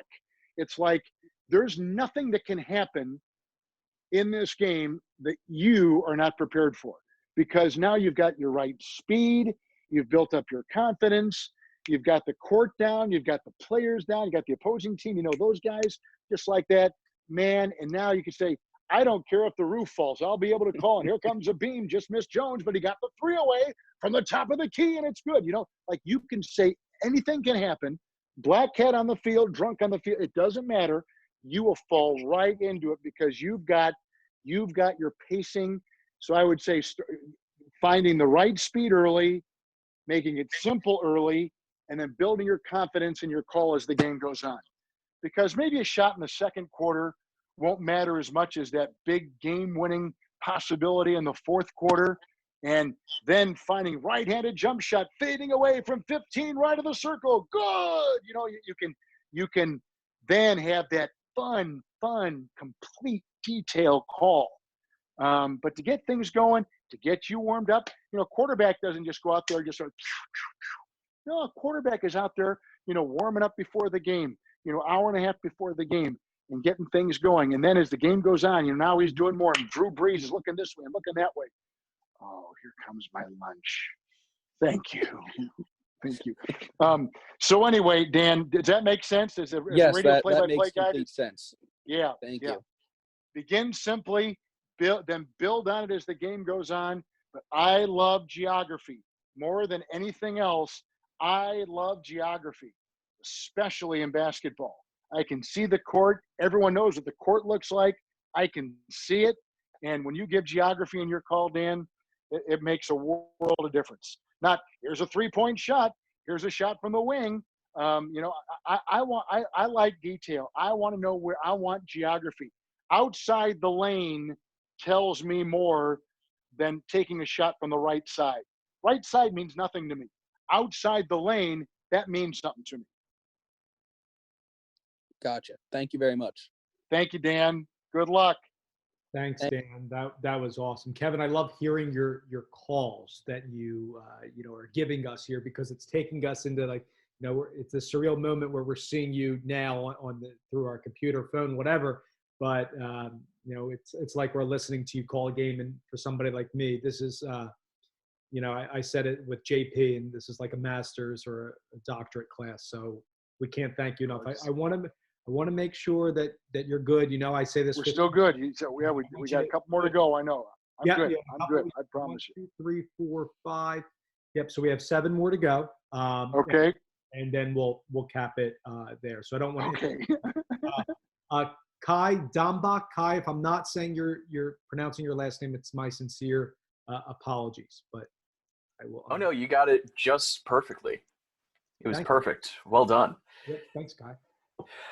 So I'm going to ask some things that maybe some people may not have done earlier. The thing is, I'm an American living in Germany right now, and I do Bundesliga, both soccer and baseball. Oh, wow. Yeah, in English. Nicht auf Deutsch. Like, my German is not good enough yet to do it. Hopefully one day, but anyways. Good for you. But I have a couple questions. One is kind of a personal question about my personal situation. I'm very immunocompromised because I've had 3 kidney transplants. So right now, yeah. Like basically, I have not left my teeny tiny apartment in a month. Oh, pal. Yeah. Oh, man. Yeah. We're thinking of you then, man. Oh, man. That's. I mean, it was pill time earlier tonight. Like during the call, I took my evening pills. Yummy, yummy. Good for you, and you still got that great smile on your face. Good for you. I'm here. You know, if I can't smile about being here, what? Yeah. So, anyways, so even though things are getting a lot better in Germany at a better rate than they are in the U.S., I still absolutely don't feel comfortable going out to stadiums until things are pretty much over. So do you think this could hinder me because of my medical limits? Were you before able to, when there was no Corona thing, were you able to go out and do games from press boxes and stuff? Occasionally. Sometimes we would be in studio. Sometimes I'd be at the stadium. Well, then I think you present, we'll make some lemonade here. I think you take your situation, and you've obviously got a very nice voice.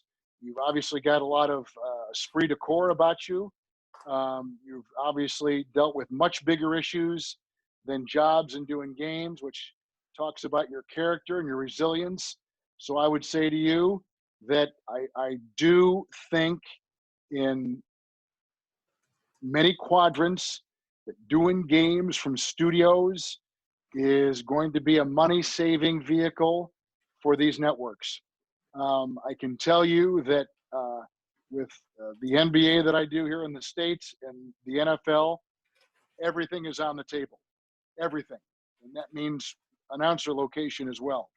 So I would make that a positive. If there are concerns about you being in public and going to press boxes and around crowds in a perfect scenario, a non-COVID-19 coronavirus scenario, if it's better for you to be in a studio, I think that you can make that to your advantage. There are a lot of guys that wouldn't do it. They say, "Well, I'm not going to do that." But I think there's going to be enough in the sportscasting business. ESPN is already doing a lot of these remote broadcasts, as you well know, overseas soccer that they send back here. Video-wise, there are guys in Bristol that are sitting in studios doing games.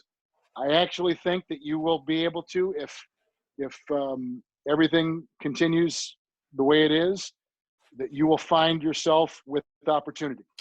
Okay. Yeah, I'd be bullish on that. I would think that would be one of those silver linings, and what clearly is what you just described to all of us is a difficult situation for you to be in personally. I just wish that more people that had the kind of things that have happened to you had your kind of spirit and good nature, because it appears that you've come to grips with it and you're dealing with it in a positive way. Thank you. I just had one other very quick question.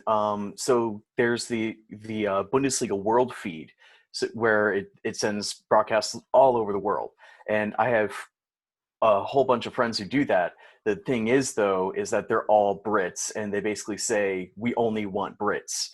Yes. How do you think I might be able to convince them to let an American in? Like the only American I think that they would ever have is Steve Cherundolo, but that's because he played in Hanover for basically forever. I can tell you that listening to soccer, it has an authenticity to it. I would totally agree. Probably like listening to NFL football has more authenticity to the people listening in the UK and in Europe. So with an American, with English, so American. So I guess I feel like the challenge you've got, except for the physically the ones you've talked about, would be selling them on the quality of your work. Now, I'm assuming that you compare your call to the very best British accented broadcasters that you hear over there. And I'm sure you listen to 5 minutes of yourself, listen to 5 minutes of them, 30 seconds of yourself, 30 seconds of them. And I'm sure you can start to spot no differences or differences. I'm not sure, whatever you spot. So you got to be honest with yourself, I think, in a scenario like that and say, am I giving them every bit as much of knowledge about the game and about the call that they're getting from these British voices? And if they are, then they should let you broadcast. But let me ask you this real quickly. Are you in Germany will you ever come to the US, and would you want to broadcast soccer over here? I would. The only thing is that I have a girlfriend who's Brazilian, and it would be a little difficult for her to come over. Her name isn't Giselle by chance? No, I'm just kidding. I'm thinking of another guy named Brady. Oh yes. So yeah, so I would say, Kai, that I would take that approach, and if you're honest with yourself and say my call's no different from the information they're giving, then I'd keep pushing the envelope. And if you're finding that you're just going up against a brick wall and not making the kind of progress you want to, I would see if you can try to sell your services to like the Bleacher Reports and the Turner Broadcasting and the people that are carrying those games over here, and say, here's a friendly American knowledgeable voice overseas that is there and is broadcasting and get and see if you can somehow connect on that platform over here. Yeah, you're dealing with something that is not your fault. It's just that Right. you don't have British accent, I guess, And is what you're saying. Yeah. yeah, when I've attempted to use a British accent, this is what it sounds like. And yeah, they just go, no, just stop right now. Like my British friends were like, Well, just then stop. you may, but I would think they would appreciate then that you know as much as you do and that you're broadcasting these games and that when they do hear these games over in North America, that they're saying, oh my gosh, here's an American voice calling this league. And it's such a nice change of pace. So as much as it is to hear like a British golf announcer at a certain hole here doing a PGA or the whatever, I would like to think it'd be just as good hearing an American voice calling Bundesliga games over there. I mean, I would like to think that is the way it is. I don't profess to know much about that scenario, but that is a unique situation you're in for sure. Okay. All right. Thank you so much. Good luck to you, Kai. Good luck. I'm glad you called Thank in you. and dialed in. Thank you very much. Yeah. That's all. That's awesome to get somebody from Germany, and that's great. Kai, continued success to you. That's great. Keep it moving along. Ryan Milano. Ryan, thank you for your patience, and come on in.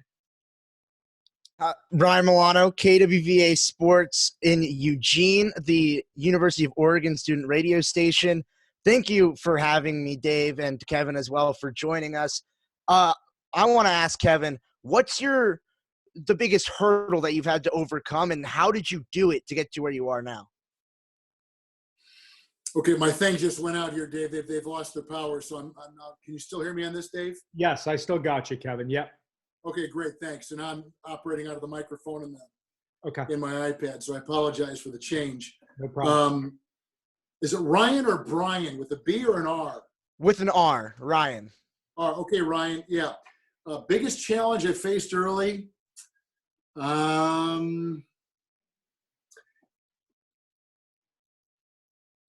think my biggest challenge was making sure that I never let myself down in terms of effort and wanting to get better.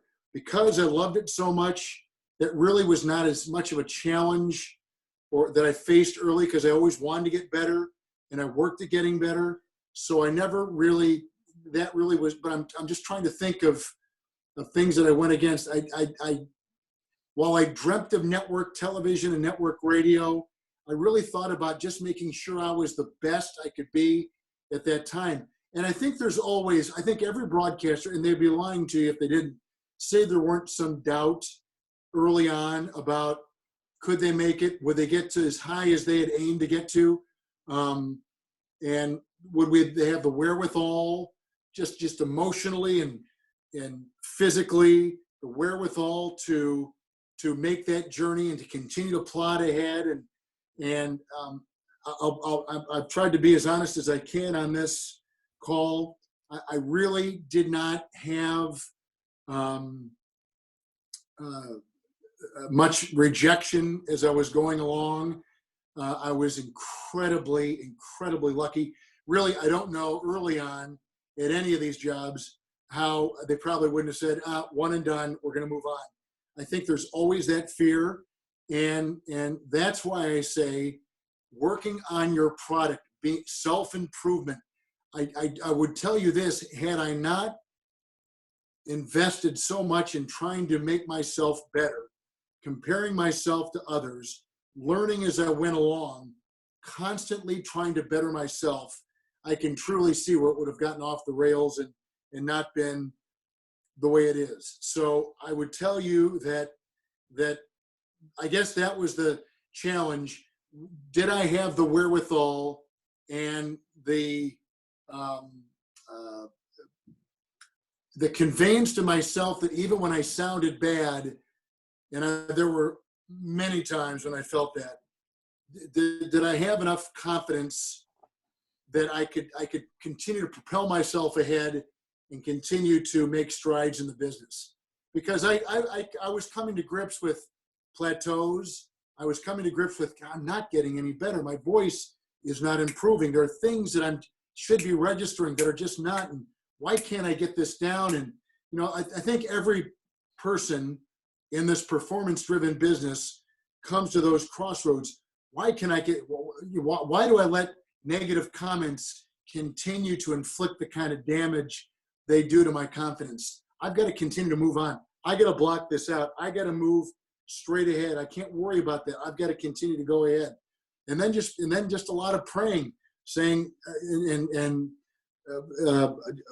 praying to say, you know, not let me be, praying that I would always do the best of my ability. I didn't want there to be anything wasted, and look back and say, you know what, I wish I would have worked harder. I wish I would have taken this advice. I want no stone unturned. So that's what I would, as a young broadcaster, and even now, I say, please let me do the best of my ability, and never let me take the business and the job for granted, because I know how hard these jobs are. I never wanted to ever have, and I never have. Not that those prayers were answered that way. It just, I think, was kind of in my makeup. But sometimes talking to myself that way and feeling like maybe some of those were being heard helped my confidence to continue to move forward. Thank you very much. I appreciate you taking the time. Sure, Ryan. Absolutely. Good luck to you. Thank you. Thanks, Ryan. Next, Michael Gross. Hi, you guys can hear me? Yes, sir. Thank Hey, you guys so Michael. much. It's a pleasure. My question, well, first of all, I'm from New Jersey, but I go to school at SUNY Oswego, which is about 45 minutes north of Syracuse. Al Roker. Al Roker, Steve Levy, Linda Cohn. Steve Levy, who I've got, and Linda. Yes. Oh my goodness, great broadcasters, all of them. And I'm a sophomore, but I've gotten the opportunity to do pretty much anything I could have wanted. I've gone behind the scenes and done news. I've been able to broadcast play-by-play for basketball in the NCAA tournament that we hosted, for Good for hockey you. as well. And Good then for you. I started to go off into radio, and now I'm the assistant sports editor at the school newspaper. And it's a lot to juggle. Excellent. It's a lot to juggle, and it's a lot to balance, but that really isn't the hard part. For me, the hard part was a small little thing when I'm doing play-by-play broadcasting. It's how the best way is to which I should open up a broadcast and or close the broadcast. Sometimes I feel like I struggle opening the broadcast with a strong point, or closing it and making sure that I bring the story all together and close the game out and then send it off the air, kind of thing. What advice would you give for that? Do you write down your opens? Do you write down notes or bullet points or things like that? Sometimes, yeah, I'll write down a storyline, something like that, but sometimes it'll just kind of come to me right before we go on air. And I always kind of have like this nervous jitter, but once we start, it kind of goes away. But on the games that have the big storyline, so like against the rival school, we have the hockey game will be the whiteout game, everybody wears white. That's a storyline you can go off of. But on the in-conference or out-of-conference games that don't really have that big storyline, I'm not exactly sure, where to go in from. Do you make a list of like game notes, not individual player notes, but like game notes and just things that, people sometimes are fearful of recycling information. But the thing is, with radio, rarely will you have someone who will listen to your radio broadcast for 3 straight hours or 2.5 hours and be on every word you've said. So I have stuff that I use on NFL Monday Night Radio broadcasts that I use in the first half, I'll use in the second half. But if you think about every game in book form with a beginning, a middle, and an end, and if you come in and when a book starts, it says that here's Oswego, and they've won 5 consecutive games. A win tonight puts them in first place, and they clinch the division title, or they clinch the conference title. What more needs to be said? Set it up with your analyst. What is the most important thing for that to happen tonight? Make it simple, and so you get your legs under you. I just was talking to that other fellow about making things simple in the open. Make it just white and black. Just say a win tonight, they win the conference. A loss tonight, they have work to do. So when you've got these big storylines, don't be afraid to recycle them.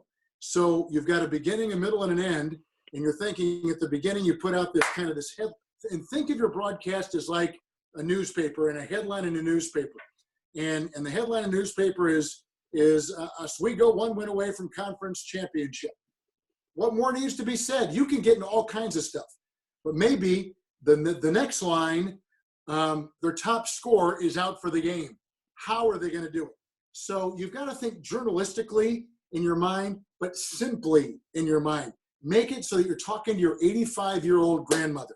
Hey, if they win the conference, right? But they're going to have to do it without their top scorer. Anybody can understand that. You're talking to a 5-year-old or talking to an 85-year-old. Think of it in terms like that. Simple and clear and concise with a headline takes the pressure off you to be all, all these 18 different things that got to happen. Then as the game is going on, also think of it as an hourglass. Hourglass is really thick and it's white, and then it kind of goes like this. So here's your open, here's your banner headline, and now as you're going on the game, you're going through your first quarter and your second quarter, you're starting to knock off these darts. Well, they don't have their number one score. They've been outscored, and their defense has really struggled the last 3 games. They're doing it on great bench play. Like you've got all these things. And then now you're here, you've kind of gone down to the nitty gritty. You've got the details. Then you fan out again as you get toward the middle portion of your broadcast. You've got a beginning, a middle, and an end. You've got your hourglass with your headline, and as it works its way down, as every grain falls through that hourglass, you've got the details coming in to set this nice picture. Then you fan back out again, because now you got to get back to your storyline. And at halftime of the game, where if they win the conference championship, they're down by 5. And so if you handle with the beginning, a middle, and an end, and then at the end of the broadcast, well, folks, we came in telling you that Oswego had to win the conference. And sure enough, not only did they win, but they did it with a defense that had been struggling the last 10 games. Wind it up. There's a guy on NBC named Miguel Almaguer. And it's not like I like his voice or his delivery or anything like that, but I listen to his writing style. And when he does a packaged report for Lester Holt on the weeknight news on NBC, if you listen to his report, he might give like a 2-minute coronavirus update from Los Angeles, and he'll know that the headlines of the day are staying apart, washing your hands, and limiting your contact, whatever it is. So he'll give his report, and he'll kind of give his banner headline, California is under a stay-at-home warning.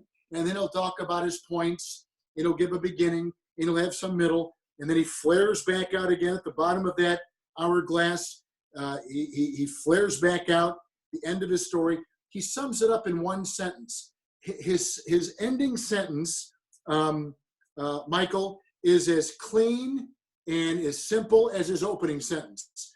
Win the game, they win the conference. And his ending sentence, Almaguer's may be that knowing they had to win the conference, it's a victory for all. Like he'll sum it up in just one simple sentence. And so I would just tell you, simple is better, especially on radio when you have no graphics to help you with, no screen to help you with. It's all your words, your reporting, and your delivery. So get in simply, leave simply. There'll be no confusion with your listener as to what happened. Beginning, middle, and an end. Think of it like a story, a beginning, a middle, and an end. And the beginning of a story is simple, and it's laid out with a headline. And the end sums it up with a headline. They won the conference, and it's a big win for Oswego. I mean, just thank you, Kevin. If that makes sense. It's simple, I know, but sometimes the simple stuff is the way to go, especially for someone like me that's not the brightest bulb in the lot, and you can work on that kind of a premise.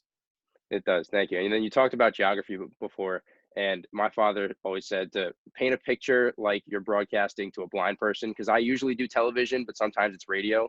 And so you want everybody to know, not just what's going on the floor, but in the crowd or what the coach is doing. And you want to try and bring everything into picture for those that can't see. And that's what I think you do very well, and Dave does very well. So thank you so much for taking the time. Thank you very much. Tell a story like you're telling it to your 85-year-old grandmother or to a 5-year-old, and paint that picture with geography and location and people. It's simple, but it just makes the difference in the totality of the story you're telling. I would agree. Like you're talking to a blind person, talking to someone driving by themselves down the highway at night and trying to paint that picture. It's a challenge, but it's a fun challenge. So I'm glad you called in and asked the question, Michael. Thank you, and good luck to you. Thank you very much, Kevin. Dave, thank you too. Yeah, thanks, Michael. I'll just share quickly. And Kevin, we have the final 4 for you, and then final 4. Final 4. And I'll just say this: some feedback that I get from ESPN, and I'll be very transparent with this, is like sometimes they'll say like just a CP will tell me when you do an open, tell me why we should be watching the game. And I think a lot of announcers, and I'll include myself, sometimes we want to do the Kevin Harlan, the Al Michaels, the Joe Buck, where maybe we're on that single shot and we want to sound smart and we want to have this long 30-second preamble before we get to the analysts. And what I've learned from watching guys like you'll quickly pivot to Reggie or Rich or Kurt on the radio is, if the play-by-play guy gives, and I felt like my opens were smoother, I didn't stumble, I didn't say, if you give your 10-second nugget and go, or if you just get right to the question, you'll find when you watch it back how much smoother and polished it was. And in the end, especially on television and radio too, you're trying to make your analyst shine. So that's just my 2 cents and something that I've done. Excellent. That's excellent. Watch sometimes an open with the sound down, and watch how the play-by-play guy talks and talks and talks and talks, and they just then listen to, they want to hear the analyst. They don't want to hear the play-by-play guy. And then for all you young broadcasters out there, if you're looking for a great style of interviewing, listen to Dan Patrick sometimes interview a guest. Listen to how short his questions are. Listen to how he takes the answer, has a conduit. He connects the answer with the question to the next answer he wants with just an economy of words. It's art.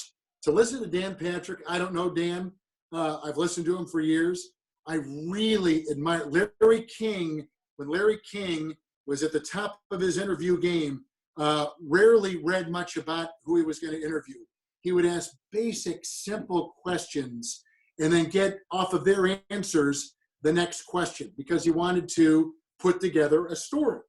But Dan Patrick, when he's interviewing somebody on his show, he doesn't have long-winded questions. He has these short little conduits, I call them. People that work with me know I say that. These conduits, just a couple of words to connect an answer with another answer. It's brilliant. No, I love that. Guys like him, guys like you're conversational too. And that's another piece of advice that I would say to anybody out there, whether you're younger or older than me and you've made it or you aspire to make it. You hear all the time these people like Kevin that get to that level. The advice is if you want to get that package, try to be more conversational, not as much as trying to fake somebody who you're not. Let's go to Warren Collins. Warren, you are starting off our final 4. Hello, Kevin. It's nice to meet you. I just wanted to ask you a question. During that game that you announced at the end of the NFL regular season between the LA Chargers and the Kansas City Chiefs, you were announcing the other game between the Dolphins and the Patriots, the final minutes of that game. So what I was curious about is how exactly do you stay up to date with other games as you're announcing one game? Good question, Warren. On CBS, we have a couple of monitors in front of us. So right in front of me, Warren, I've got a program monitor, which is the game going on before me, with no graphics, no first down line, nothing. It's just the raw feed of the game of our telecast. I've got another monitor over here next to the program monitor, one more over here. That's statistics. And then there are other monitors that I could look at, which are replay and isolations. That's more for the analyst. I want to make mine simple. I want to see the game, and I want to see the statistical page. On that particular day, that's called a net feed we get. It's in a small little monitor that they put to the side. And Warren, we use those for when we throw back to New York in the game that we're broadcasting. We'll say, all right, let's go back to New York. Here comes James Brown with Boomer Esiason, and this update, whatever we'll say. And then they'll give us an update of a game. And then Rich Gannon and I can see on about a 4-second delay the highlight they're going to show. And then they want us sometimes to comment on that report and highlight, so we show a real nice synergy and connection with the studio in New York and where we might be, in this case, Kansas City. On that particular day, I had them not put in the network feed from New York. I had them put in the Patriot-Miami Dolphin game, because what happened there affected what happened to the Chiefs and if they were going to get a bye. And if the Patriots won, the Chiefs were going to be number 3. If the Patriots lost, the Chiefs were going to get a bye and be number 2 in the AFC. And so just happenstance, the Chiefs scored a come-from-behind touchdown, huge drive, big play. Same time, Fitzpatrick is now inside the 10, goal to go against the Patriots in Foxborough, and could be one of the biggest upsets of the season, because the Patriots had a lot to play for and Miami didn't. And here comes Ryan Fitzpatrick with the team, and sure enough, they kick the extra point. Fitzpatrick throws the touchdown. They're happening at the same time. So that's where I saw that. But normally on the network feed, we get our game in about a 4 or 5 second delay, and we see what's going out over the network. On that particular Sunday, our game was going to about 60% of the country, and so I didn't need to see our game. I wanted to see what was going on. And the final point of this, Warren, was that I didn't even look at that monitor until almost that moment the entire day, because our game in Kansas City was so close. What happened there wasn't going to matter. But when the Chiefs finally went up on the Chargers, now it did matter. And for whatever reason, a little voice or whatever, I looked down and I said, oh my God, they're going to score. And they're down by 3 points. They're going to get a touchdown, and they're going to go up with under a minute to play. So anyway, that's how that all happened. Thanks, Warren. Kevin, I also have one more question for you. Sure, Warren. It's very brief. I wanted to know, so you've announced the last 10 Super Bowls, I believe. Do you have a favorite moment in any of those Super Bowls? My favorite moment, I could tell you a bunch of plays, but to be honest, my favorite moment is when I put on the headset to start the game. And when I put it on, I think of, number one, how lucky I am to be doing this big game. I think of just from a broadcasting standpoint, the honor of doing this game is so unbelievable. And then I think about all the great broadcasters that have put that same Super Bowl headset on and done that game, and how I want to make sure that my performance is in keeping and in step with the great job that they all did when they did that game. So it's about feeling the responsibility, feeling the blessing of doing it, how fortunate I've been. I think about my dad, who was the first person I listened to in the business. I think of my wife, who has been every step of the way through my career in the business. I think about the responsibility I've got to the guy that hired me. So though that's the one thought that I think when I put on, that is the moment when it all comes together. And when they sing that national anthem, it gets pretty, for all of us in the booth, it gets pretty emotional, because I think we all realize just how lucky we are to be there and do that game, that big broadcast. Thank you so much for your time, Kevin. And also, Dave, thank you for this opportunity. You're very welcome, Warren. Thanks, Warren. Continued success to you. Now let's go quickly to Carlo Jimenez, the pride, I believe, of USC Trojans. That's right. Thank you, Dave, for having us all on, and thanks, Kevin, for Final Four here. I did not pay to get into USC, in case anyone's wondering. Carlo, that never even crossed our minds. That's good. That's good. But I can see right off the bat that you've got the best internet of anybody, so there must be something out there going on. Thank you. My question was just like do or die moments when it's like a game winner. Do you want to lay out, or are you describing the moment? And then kind of to piggyback on that, the difference between a television call on a game winner or a radio call on a game winner? Well, radio, you've got to continue to talk through it, but I think there is something to be said about the crowd as orchestra and listening and laying out a little bit, but radio requires more of a finished verbal product. TV, the thing you learn the longer you're in it is laying out is better. And if a picture's worth 1,000 words, as I said earlier in the meeting today, why say anything over it? Those expressions, but the key to making that work, Carlo, is to make sure that you have done your job to set up that moment. Because if you don't properly set it up, it'll fall flat and will not have the essence that it deserves. So it's imperative that you touch on all the things that setup needs, all the reporting aspects and objectives that need to be covered, and all the things that need to set that up to make it so that you can lay out. And if you're backtracking or late, or you've missed something and you're trying to catch up, you've lost it. You've absolutely lost it.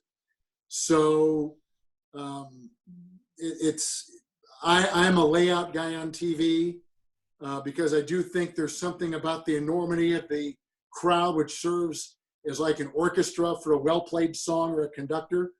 On radio, it requires a little bit more, because if you've just tuned in and you've heard what happened, you need some explanation and description. But there are moments when you can give those moments of those pockets of space. You can give the space it needs to have the drama that it deserves. Thank you. Sure. Thank you. Thanks, Carlo. Keep doing your thing at USC. Stay safe. James Bailey. Good evening, good afternoon, whatever time difference of everyone is. Dave, thank you again for the opportunity. Jeff Nolan and Daryl Dobis say hi, because I work with them directly. Kevin, Mr. Harlan, obviously, thank you for spending a couple hours here with us. It's an absolute blast. And that's my dog, so I apologize for that. Come here, baby. Let's get a Westminster dog show play-by-play. So this is Mika. She wants to be showed. So I'm more so out of curiosity. A lot of the questions that I've kind of had lined up have already come through. And being in the final two here in the championship matchup of questions, it's tough. But more so curiosity, I'm a little bit more focused on the radio side of things. Yeah, baby. I've done some TV and some live stream stuff, but I'm a little bit more focused on the radio side. And I'm 25. I've done games. I've done games solo. I've done games people, having an analyst, even some sideline reporters. But I'm actually kind of curious from a radio standpoint, doing them solo. With trying to get in the industry, you have to do a lot of, take whatever opportunities you can. And over the past couple of years, I've done a lot of solo gigs of sports all over the place. Any just recommendations on how to go about things when it's you yourself, you don't have any images, it's just you and audio and whoever's listening? Well, for radio, James, you probably have got to have a little bit more preparation for some of those stories and things that you're going to have to fill in. And I've done a lot of solo radio myself, a lot of NBA solo. Luckily, the game always seems to move along pretty well. You never hurt yourself by continually going over the storylines. Preferably, you've got 3 to 5, fairly good for each team, and more big picture storyline stuff like that.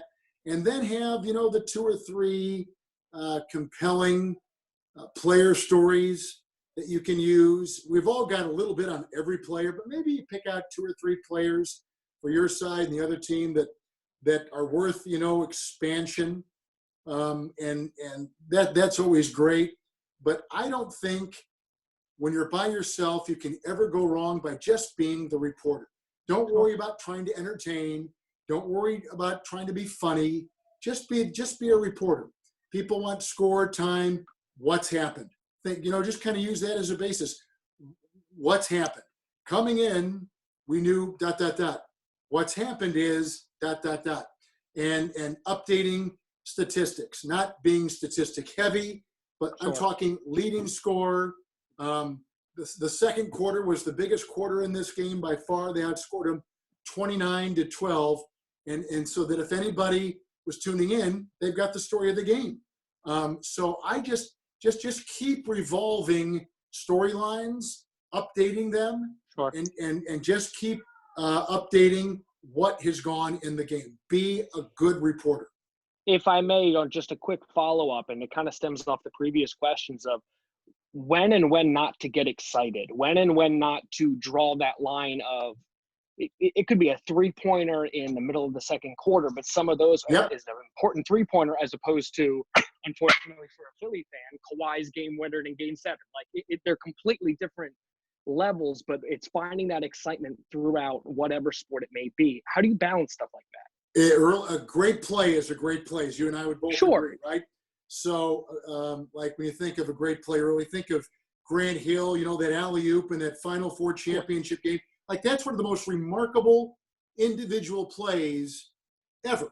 And that's why we continue to see it 25 years later. So a great play is a great play. I would say early in the game, punch it and then get back down to normal. Say, here goes Hill, up, and it's an alley-oop, and he puts it down. And Duke makes an early statement in this game. So punch it and then get back down quickly. Late in the game, big play, punch it, continue it, and then linger a little bit longer with the play, but don't extend it too long. Linger a little bit, and then get out of it. So early on, punch it, show its enormity, show its spectacular feel and fashion, and then get back down to your normal call. But if you're down late in the game, big play, punch it, let it ride. What a play! Look at that, and then slowly go down the slope. Perfect. Thank you so much. I appreciate it. Hope everyone's safe. You got it, pal. Good luck, James. Thank you. And your pup.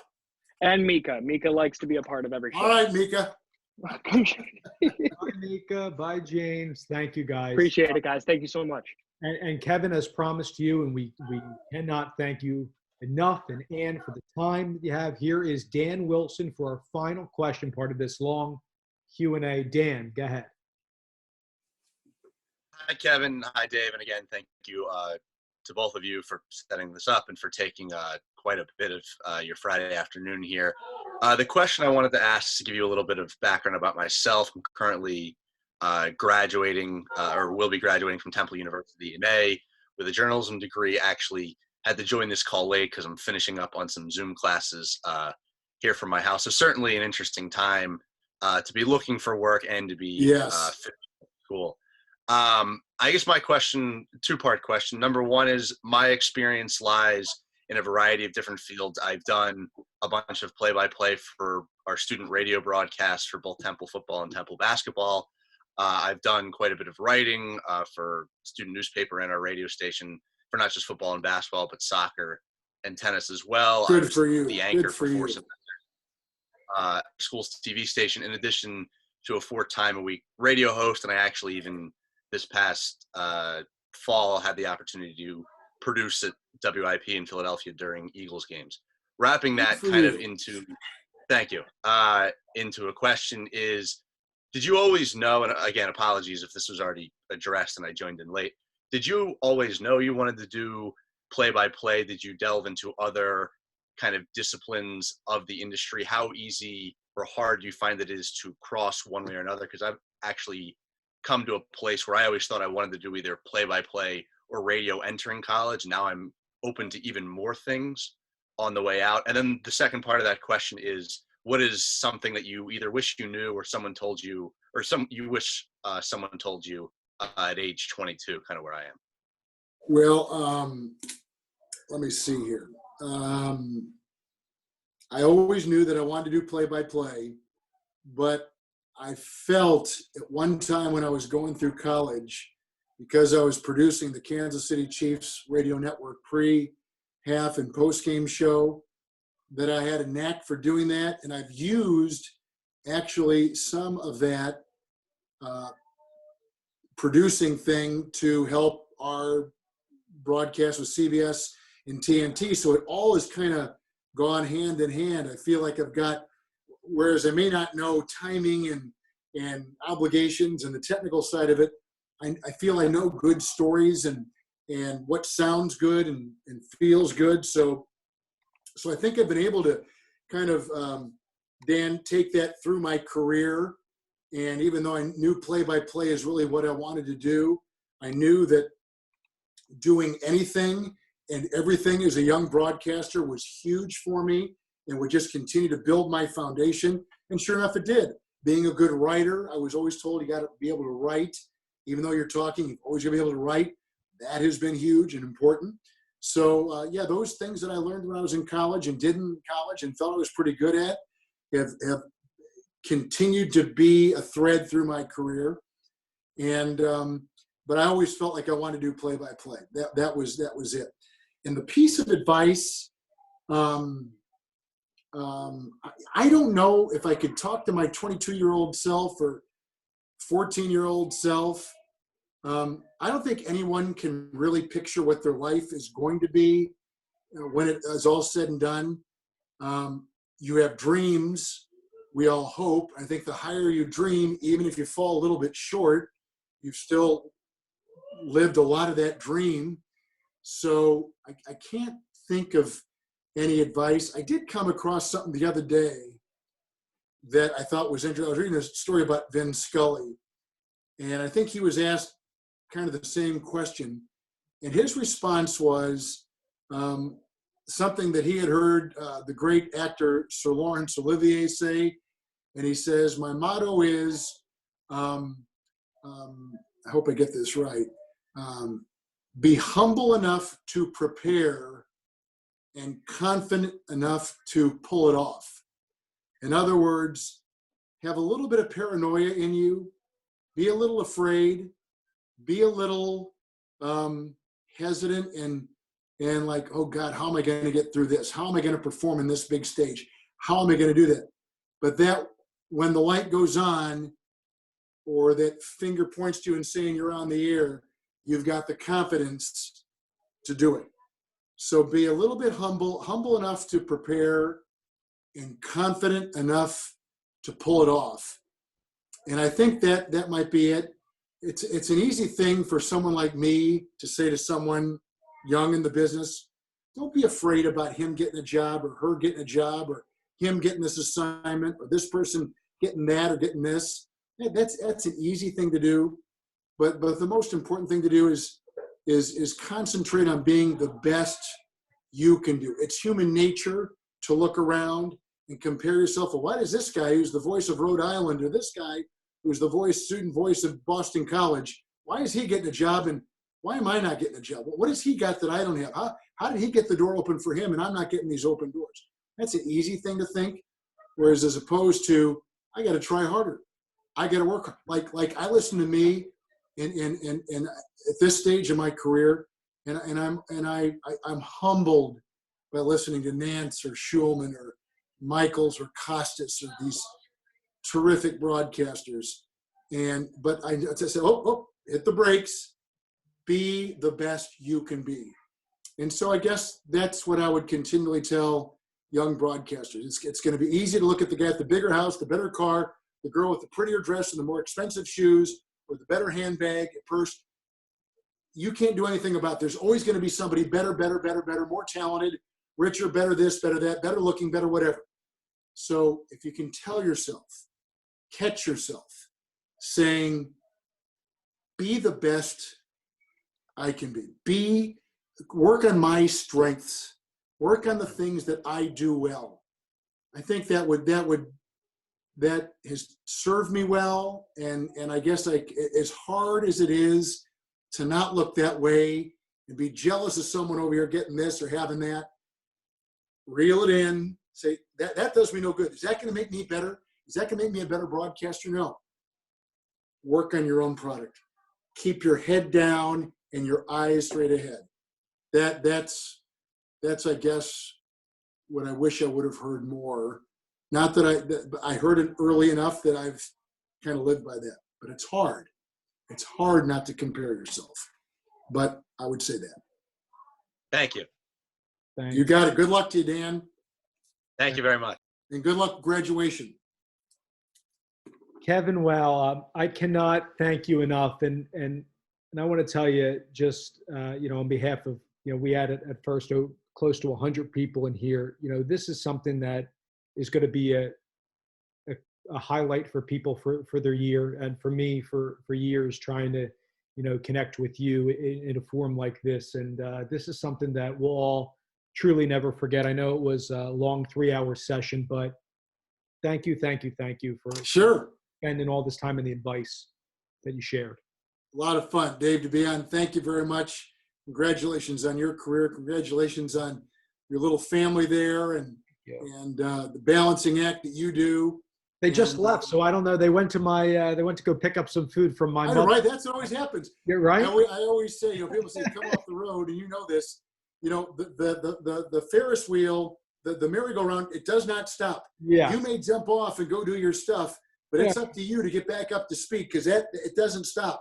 It's up to dad or mom to get back on and get up to speed with everybody else. So I wish all of the young broadcasters out there the best. Embrace the journey. The journey is the reward.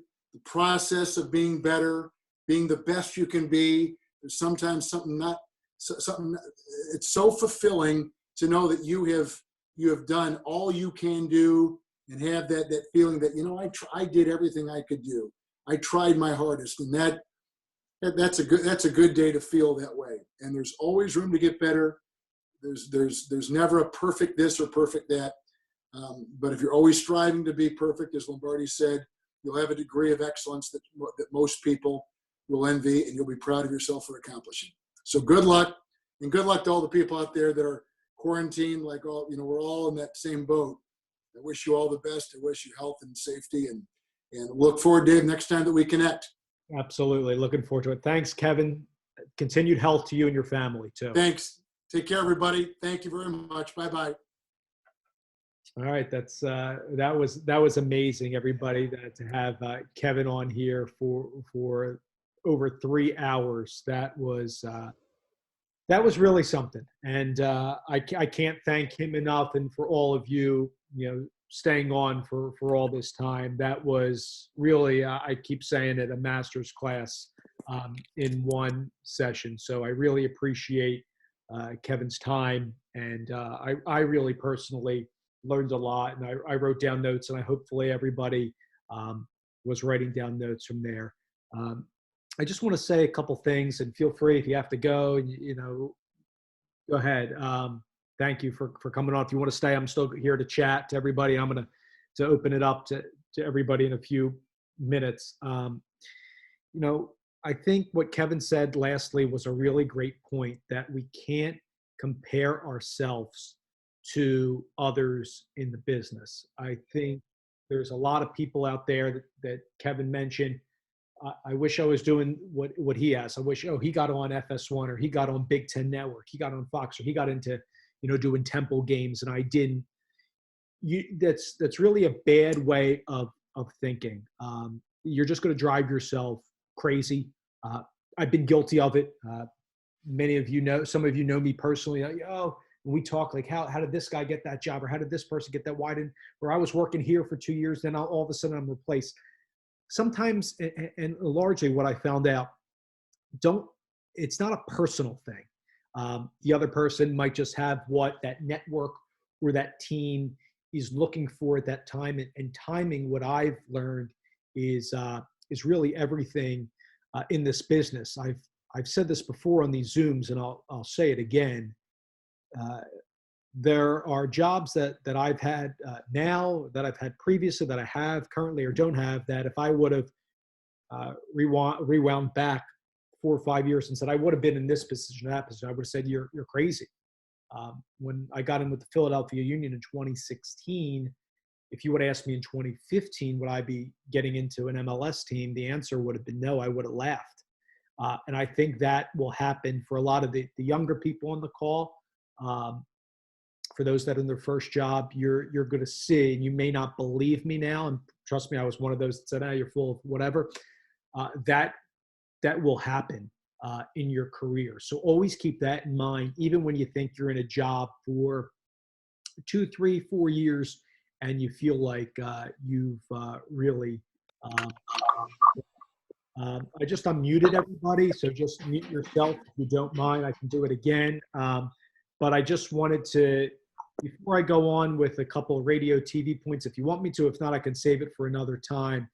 If anybody that didn't have a chance to ask a question, if anybody wanted to just comment about what you thought of Kevin and what maybe lessons you learned, just to wrap up his interview, the floor can be yours.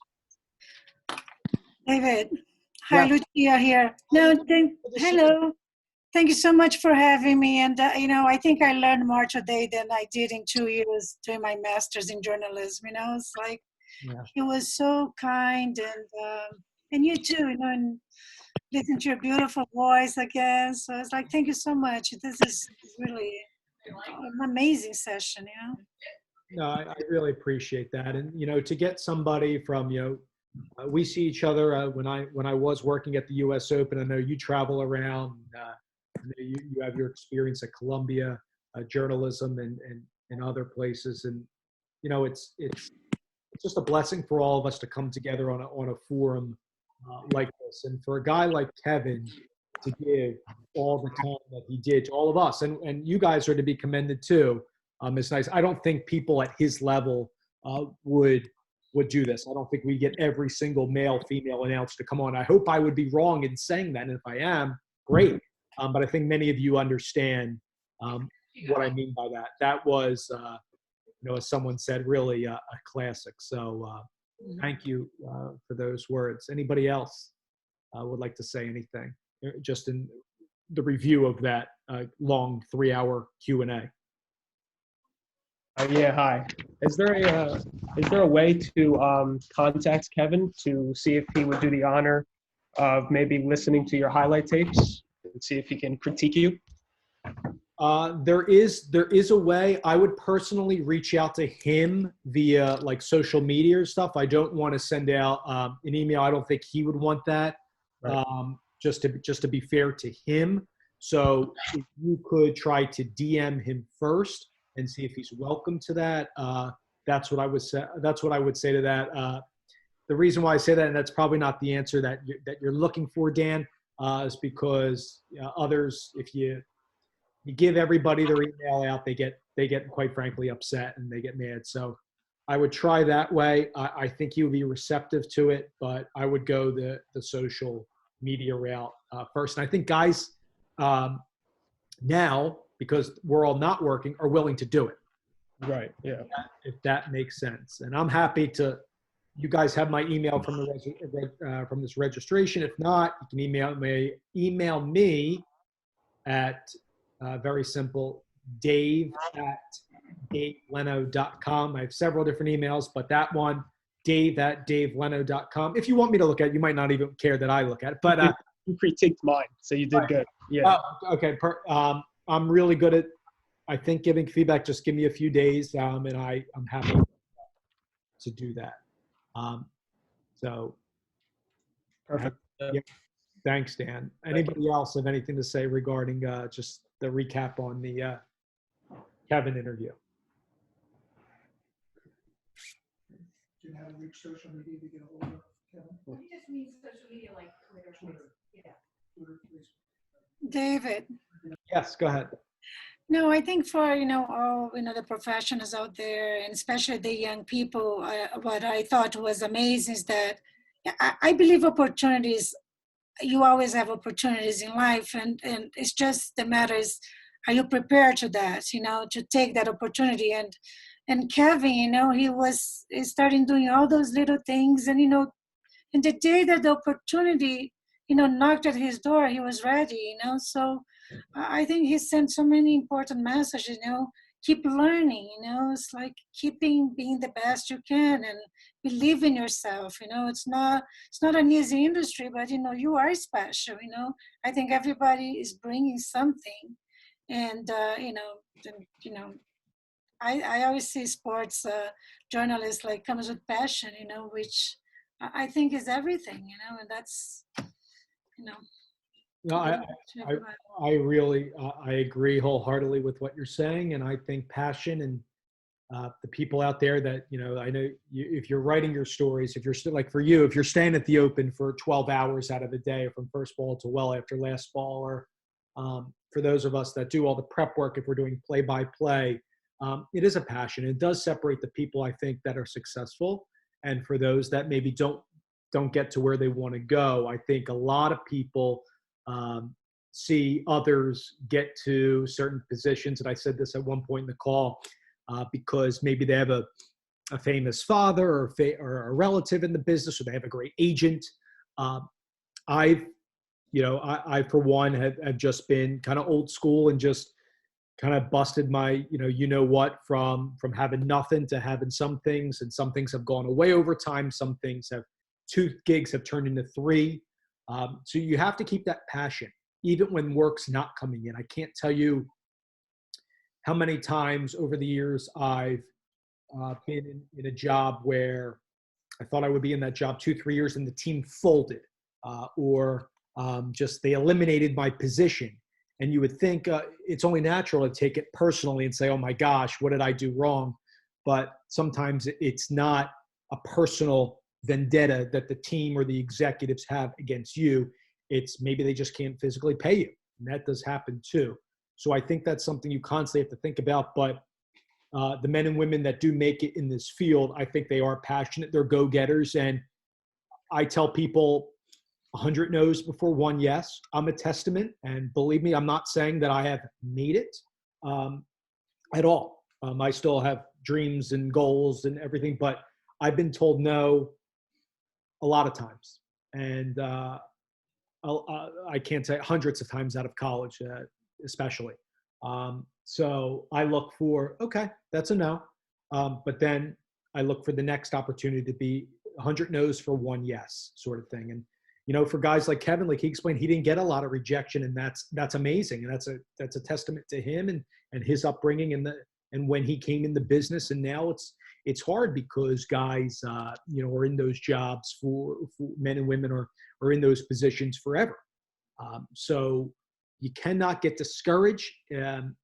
If you think the road is long, it's longer, like I like to say. And if you don't have patience, and if you can't enjoy yourself for what you have, be grateful for the gigs that you currently are doing, then just my opinion, I think you may be dissatisfied with your future in the business. So I don't care if I'm doing a PA game on fill-in, a streaming game for ESPN3, or if I'm on ESPNU, or I'm on 6 ABC at the Philadelphia Union, or World Team Tennis. I'm doing a conversation with Billie Jean King. I'm not name dropping there, but I'm telling you that I'm saying that I treat them all the same, and I'm grateful for all those gigs. And I think that's what some of the lessons that I wrote down from Kevin there. If it's not happening now, it can happen in the future. Phil, I see Phil Bush is still on the call. Phil, you and I called a game. What was it, 2013? We did the Sun Belt Conference Championship together. I was the play-by-play. You were the analyst at, I believe, Western Kentucky, and that was a joy. And I wish we did more games, but you know how unique that opportunity was at the time, and we were really grateful to do it.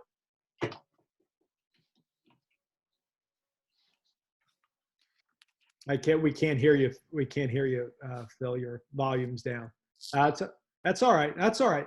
And I see Mike still on the call. And Mike, it's for a lot of you that don't know Mike, he does a lot of stats work and official stats, and he's always next to a lot of these gifted play-by-play announcers. And, Mike, can't thank, you enough for all the work that you do on a lot of the broadcasts that I'm a part of. Thank you, Dave. Oh, Mike, go ahead. Sorry.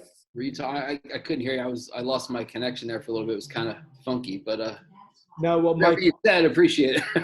Yeah, no, I was just thanking you for all the work that you do, and you do stats for a lot of talent, and across all different networks, ESPN, Fox, CBS. So I didn't know if you wanted to share your perspective on what Kevin said, and some of the you work with a lot of young up and coming announcers too. What some of the things you hear, and guys and women that you see progress the ladder. You want to share that to the few that are still left? Well, I just want to specifically just about you, Dave. I mean, the one thing that, and I think, I think Kevin started the whole thing at the beginning talking about just being appreciative and being grateful for what you have, and went into that whole thing about, don't worry about what that gal's wearing over there. She's got those shoes. I don't have those shoes. And the advice he gave his daughter. But I mean, you are a great example of that, because I mean, I sit back, and we get to a game, or when we leave a game, you thank every camera guy and every, everybody that's involved in the broadcast every time. And the first time you did it, I was like, well, what's this guy doing? And the more I got to know you, I'm like, this is just Dave. I mean, he's just here dude, and is, grateful for what he has. And it was just kind of cool to be able to see you do that, and know that it's coming from a place of sincerity, and I think that carries you very far. Just the attitude you have, and even like some of the stuff you said today, as you were just wrapping up there, you were saying how things are, you were saying how things are so. I lost my train of thought for a second there, but what you were just saying there at the end about having opportunities, and you turn, one thing goes away, something else comes up, you just keep plugging away. And I think, it's just your attitude is refreshing, and I appreciate it. It's always great getting the opportunity to work with you. So I just wanted to, throw that in there. I appreciate those kind words. And that's just it's not, faking being nice to everybody. You know me personally. So right. Like some of the others that are still left on here. So, it's genuine. And I think for those of you that are climbing the ranks in the business, whether you're a writer, TV, radio host, treat everybody how you want to be treated. I'm just a very personable guy, and I do my best to just be myself in every situation, and that I think is really important. And like I said to you, and when we talked about with Kevin being professional, I think people see that from afar. And Mike, you said that with me when you really didn't know me, and that means a lot for what you said, because I think I'm the same person on air as I am off air. You know right. That. You've met my family. You know what the guy I am. But absolutely, I appreciate the credit to your dad too, if he's still on. Is he on there somewhere, Mr. Leno? How's it going? Good to see you. I think he was on for a little bit. No, thank you for that. Yeah, he's the best. And we have a very close relationship, and it's cool traveling around with him. And it's great that you get to do that. That's awesome. And I bring Ryan sometimes to some stuff. So I saw his documentary, and by the way, I will. Oh, did you watch it? I want to plug it. I watched parts of it before this Zoom. So Mike's son, Ryan, who I know very well, did a whole documentary series on YouTube. You can probably follow it on Talk Doop, DOOP, with Ryan on Twitter. I believe it's a whole YouTube series that he's doing. And how old's Ryan? 15 now? Yeah, he just turned 15 in December. He's a freshman in high school. So he's had his YouTube channel. I mean, if we're plugging stuff, Dave, he's been doing it since 2016. It was so funny. He came to me as, an 11-year-old, and he's like, Dad, I want to start a YouTube channel. I'm like, about what? Like, what do you really want to do here? And he's like, I want to do Philadelphia Union reports. I was like, be my guest. And I was like, I got just the guy for you. And then, I introduced him to you, and, of course, everything else from there is history. But, it's pretty funny. No, he's doing great. It's always a pleasure seeing him at the games, and you in Section 113, and being with you. Yeah. Chris, I know you wanted to get in there. Yeah. You're all good now. I don't know, and the people that might need to hear it the most might not be on anymore, but I think it's, we're all in this together, so we should remind everyone that we work with. I'm not nearly an expert in broadcasting in my field. I guess my main field, we'll say, and I deal with people around the world because of it. However, even there, I take feedback and criticism very, very seriously. And sometimes I don't show it right away, and sometimes I take it too hard. And even just the 2 calls that I've been on with this group, which have been awesome for everybody, getting information from everybody. I mean, there's people in my field that, when I'm hiring, firing, giving advice, I'd be writing people off immediately because they're not taking advice. It doesn't seem to heart. They're still searching out for the answer that they wanted instead of actually an answer that will help them. And I know we can't always tell everyone that because we're not in that place with them as being a teacher or a mentor. But I think it's incumbent upon us to try to, if they do reach out, gently nudge them to listen. We were all young once. We're all bullheaded, that's for sure. But I think a lot of people still aren't listening. I think we've heard a lot of the same things from Kevin and JP. And, maybe it just takes a step aside to somebody and say, hey, I've heard from a couple people say X. And maybe with those people, maybe it might be asking them to critique us first. So that maybe let them go at us a little bit and then show us that we took it well and we thank them for the criticism and then hand it back. But obviously I want the best for everybody. It's just something I just kind of noticed, and I don't know those people well enough to probably reach out to them privately, but maybe if we're on again and I see them kind of pushing the same agenda, I'll do it on the side and hopefully they take it well. If they don't, who cares? We tried to help. Right. So that was it. No, you gotta take, it's good to take constructive criticism, in all, whether it's this forum or guys that you want me to get better at hosting these, or other people chiming in. I think just in the business, when people ask me for a critique, some of you know this, but I'm not like, hey, that was a great tape, continued success, because I know I would always look for the good and the things that I need to work on, the not so good, right? So that's how you grow. And it's one person's opinion. It doesn't mean it's, I don't work for, a network and, I'm not the talent evaluator. It's just you're asking a fellow peer. And I think it's good to be honest. And I think that transcends not just the sports industry, but all areas of work. So you have to be willing to take it too. If somebody says, your call was at 122 and the YouTube link, you got a little bit too hot there. You screeched a little bit, and it's happened to me. And I've been like, oh God, I wish I could do it over. But you learn from it. You acknowledge it. You thank the person for telling you, because it's something that you might not even have listened, heard, and you listen to it 15 times. So it's good to get feedback. So I think I know what you're saying there, Chris. I could read between the lines, but I do appreciate where you're coming from. Yeah, and Mike, I already followed your son, I think just a day or two ago. I don't know how I noticed it, but yes, that's me. That's one of my companies. Hey, Ryan, right? There he is. Hey, how's it going? What's his handle again? What's Ryan's handle? What's his? He has a handle on social media, or is that on YouTube? Talk Dupe, right? DOOP. Is that Ryan? Yeah. So it's So it's on Twitter. It's Talk TALK, and it might just put it on the chat, Lucia, so you could see it. At Talk Dupe, DOOP. That's a play on. It's like the Philadelphia Union soccer team. That's their song, their goal song. David, just one question. So sorry.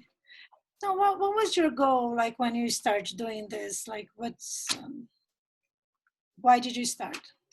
Yeah, no, that's a great question. Well, it's something that I always wanted to do. About eighth grade, I remember like just thinking now I was doing a faculty basketball game and I was the guy calling the game in front of my middle school gym. And then when I got to high school, I did some things at school where I did the morning announcements. I always wanted to be involved in sports. I played everything. I'm still a big tennis player now.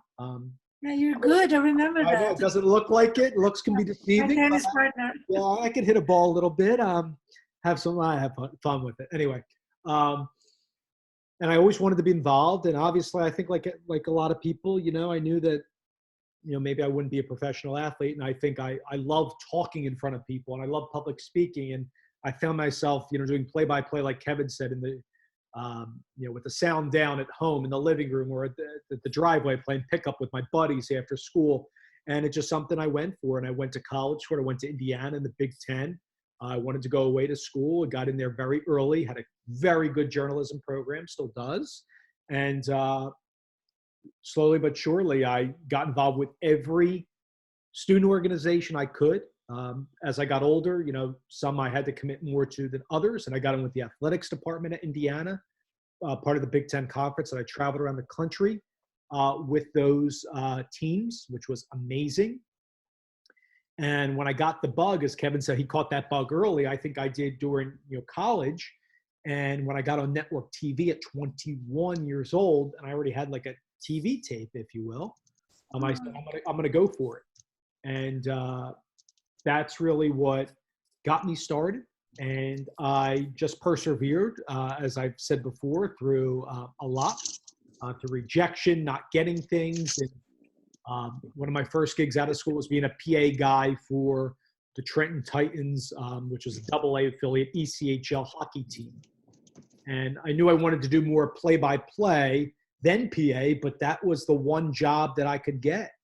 And I got into the U.S. Open 2013-14 as one of those other freelance gigs as on the radio side, but mainly as a sideline reporter, not play-by-play, because there were other people that were there, more established. And years later, when that gig went away, I got back into the Open on the World Feed TV side, and I was very grateful for those 2 years doing that. And then that went away.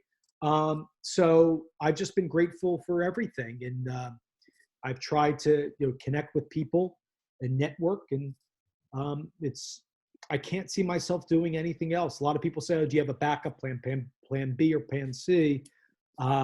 Yeah, I've thought about some things over time, but then I keep going back to this is what I felt like I was destined to do, and it may not be at where I want it to go, but I'm just going to do everything I can to keep trying to get better. To maybe somebody out there will give me that chance if I can get to the next level. But I'm very grateful for the work that I have now.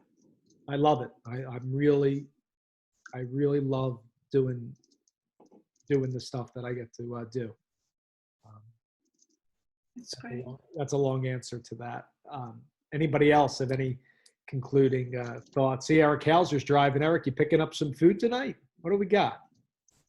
Yeah. John, go ahead. You have any? I guess the biggest thing for me, in all of these calls, but especially the last two, is just how supportive everyone in this industry, well, not everyone, but most people in this industry are willing to help others. And I think back to when I first met you, Dave. I think I reached out to you via Twitter. I was calling a basketball game in Atlantic City for Penn State Student Radio. And I waited around afterwards, and we spoke for a little bit. And, you didn't have to do that. And, you don't have to do these calls, but, you do. You want to help others. And Kevin Harlan or JP, they don't have to go on these calls, but they do. And they just want to help other broadcasters. And that's something that I don't know how many industries you find that, especially an industry that's this competitive. The fact that people are willing to help others and guide others and advise others is phenomenal.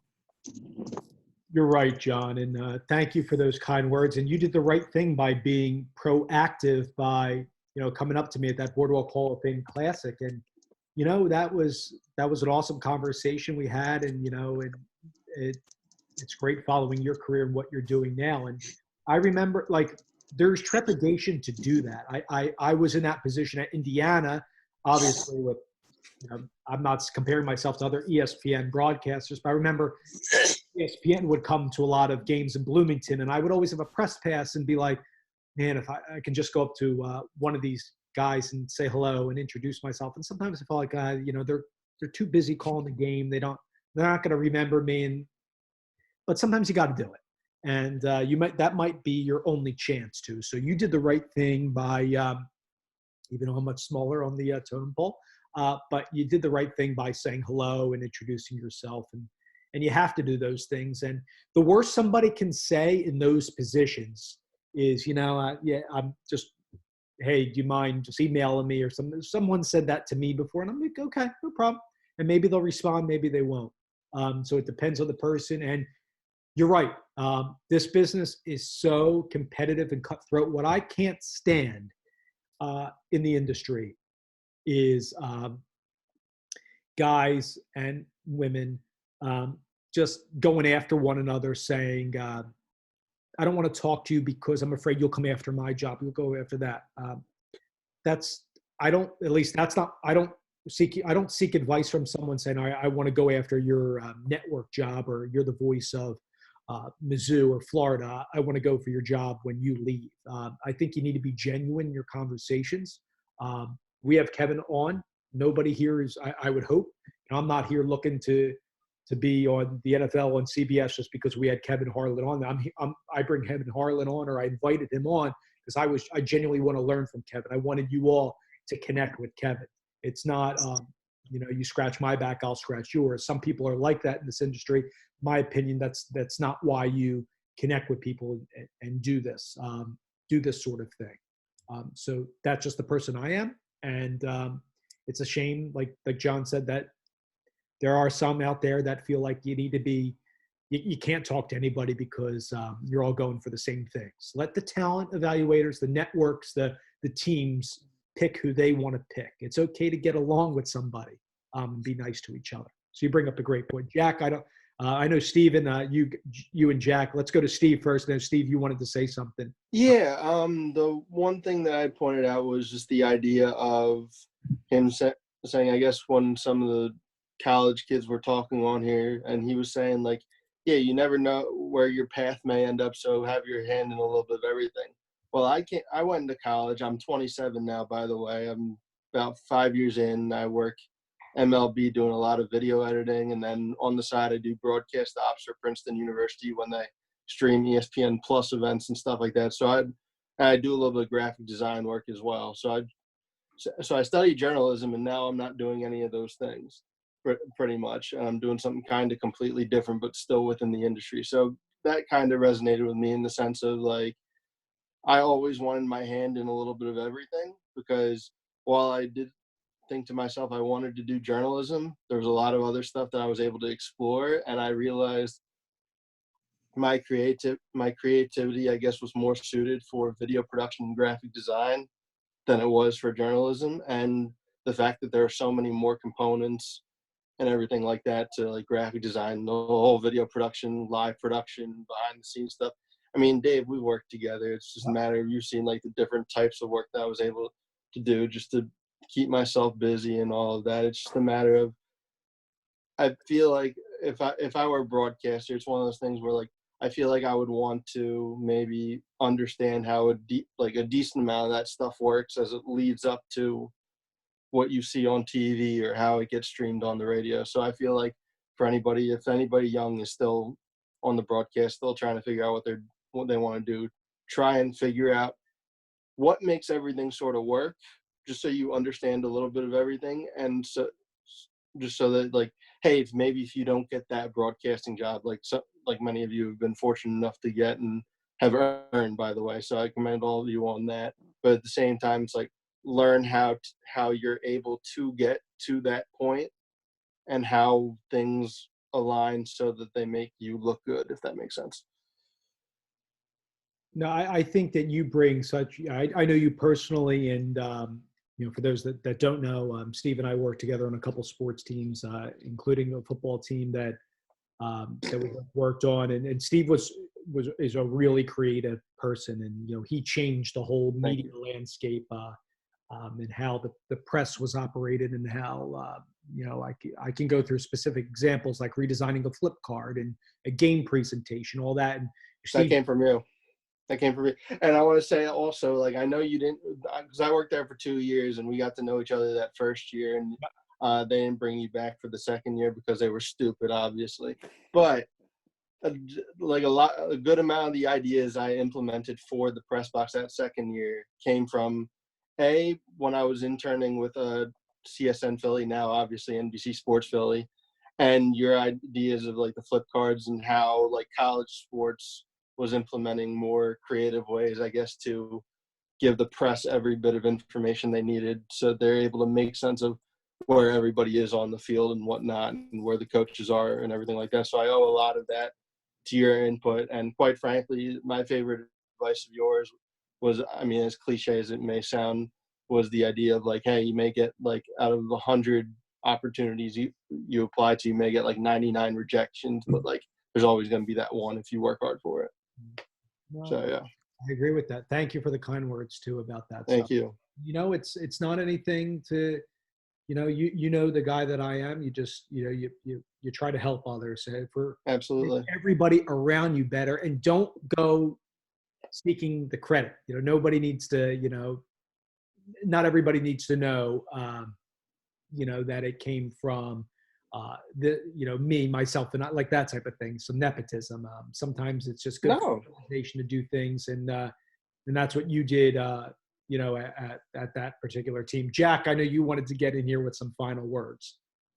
Yeah, I didn't have anything. I was actually trying to just unmute it because I saw a lot of people unmuted. So I was, but I've got some things to add too, so it's fine.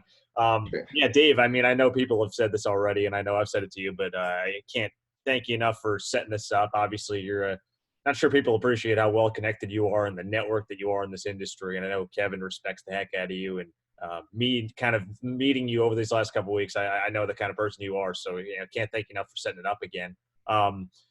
Kevin he's unique in that, like, what you saw today is I've been fortunate enough to him a couple of times, and my takeaway is like so I was in the Monday Night Football booth with him actually in December. I live in New Orleans, and I know they're one of the producers at Westwood One, so I was hanging out with him for a bit, and I asked him questions before a broadcast.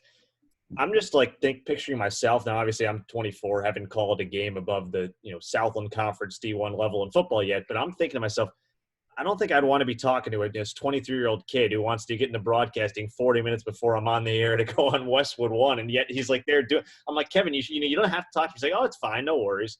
I'm thinking like, don't you want to memorize the line and the receivers, and so that's the kind of person that he is. And frankly, you've gotten 2 back-to-back weeks, JP and Kevin Harlan, to give 2+ hours, and what Kevin to give today, 3 hours and 45. That's pretty remarkable. I think part of the quarantine, the situation going on, is trying to find good in things. Well, something about it is you're seeing that these guys who I've looked up to Kevin Harlan for years. There's so many, like Mike Breen, I was on a Zoom call with last night. There's so many guys I've looked up to for years, and it humanizes us, and we realize, wow, these guys are really, really good people too. And like, it just strikes me. I mean, I'll be doing a broadcast and I'm trying to get locked in beforehand. I've had people at Nichols, younger students, come up and introduce themselves, and I'll say hi and what they're doing, what they're majoring in, and that's about it. I'm like, okay, well, I've got a job to do here, but it definitely adds an element to it for sure. And I think one thing I wanted to pass along too, Kevin, I don't think said this today, but I've talked to a couple guys kind of on that Kevin Harlan level. Actually, Brian Anderson does TNT work, said this to me too. There's a point where everybody's talented, obviously. Dave, I mean, you're among them. You haven't done, network work. But when you get to that point, people ask, like, how do I separate myself? I don't think it's necessarily having, like, a catchphrase or having this, golden Kevin Harlan or Jim Nantz voice. A lot of it is, like, Brian Anderson tells me he'll, like, memorize. So the same way he's memorizing names, if he's doing a TNT game, Celtics and Bucks, he's memorizing names of everyone on the team. He'll memorize the names of the people in the control room and the producers and the truck and stuff like that, and treat everybody the same way that he's treating the CP who's hiring him to do those games. And that's something that I know Kevin is the same way. I'm in the Westwood One booth with him, and he's talking to his, he knows all the producers and he knows the people in the Saints press box by name. And it's little stuff like that that makes him as good as he is and makes people want to work with him.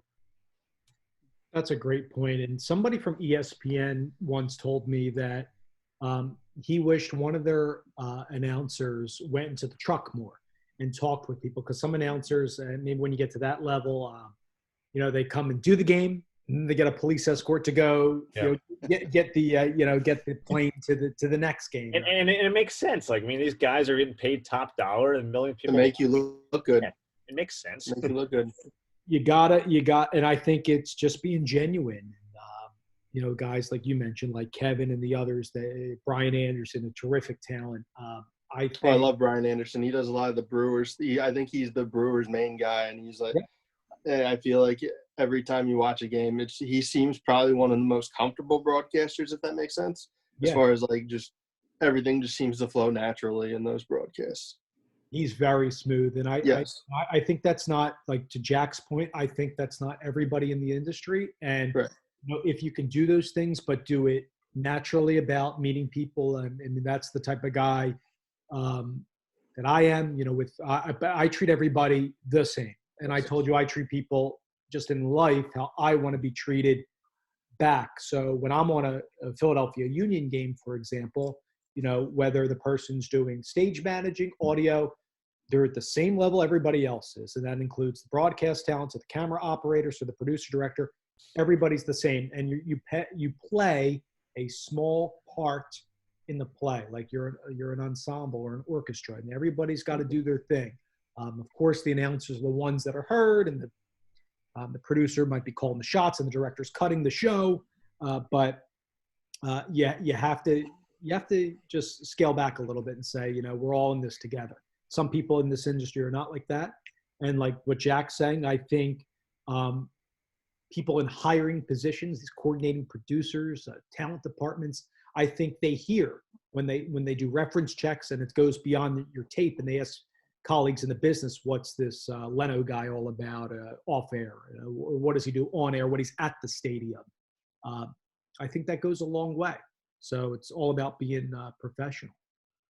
I do want to say that for those of you on here, because you're loyal people to be on for all this time, I did lock up 2 more guests that are in broadcasting for future calls. I don't know if you'll be available because the times are different, but one is next Thursday. I haven't promoted this yet, but I will. Next Thursday, we're getting Anish Shroff of ESPN, both as a accomplished play-by-play broadcaster, also does hosting. Now the lead guy, I believe, on their lacrosse package, does football and basketball as well. So I wanted to bring an ESPN voice on to get his perspective inside the worldwide leader. And that will happen next Thursday. It's going to be a special time, so I don't know if everybody will be able to make it, but it's at 11 a.m. Eastern. So it'll be breakfast, if you will, with Anish, or brunch with Anish. So if you want to write that down, again, I didn't promote it. The link's not set up yet, but it is happening. And then on the following Thursday, I'm looking at my phone to give you I think it's April 30th, another broadcaster, Mike Corey. Mike is a broadcaster for a variety of networks, among them ESPN. I believe he had the A10 package on ESPN2 with Mark Plansky this year. He's seen on NBC a bunch and has done the Olympics. So I wanted to get a perspective with an ESPN person. I wanted to get some Olympic perspective. I know these are mostly play-by-play announcers, so I am going to do future ones with a producer or 2. I am doing ones with public address announcers. I want to do one with a sideline reporter. So I feel like we're just getting started. Obviously, I'm a play-by-play guy, so I think a lot of you understand. I know a few play-by-play people in the business.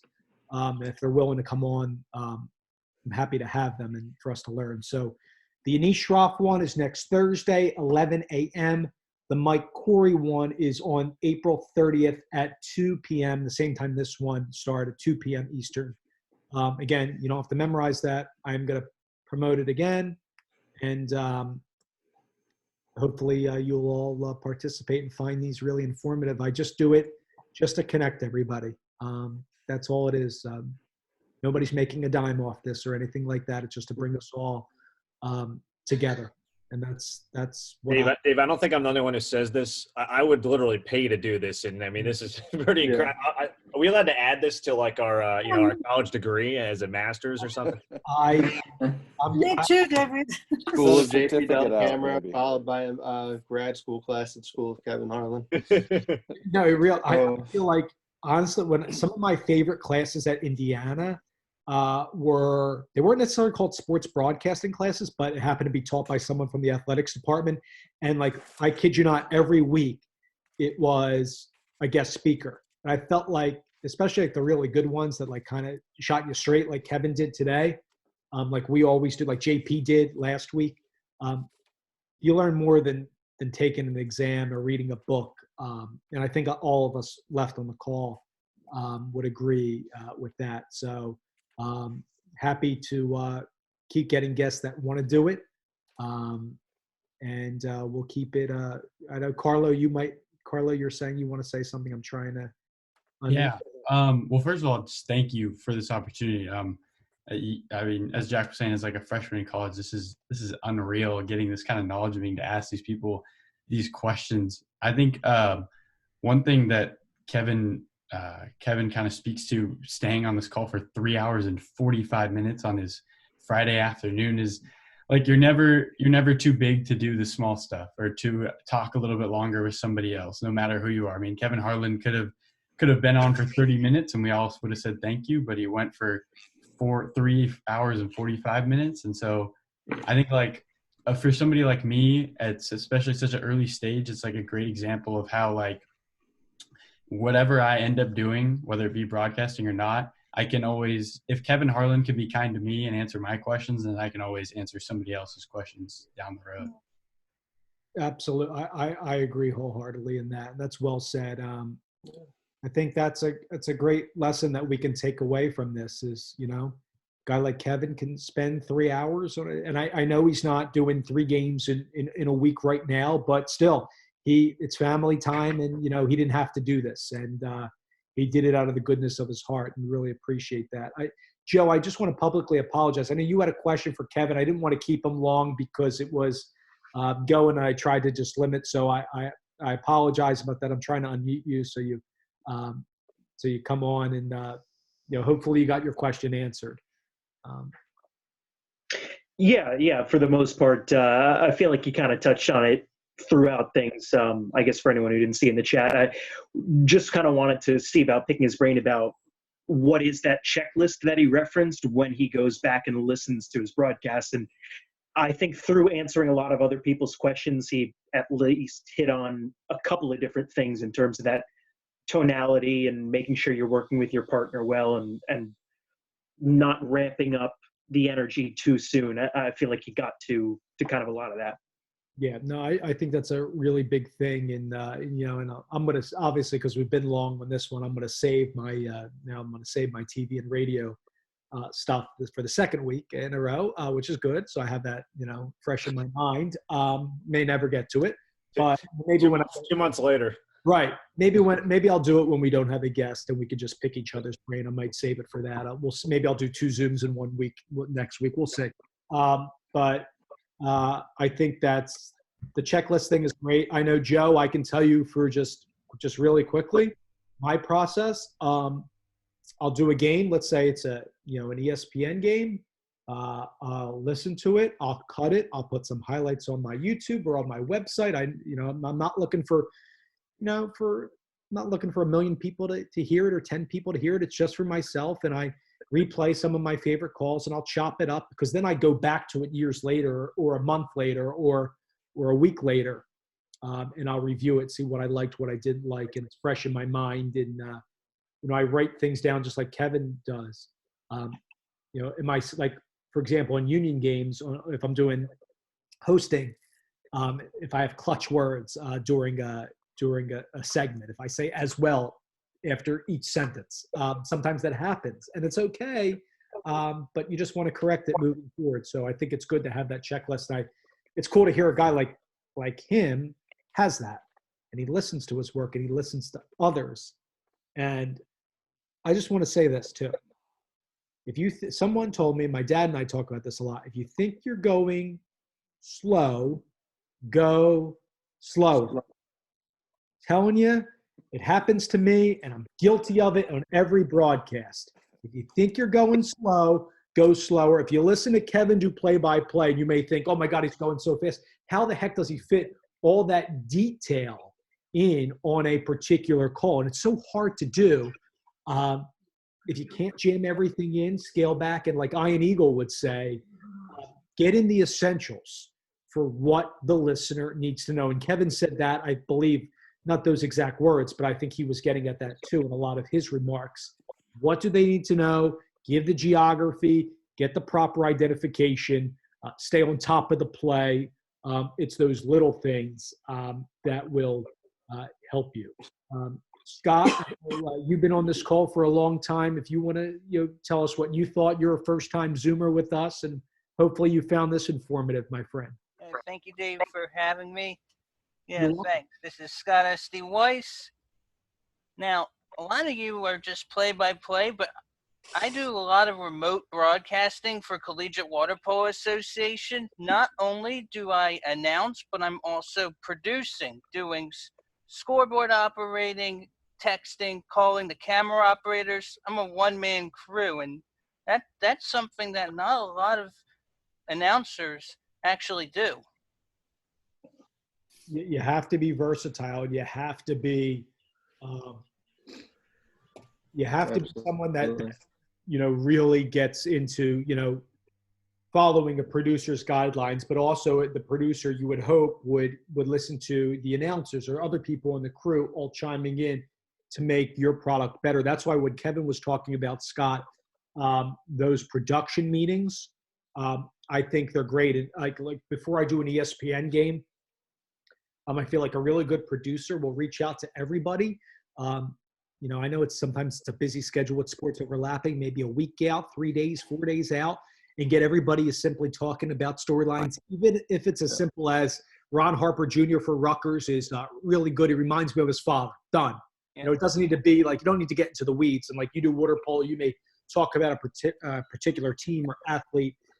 So if you can continue those conversations with your announcers, or if you don't have announcers, and if you're just doing a live stream on who the people you want to document, I think that's really important. Guys, I am going to end it there because we've been on for now. It's going to be close to 4 hours, and I know everybody wants to get back.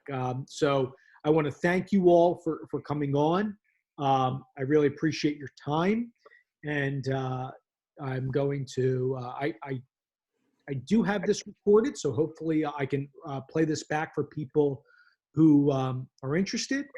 And like I said, finally, I'll just leave it with keep believing in yourself, go after your dreams, and we're all affected by this virus together, and not a lot of us are not working. Keep your head up. Continue to do 1, 2, 3 things a day in broadcasting, even if it's something like this is your one thing you check off today. That's great. So stay in touch, email. Like I said, last plugs. Next week, 11 a.m. on Thursday, Anish Shroff. I'll send out a note to everybody on my social media. Follow for that. April 30th, 2 p.m. Eastern, Mike Corey of ESPN, NBC, and the Olympics. Thank you guys for following and for hopping on. And thanks again publicly to you all and to Kevin Harlan for over 3 hours. Take care and have a good night. Okay, everybody? Done, Dave. Great Thank you, job, Dave. Have a great day, everyone. Take care, buddy. Appreciate it all. Good night.